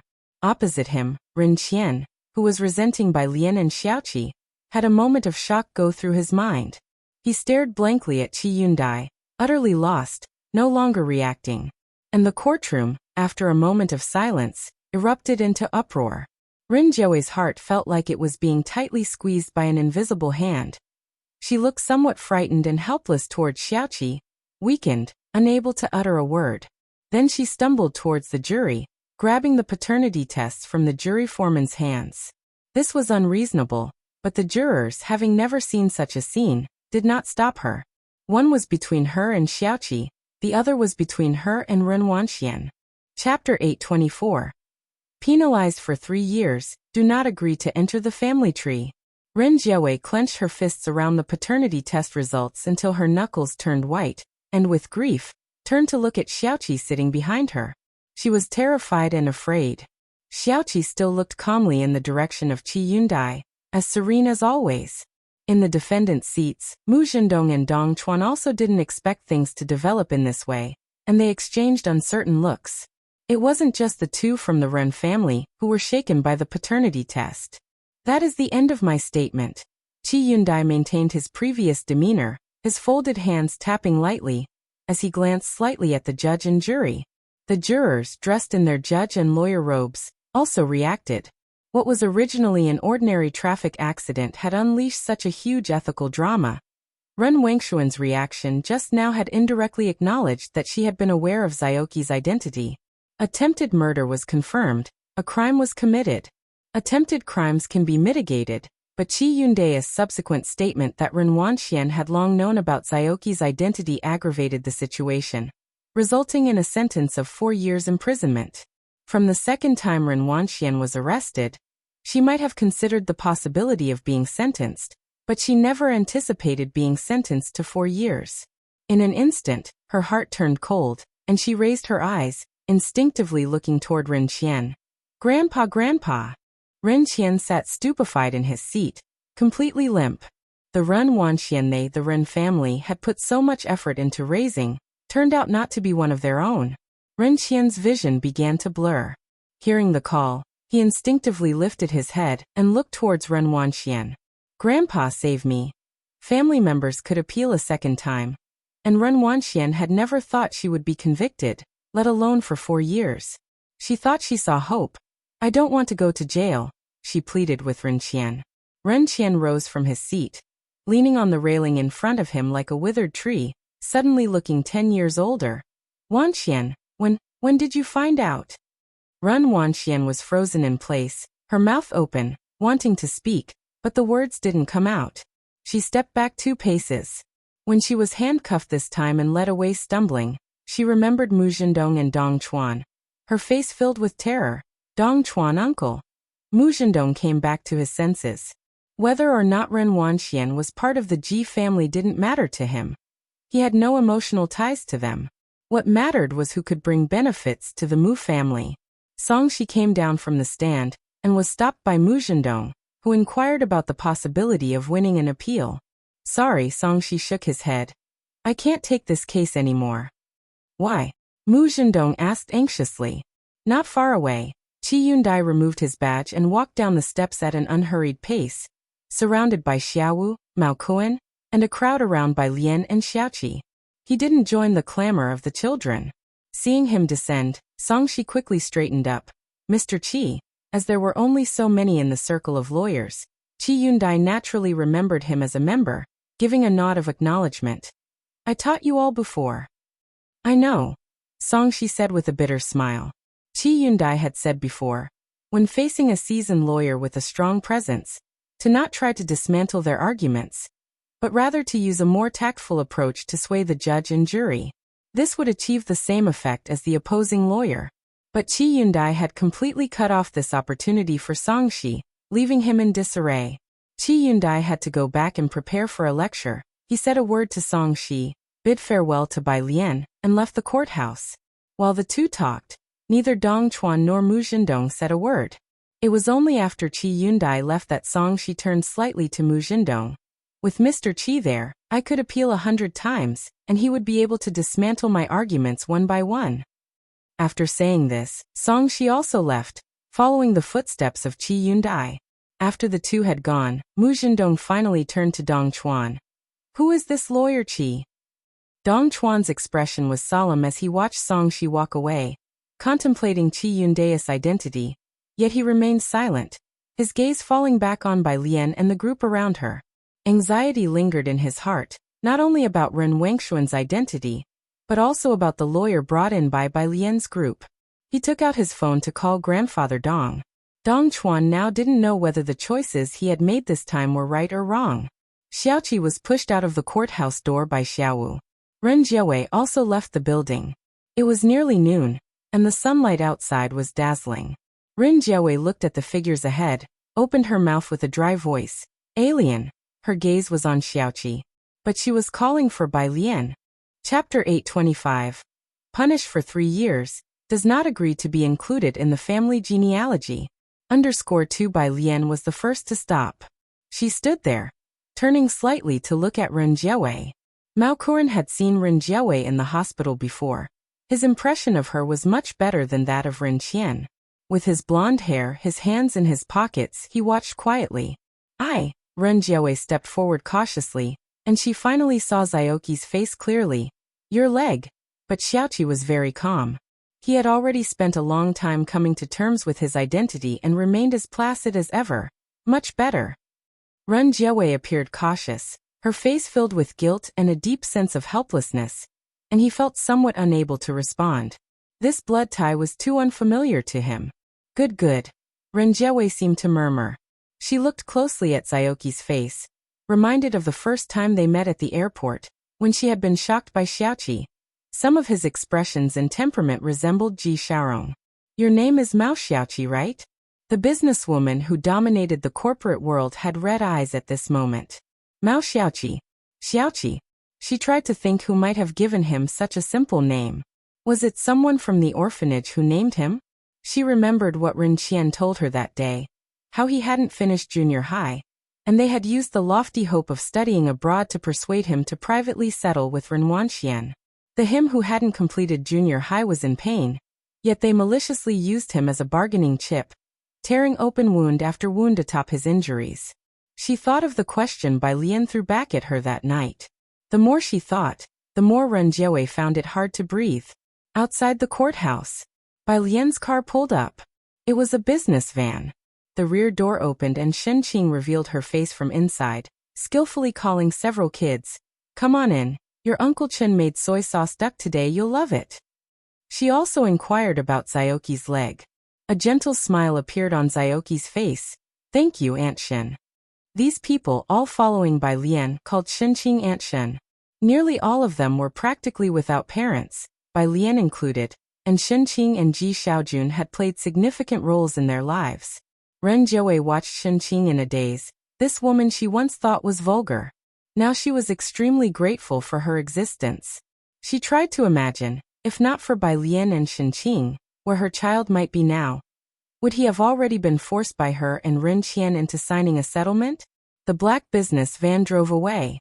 Beneath the cool sunlight, Ren Jiawei's spirit was in a daze. She reached out, unlocked her phone, and re-established contact with Ji Xiaojun. The matter of Xiaoqi. It wasn't until the evening that Bai Lian told Ji Heng. Ji Heng sat alone in the yard of number 103, holding a smoking pipe, his head down, slowly drawing in, his fingertips trembling slightly. The glass roof wasn't yet dismantled, and it was full of smoke inside. Jiang Fulai walked in from outside, stretching out his hand to press the switch above his head, the glass panes on top sliding apart to reveal a patch of sky.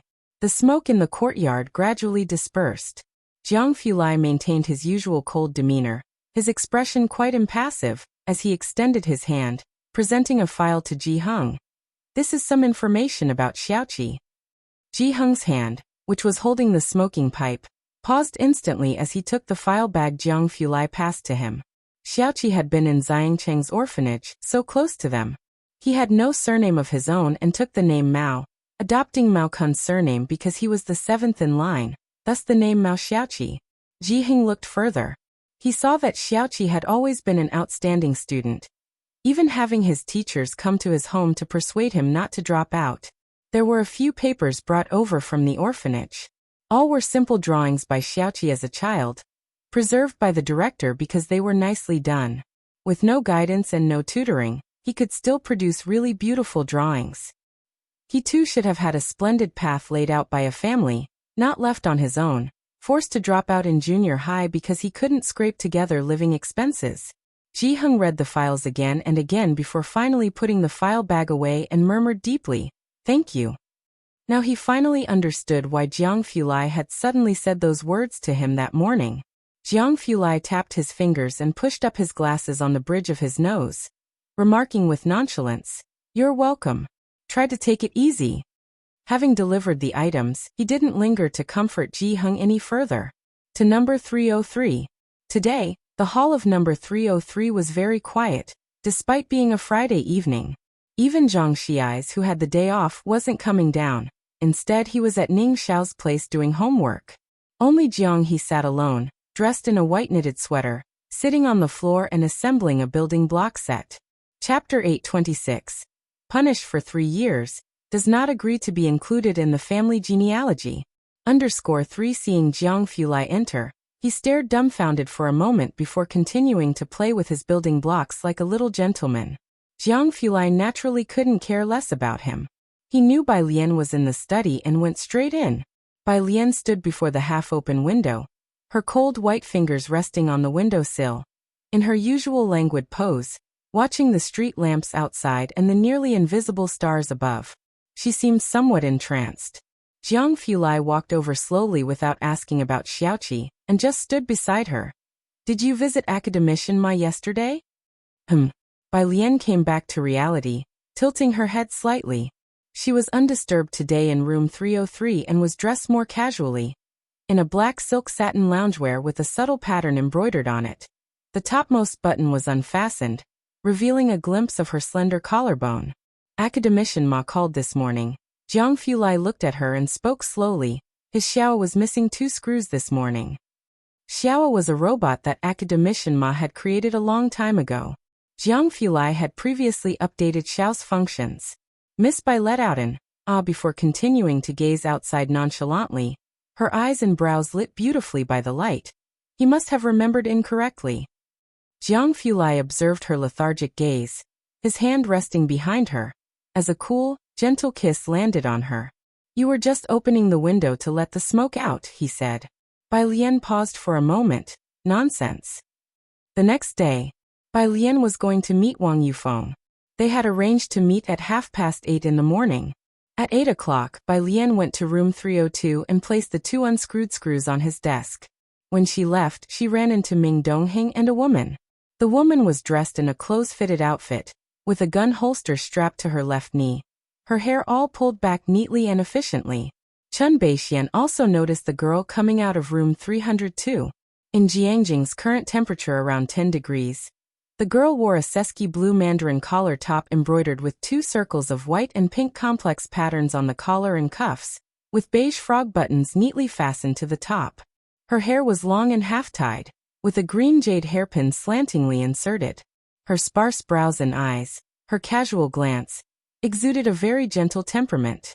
Chen Beixian, having seen Bai Lian's photo on Jiang University's forum before, felt all the more dazed when she saw her in person, as if facing a destiny carved into her genes. It reminded her of the portrait of the lady in white hanging in the Chen family's ancestral hall. Ming Dongheng raised his hand to ring the bell at room 302, but he lowered it immediately upon seeing Bai Lian. Miss Bai. Good morning. Bai Lian glanced over Chen Beixian and nodded at Ming Dongheng. Ming Dongheng noted her attire. Are you heading out? Yes, Xiaowu is coming to pick me up, Bai Lian replied and then went downstairs. Once she was gone, Chen Beixian snapped back to reality. So that was the legendary Miss Bai. Mu family. Mu Zhendong hadn't slept all night, and went straight to the study to find Mu Yining. Ji Xiaojun was also in Mu Yining's study, discussing Ren Wanxian. She had previously been included in the Mu family's genealogy, but now that she was not Ji Sheirong's biological daughter, he naturally had to inform the Mu family.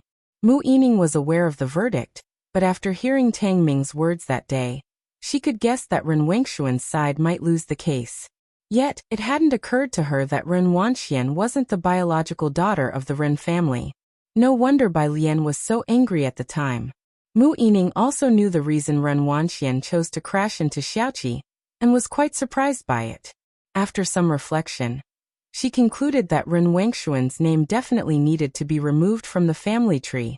It was clear to see the relationship between Bai Lian and Mao Xiaoqi, and now that their identities had been revealed, keeping Ren Wangxuan's name there would be inappropriate, causing Bai Lian and the others discomfort. As soon as Mu Zhendong entered, he heard Mu Yining's words. We haven't received this batch of goods yet, and revealing her to not be a Mu at this time. What good does that do us? He had previously disagreed with Bai Lian suing Ren Wanxian, and now he disagreed even more with them revealing Ren Wangxuan's identity. You know how important Ren Wanxian is to our research. It's such a good opportunity, and we can't just watch as the last 3 research facilities are taken back. Mu Zhendong had heard about Xiaoqi's identity from Xia Yin before. An orphan who dropped out of school in the 8th grade. Looking at the entire Mu family, excluding Mu Qiong, there really hadn't been anyone like Xiaoqi. Compared to him, Ren Wanxian, with her excellent grades and mastery of various talents, was more fit to be put in the spotlight. They were accustomed to weighing pros and cons, excessively rational in every aspect. Mu Yining didn't speak up right away. Seeing she seemed to be considering something, Mu Zhendong fixed his gaze on her, and made the final decision. Ren Wanxian is still in the Mu family genealogy now and won't be removed, at least until our current partnership is secured. As for that Mao Xiaoqi, I disagree with including him in the genealogy.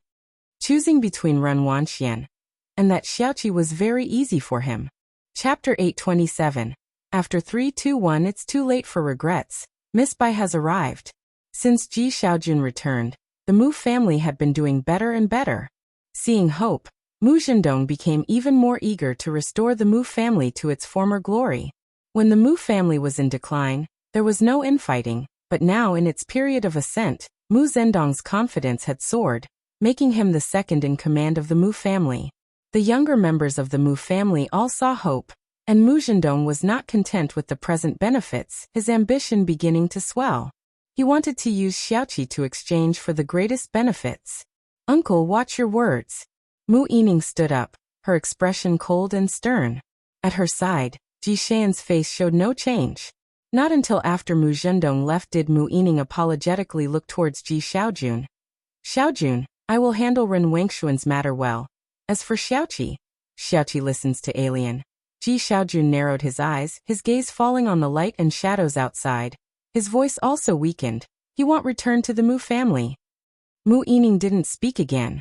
She just felt worried inside. In the past, Ren Wanxian was willing to return to the Mu family, but now neither Bai Lian nor Xiaoqi would come back. Bai Lian could slowly be persuaded, but Mu Yining had to deal with the Mu family's side of things as soon as possible. She sent Ji Xiaojun out the door. 20 years ago, the Mu family was also a family with large assets. A starving camel is still bigger than a horse. It was beyond his expectations that Bai Lian wouldn't return, but now Ji Xiaojun was saying Xiaoqi wouldn't return either. The uncle has gone to meet with the Gao family. Assistant Wang looked at Mu Yining and expressed his concern. I don't know if this time will be successful. This year, the Mu family had only one major project, targeting this heavy industry. The Gao family. Mu Yining's gaze grew deeper. Cooperating with them is like making a deal with a tiger for its skin. When the Jiang family ran into trouble, the Gao family was the first one who wanted to take over parts of the Jiang family's enterprises. Assistant Wang nodded, then seemed to recall something. Will that Xiaoqi really not return to the Mu family? They think differently from you, Mu Yining said softly. Ji Xiaojun had stayed in the Mu family for a time when he was very young, and had been taught by Mu Xiangguang. He came back because he still felt a sense of responsibility for the Mu family. But Bai Lian and Xiaoqi truly had none. Mu Yining was by now quite familiar with Bai Lian, and to her, the Mu family might not be as important as a classmate from Xiangqing. Find the butler. Organize a meeting with the uncle tonight. She stood at the door for a while before speaking up. And also prepare for me to go to the hospital. Xiaoqi hadn't been discharged from the hospital yet. He had just come out for a bit of indulgence during the court appearance the day before. And after the nurse in the ward had been anxious all day, he finally returned. He needed half a month more of convalescence. When Mu Yining arrived, Ren Jiawei was standing in the hospital corridor.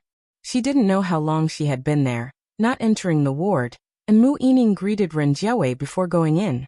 Upon entering, she leisurely peeled an apple for Xiaoqi and talked about the recent developments with Sun Chun. Sun Chun had joined a program at the Chinese Medicine University, which would add more traditional Chinese medicine expertise to Sun Chun in the future. Professor Wen wants either Dr. He or Dr. Lu to give a lecture this month. Sun Chun reported on Sun Chun's recent status. The university will arrange for journalists to follow up. In a year's time, Sun Chun had been recognized by the broad masses of people, with very strong public credibility. Xiaoqi's bed head was raised, and his head was wrapped in gauze, his right hand hanging by his side within 4 drip. Let Dr. Lu go. I was thinking the same, Sun Chun said as she slowly cut the apple into pieces and handed them to Xiaoqi. Dr. Lu is a bit more handsome. Mu Yining had just entered and heard them talking about some professor and doctor. She looked at Xiaoqi with surprise. Did she hear professor? Mu Yining was a bit puzzled, and even doubted if she had heard wrong. She did not mention the matter of Xiaoqi returning to the Mu family, and only stayed in the ward for a while to chat with Xiaoqi. Before leaving, she said to him, I just saw Jiawei standing all by herself in the corridor. After Mu Yining left, Xiaoqi took a piece of apple, remained silent for a long while, then finally said, Sister Sun Chun, let her come in. Sunday. Bai Lian got up early for a morning run. When she returned in her sportswear, Ji Heng had already gotten up, and there was soup stewing in the kitchen pot. He and Xinqing took turns visiting Xiaoqi these past 2 days. Ren Wanxian and Xiaoqi were the least familiar with each other, but Ji Heng and Xinqing obviously got along very well with Xiaoqi. The readily uttered aunt and grandpa from Xiaoqi's mouth weren't fake. Bai Lian opened the door to room 103, dressed in sportswear, black sneakers, with her hair tied back in a ponytail that fell over her chest from the left, casually leaning against the doorframe. She watched as Ji Heng served up a bowl of soup, and then went to water the flowers in the yard. Chapter 828. After 321 regret, Miss Bai came _2 Grandpa, do you like Xiaoqi more? she suddenly asked. Ji Hung, holding the watering can, lifted his head and an expression resembling speechlessness appeared on his aged face for the first time. Isn't that so? Bai Lian crossed her arms over her chest, her tone unhurried. Then why did you get up so early to stew soup? Ji Hung glanced at her and, after watering the flowers, returned to the kitchen to pour the soup on the chopping board down the drain. Hey, wait, Grandpa. Bai Lian quickly grabbed the soup bowl, took a couple of sips, and then told him about the situation in Xiangqing. Sun Fei has already investigated it clearly. It was Zhou Jian who switched them. If you have any questions, ask Officer Sunday. Zhou Jian, Ren Qian's secretary. After Bai Lian went upstairs, Ji Hung stood in the kitchen for quite a while. He somewhat dreaded to imagine that it had taken him this long to find out that Ji Shaorong's child had been switched, and if it weren't for the presence of Bai Lian, they might have been kept in the dark all their lives. Ji Shaorong has not returned to this day. After pouring the soup into a thermos, Ji Hung returned to his own room. He opened an old wooden box, where that stack of black and white photos still lay. The woman in the cheongsam was tenderly smiling at the camera. He slowly ran his hand over these photos before taking out an old mobile phone from the bottom of the box. He searched the room for a long time for a charger, and finally found one to charge the phone. The phone hadn't been used in a long time. He didn't wait for it to start up, but took the thermos with him to the hospital first. Upstairs, Bai Lian took a shower before heading to the study. There were 2 documents on the desk in the study. One was the confidentiality agreement given to her by Dean Huang, which she had signed but had not yet returned to him, and the other was the rare metal trade deal she had signed with Wang Yufeng yesterday. The phone rang. It was a call from Dean Huang, inquiring about this matter. Knowing that Dean Huang was at school, Bai Lian picked up both agreements and first went to Jiang University. Dean Huang was in his office. As Bai Lian arrived, the teaching assistant was reporting the content of the emails to Dean Huang. So far, we have already received 10 emails. As soon as the news broke this year that Dean Huang was taking on graduate students, it was still that same group of people who were the first to know. Their recommendation letters had already been sent to Dean Huang's email box. Except for Su Wenyo's, reject all the others. Dean Huang stood up to greet Bai Lian. The teaching assistant had already guessed. This year, Su Wenyao had the highest scores in both the written exam and the interview, so it was not surprising at all that Dean Huang chose him. What was most important was, the teaching assistant's gaze shifted to Bai Lian. That was Bai Lian's brother. Bai Lian didn't speak. She came to Dean Huang's office today, partly to inquire about Su Wenyo's whereabouts. The physics building. The graduate student re-examinations at Jiang University had already been over for 2 days. During the written exam, Su Wenyao from the Department of Literature and Science and Jianjia, who seemed to appear out of nowhere, scored frighteningly high. Su Wenyao had a certain small fame in the physics department at Jiang University. People knew him and although they knew he scored very high, they were somewhat fine with it. The key was this Jianjia, who literally appeared as if he had jumped out of a crack in a rock. This year, the physics department had a large number of graduate student applicants. Qi Jun, Yu Sheng, and their group went to the physics building to gather the books they had left behind. During their own postgraduate entrance exams, most of them were in the same fixed classrooms of the physics building, and their books were inside. Now that the exams were over, the instructor asked them to come together mainly to clear the books for the next batch of students. Qige, which professor are you planning to choose? Yusheng didn't pass the entrance exam and was preparing to leave the school to submit internship applications. He asked Qi Jun breezed through the re-examination, but because he was psychologically affected, he barely made it, still looking. He had approached 2 professors, but both said they had already chosen someone.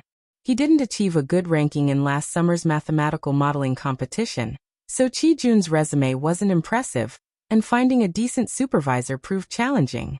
What about Dr. Zhua? Yu Sheng remembered the instructor from last summer, the professor with the highest position that he knew. Doesn't Miss Qi know Dr. Zhua? Speaking of Qi Shuyan, Qi Jun grew even silent. Qi Shuyan didn't pass the re-examination, which was even harder for her than for him. Last summer, Qi Jun was surrounded by a bunch of people. This year, after the exams, there were only a few left around him, as most had gone to look for jobs. Seeing Chi-jun's expression, Yuxing knew the situation was not optimistic. The group headed downstairs. On Sunday morning, there weren't many people coming in and out of the building. Suddenly, they heard an excited voice not far away. Someone was softly calling Dean Huang. This voice, Chi-jun and Yuxing both heard it.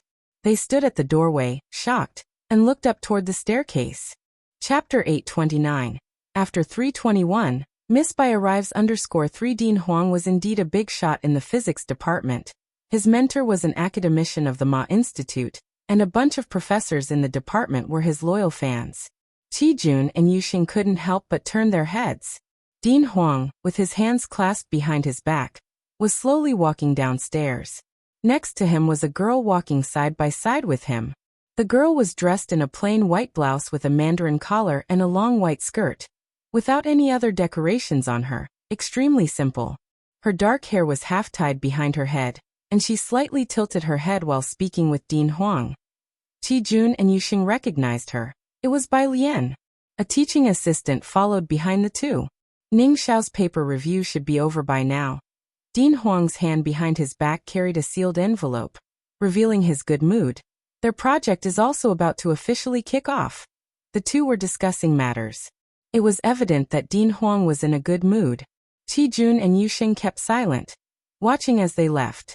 Not until Dean Huang and Bai Lian had left did Yuxing snap back to reality. That was Bai Lian, right?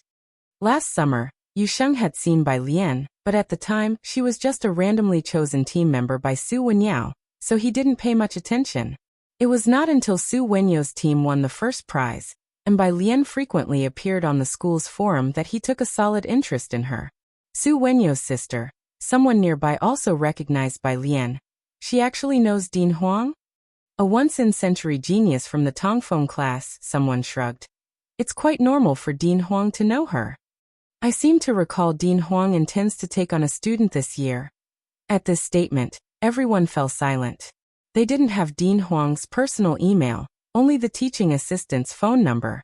Su Wenyao had been first in both written and interview rounds, and his sister was Bai Lian. The likelihood seemed pretty high. Chi-jun pursed his lips without uttering a word and headed for the lecture theater, followed by Yuxing. They sat towards the back, and shortly after, Su Wenyao and Chen Hong arrived. Wenyao, congratulations. The class monitor stood up upon seeing Su Wenyao, congratulating him, and patted Chen Hong on the shoulder. And you sneaky guy, weren't you the one who said you weren't going to pursue postgraduate studies? Now you've passed both the written and interview rounds. Have you found an advisor? I have, it's Professor Lin, Chen Hong replied with a grin. Professor Lin? Most of the class exclaimed in surprise. Even Chi-jun's heart skipped a beat, and he looked up in disbelief. This year, aside from Dean Huang, the most popular mentor was Professor Lin, a direct-line professor at Jiang University, who had participated in several key projects and published numerous papers. Almost everyone had sent emails to Professor Lin, Chi-jun included. All thanks to old Su, who made me get up and read every day. Chen Hong was thrilled, as if walking on a cloud, feeling light as air. And senior, he would help me with the questions I couldn't figure out. Oh yeah, Professor Lin said he really liked my mathematical modeling project. That's why he chose me. As Chen Hong spoke, he couldn't help but feel amazed. The previous year, he had been one of those who slacked off, never considering postgraduate studies, let alone imagining he'd be part of Professor Lin's team. He would have never expected such a big change in less than a year. Old Su, is your sister free yet? Chen Hong put his arm around Su Wenyao's shoulder. I must treat you to a meal. They were talking. Chi-jun and Yuxing found it hard to keep listening. The two of them packed up their books and listlessly left through the lecture hall's doors. Without needing Chen Hong's explanation, they both knew the reason why Chen Hong had been chosen by Professor Lin all traced back to that math model. Who would have thought Chen Hong would successfully make it? Yuxing said bitterly. Initially, Su Wenyao had invited him too, but he had declined. A year had passed, and Chen Hong, who was far beneath him in grades, had made it through, transforming into one of Professor Lin's team members. When last year's math modeling scores were released, Chi-jun had felt uncomfortable, but it was nothing compared to the rawness of his feelings now. He was originally part of Su Wenyao's team. If he hadn't suddenly left the team back then, she had met with Dean Huang. Bai Lian waited on the side of the road for a while until Su Wenyao came out and exchanged a few words with the two of them. Only then did she take a cab to the Mu family. The Mu family had already had a meeting the previous night. Early this morning, Mu Yining and Mu Zhendong had both not gone to work, opting for another meeting instead. Each stuck to their own views. Ren Wanxian must be removed from her position. Mu Yining had already inquired from Ji Xiaojun and found out that Ren Wanxian was deliberately swapped by her biological father, and she herself had known since last year. Xiaoqi is the true Mu family descendant. Mu Zhendong stood up, looking indifferently at Mu Yining. Impossible, I do not agree. Mu Yining, I think you're taking this too personally. Let's not worry about the Mu family affairs for now. I have other matters to attend to at the company. Once again, the meeting ended on a discordant note. After Mu Zhendong left, an elder of the clan spoke to Mu Yining in a low voice worriedly. Yining, let this matter be for now. He's currently in possession of a potentially rare metal. Mu Yining had a headache. She shook her head and was about to speak. Outside, Manager Wang stepped in. Miss Bai is here. Chapter 830. 323 Signature Wang Yufeng by Lian? Mu Yining stood up, very surprised. Normally, without Ji Heng's say-so, Bai Lian would not come to the Mu family. Have the butler take her to the tea room. It'll be right there, Mu Yining said as she went to get her coat. By her side, the elder also stood up upon hearing Bai Lian's name. I'll come with you. Yining, I think what Zhendong thinks is not wrong. We should prioritize the overall situation. Dong Xiaobai had been silent the whole time until Mu Yining was about to leave. Then he followed her. Have you thought this through clearly? It's not a bad thing for the Mu family. You all have been waiting for this opportunity for too long. Now that Mu Zhendong has secured the cooperation rights with the Gao family, he has already set off for their place. He can totally sideline you. In fact, Mu Zhendong had already started making moves. This was the key project of the country this year. But now Mu Zhendong was managing most of it, and all the documents went through him. Mu Zhendong never brought Mu Yining along for several dinners with those leaders, and people Ren Wanxian had. Not to mention Mu Yining, even a person with little business acumen like Dong Xiaobai understood once he found out. If Mu Yining did not assert her stance now, with such a crucial heavy industry project for the Mu family, should Mu Zhendong really take control, Mu Yining would indeed be marginalized. What do you want me to do? Go tell Alien and Xiaoqi to let Ren Wanxian off. Mu Yining stood still, looking at Dong Xiaobai with an indifferent expression. Dong Xiaobai fell silent. He was familiar with Ren Wanxian, and he felt that she might not be that kind of person. Yet considering the family interests, he truly found it unnecessary to create such an ugly scene. For the family's sake, the Mu family is not so small as to not accommodate a second person. By his side, the elder did not object upon hearing this. Indeed, this was the prevailing thought among most members of the Mu family. Sacrificing one person for a greater benefit seemed extremely profitable to them. Have you visited that child in the hospital? He really was hanging by a thread. If you really let Ren Wanxian go, knowing of her complicity, do you think Xiaojun and the others would continue to stay with the Mu family? Mu Yining asked with a sneer, turning to the elder. Every one of you thinks the Mu family is on the rise now, isn't that right? Great uncle, turn around and look at how the Mu family has fared this year. What had the Mu family relied on to get to where they are today?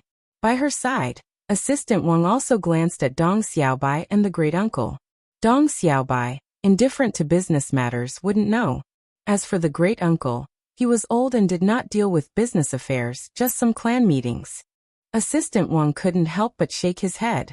If they had really risen, they'd have forgotten how they had begged Ji Xiaojun to come back and take part, if not for Ji Xiaojun collaborating with Su En to reconnect with the Chen family. The Mu family wouldn't even be able to contribute the capital for heavy industry participation this year. They asked Bai Lian and Xiaoqi to be magnanimous and to think of the big picture. But, Dong Xiaobai looked at Mu Yining, his lips quivering slightly. You will be marginalized by Mu Zhendong and the others. Then let it be marginalization. Mu Yining withdrew her gaze and walked towards her own courtyard. She wasn't afraid at all. The Mu family had originally been a burden thrust upon her by a bunch of people. In the past, with the younger generation of the Mu family wiped out, the family was like walking on thin ice. Several projects were paralyzed. Some couldn't even pay the researchers' salaries, leaving a huge burden for 26-year-old Mu Yining.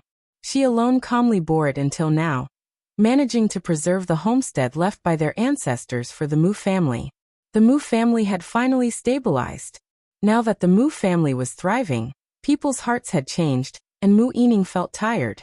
She didn't want to argue with Dong Xiaobai and the great-uncle anymore. She directly left the attic to find Bai Lian. On this side, Mu Zhendong's car was parked outside the courtyard. As he got into the car to meet with the Gao family, he politely made a phone call to Mu Yujun. Mu Yujun asked about Ren Wangshuan's situation. Ren Wanxian had been to the Chen family's place, and now she had her own connections in Jiangjing, adept at flattering and schmoozing. She was clever, and Mu Yujun rather liked interacting with her. He inquired about Ren Wangshuan's current situation. Mu Zhendong did not dare tell Mu Yujun about Ren Wanxian being sentenced to 4 years, hastily made an excuse, and then hung up the phone. After hanging up, Mu Zhendong shook his head. What on earth are these two women thinking? Mu Zhendong couldn't understand why Bai Lian and Mu Yining insisted on being so serious about the matter. There could have been a better outcome. The person hadn't died, after all. Ren Wanxian was still useful to him, and he truly didn't want to give up this pawn. In the passenger seat, the secretary glanced at the rearview mirror and offered an idea to the boss. I remember, doesn't Miss Bai have a mother? Chapter 831. 323 Signature Wang Yufeng _2 Mu Zhendong was startled. After Ren Wangshuan's incident, he tried to contact Ji Xiaojun and Ji Heng, but neither of them paid any attention to him. Then it suddenly occurred to him that there was such a person, Ji Mulan, Bai Lian's biological mother.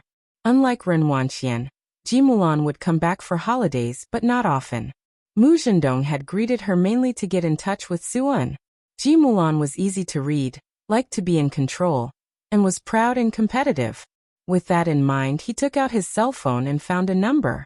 He dialed it. On the other end of the phone, Ji Mulan handed the rattle to Su Siki and listened to him slur the word sister. Taught by the old Madame Su and Suen, sister was Su Siki's first word. During the New Year's, Bai Lian even held him for a while. Mr. Mu, she walked outside to answer the phone. Mrs. Su, Mu Zhendong's voice was smiling as he greeted Ji Mulan, then quickly shifted the topic. It's a common misunderstanding. You are her mother. You've raised her so well. Your role is indispensable. She will certainly listen to your advice. Ji Mulan was startled. She wondered if Suen could have foreseen this. Holding the phone, she walked downstairs. I'm sorry, Mr. Mu, but I can't help you with this. After saying that, she hung up the phone. Sitting on the sofa, she picked up the glass of water that the auntie had poured for her. Suen had already instructed her last week not to get involved. Even if Suen hadn't reminded her, she wouldn't have been able to get involved anyway. Bai Lian had long ago blocked her out. Without Suen and Ji Heng, Bai Lian probably wouldn't even spare her a glance. Ji Mulan sat on the sofa in a daze. On this end of the phone, Mu Zhendong hadn't expected Ji Mulan to refuse as well. Well, Mu Zhendong put his cell phone back in his pocket, looked up at his secretary and said indifferently, this time don't leak any information to the Su family or Mu Yining. Having the Gao family and the Feng family involved is enough. He was ready to go it alone. Mu Yining arrived at the tea room for guests where Bai Lian was lazily leaning against the window frame, with her back to the door, looking at the peony plants outside. In this season, the flowers had not bloomed yet, but the leaves had turned green. She was dressed lightly, her eyebrows and eyes serene and composed, without a hint of youthful impetuousness. Outside the tea room, the second granduncle peered at Bai Lian through the window frame. He and Dong Xiaobai had a disagreement with Mu Yining on the way here, so naturally, he didn't have any reason to enter right now. The second granduncle's turbid gaze fell upon Bai Lian with slight surprise. Last time he hadn't managed to see Bai Lian before she left. Now that he saw her, he finally understood why Mu Xiangguang, who had been reclusive for many years, made an exception to meet Bai Lian that day. This girl had the presence of a great leader. With Mu Yining standing by Bai Lian, it seemed Mu Zhendong's wariness of Bai Lian was not so hard to understand after all. Xiaobai. The second granduncle looked at Dong Xiaobai. This time Dong Xiaobai just gave a wry smile. Forget it, don't ask me to be the mediator anymore. The Mu family needs peace, and someone has to give in, but that person can't be eating every time, right? The second granduncle didn't say anything more this time, his hands behind his back. Inside the tea room, seeing Bai Lian. Mu Yining's previously irritable mood finally calmed down. Alien, why are you here today? Mu Yining sat down in a chair and gestured for Wang assistant to brew the tea again. Wang assistant brought over the tea set and started heating the water anew. He wasn't too familiar with these elegant customs and just haphazardly poured the water. But he was somewhat distracted, affected by Dong Xiaobai and the second granduncle's conversation. He almost scalded his hand with the boiling water. Bai Lian's peripheral vision caught sight of her casually lifting her cup lid while speaking with Mu Yining. With a slight raise of her hand, she gently propped up the Zisha teapot. Be careful. Her long lashes lifted slightly. Sorry. Assistant Wang quickly retracted his hand and put the teapot away. Thank you, Miss Bai. He then refilled Bai Lian's tea. After thanking Assistant Wang, Bai Lian's slender fingers lowered the cup lid and picked up the teacup. Her other hand rested on an overturned A4 paper beside her, and she casually asked, "What do you need iridium for?" Mu Yining didn't expect Bai Lian to bring this up. It was somewhat unexpected. Having limited insider knowledge, she roughly outlined the plan for the seaside. There's a research institute being built by the sea which won't be open to the public for now. The Mu family wants to take on this project. The equipment requires a large amount of iridium. Originally, Ren Wanxian and the others were discussing an iridium partnership, but it's currently on hold. Mu Zhendong is now seeking help from the Gao family. Fearing Bai Lian might not know about iridium, she explained further. Many instruments require iridium. The project is massive, so the Mu family needs to secure iridium first to have the capital to negotiate with them. Mu Yining didn't want to mention Mu Zhendong, but she was worried that keeping Bai Lian in the dark might cause her apprehension. So she mentioned only what she could. Can you talk with them if you have it? But currently Mu Zhendong is the one handling this matter, Mu Yining said with a smile. Bai Lian sipped her tea, her gaze lowered, and spoke unhurriedly with Mu Yining. How much iridium do you roughly need? How much? Mu Yining didn't know either. She had never dealt with core data, so she gave an approximate figure, about 500 kilograms. That was an enormous number. Even using a purity of 99.9%, it amounted to a sum over 1 billion yuan. Just yesterday, Bai Lian had discussed the iridium issue with Wang Yufeng. For such a large quantity of rare metal, even if Wang Yufeng wanted domestic trade, he had to go through the approval of the Dawson family. Detailed attention was required for foreign demand for domestic metals. But with Xian Kong present, the Dawson side hasn't been too stringent. Bai Lian didn't offer much raw liquid, and the amount of iridium that Wang Yufeng provided was also not much, not reaching 500 kilograms. After Bai Lian finished asking, Mu Yining remained silent. Alien, why do you ask? It's nothing. Bai Lian came back to her senses, her fingertips intermittently tapping on the overturned A4 paper. I'm calculating data. Calculating data? Mu Yining did not understand and did not overthink it. She assumed Bai Lian was calculating data for the school. Currently, she was more concerned about Xiaoqi and Mu Zhendong's situation. Less than a minute later, Bai Lian's tapping ceased. She looked up and pushed the A4 paper underneath her fingertips towards Mu Yining. Take a look at this, see if you can accept it. Is this for me? Mu Yining was surprised to see Bai Lian pushing the A4 paper towards her. She didn't know what it was. She flipped it over with some surprise and saw a document in 2 languages at the top, with only 4 characters. Dawson Group. Even Mu Yining, usually unconcerned with such matters, knew about the globally influential Dawson family. Not to mention, Mu Zhendong had discussed more than once with Ren Wanxian before, and they had been in contact with members of the Dawson family's management through Miss Yu. Dawson Group. This is. Mu Yining's heart suddenly started pounding rapidly. She quickly flipped to the back, and sure enough, the next second, she saw iridium. Her hand holding the document started to feel unsteady, fingertips turning white. Tremblingly, she turned to the last page. On the last page on the side of Party A, there were 3 bold and vigorous characters signed in black ink. Wang Yufeng. Behind it was a red seal of the Dawson family. Chapter 832, 324 Their era. The iridium they provided wasn't enough. Bai Lian picked up her teacup again. Her gaze lowered as she sipped thoughtfully. But there's someone else who still has some. The original liquid that Xian Kong could supply to foreign countries was limited, and Wang Yufeng could not bring out much either. However, the mine Wang Yufeng transferred to Mao Kuan was an iridium mine. This was also why Mao Kuan could provide an unlimited amount of iridium. Mu Yining finally snapped back to reality, realizing what she held in her hands. When she looked up, her face could hardly hide her shock, and she was speechless for a long time. Rare metals and rare earths are scarce both domestically and internationally, held by just a few people, while many others have money but don't know how to find channels, making it difficult to find a trusted middleman. Therefore, knowing that Ren Wanxian and the Gao family were connected to middlemen in this sector, the Mu family held Ren Wanxian in such high regard, and Mu Zhendong dared to have thoughts of competing with Mu Yining. Bai Lian recited a number. This is Mao Kun's mobile number. Wang's assistant failed to remember this number, because he hesitated for a moment. Miss Bai, he gently set down the teapot, admitting he didn't have the sharp memory of Ning Xiao and others, and took out his phone. Could you repeat that? I failed to remember. How many of Mu family's research institutes are now disabled? Bai Lian waited until Mao Kuan had taken note, then looked at Mu Yining. 3 plus 2. 2 can still operate minimally. The other 3 are in paralysis. Mu Yining answered subconsciously, as this was their key focus for the year. Bai Lian nodded. He can supply small quantities of other rare metals, but it will take some time. Speaking this, she paused briefly, then looked at Mu Yining.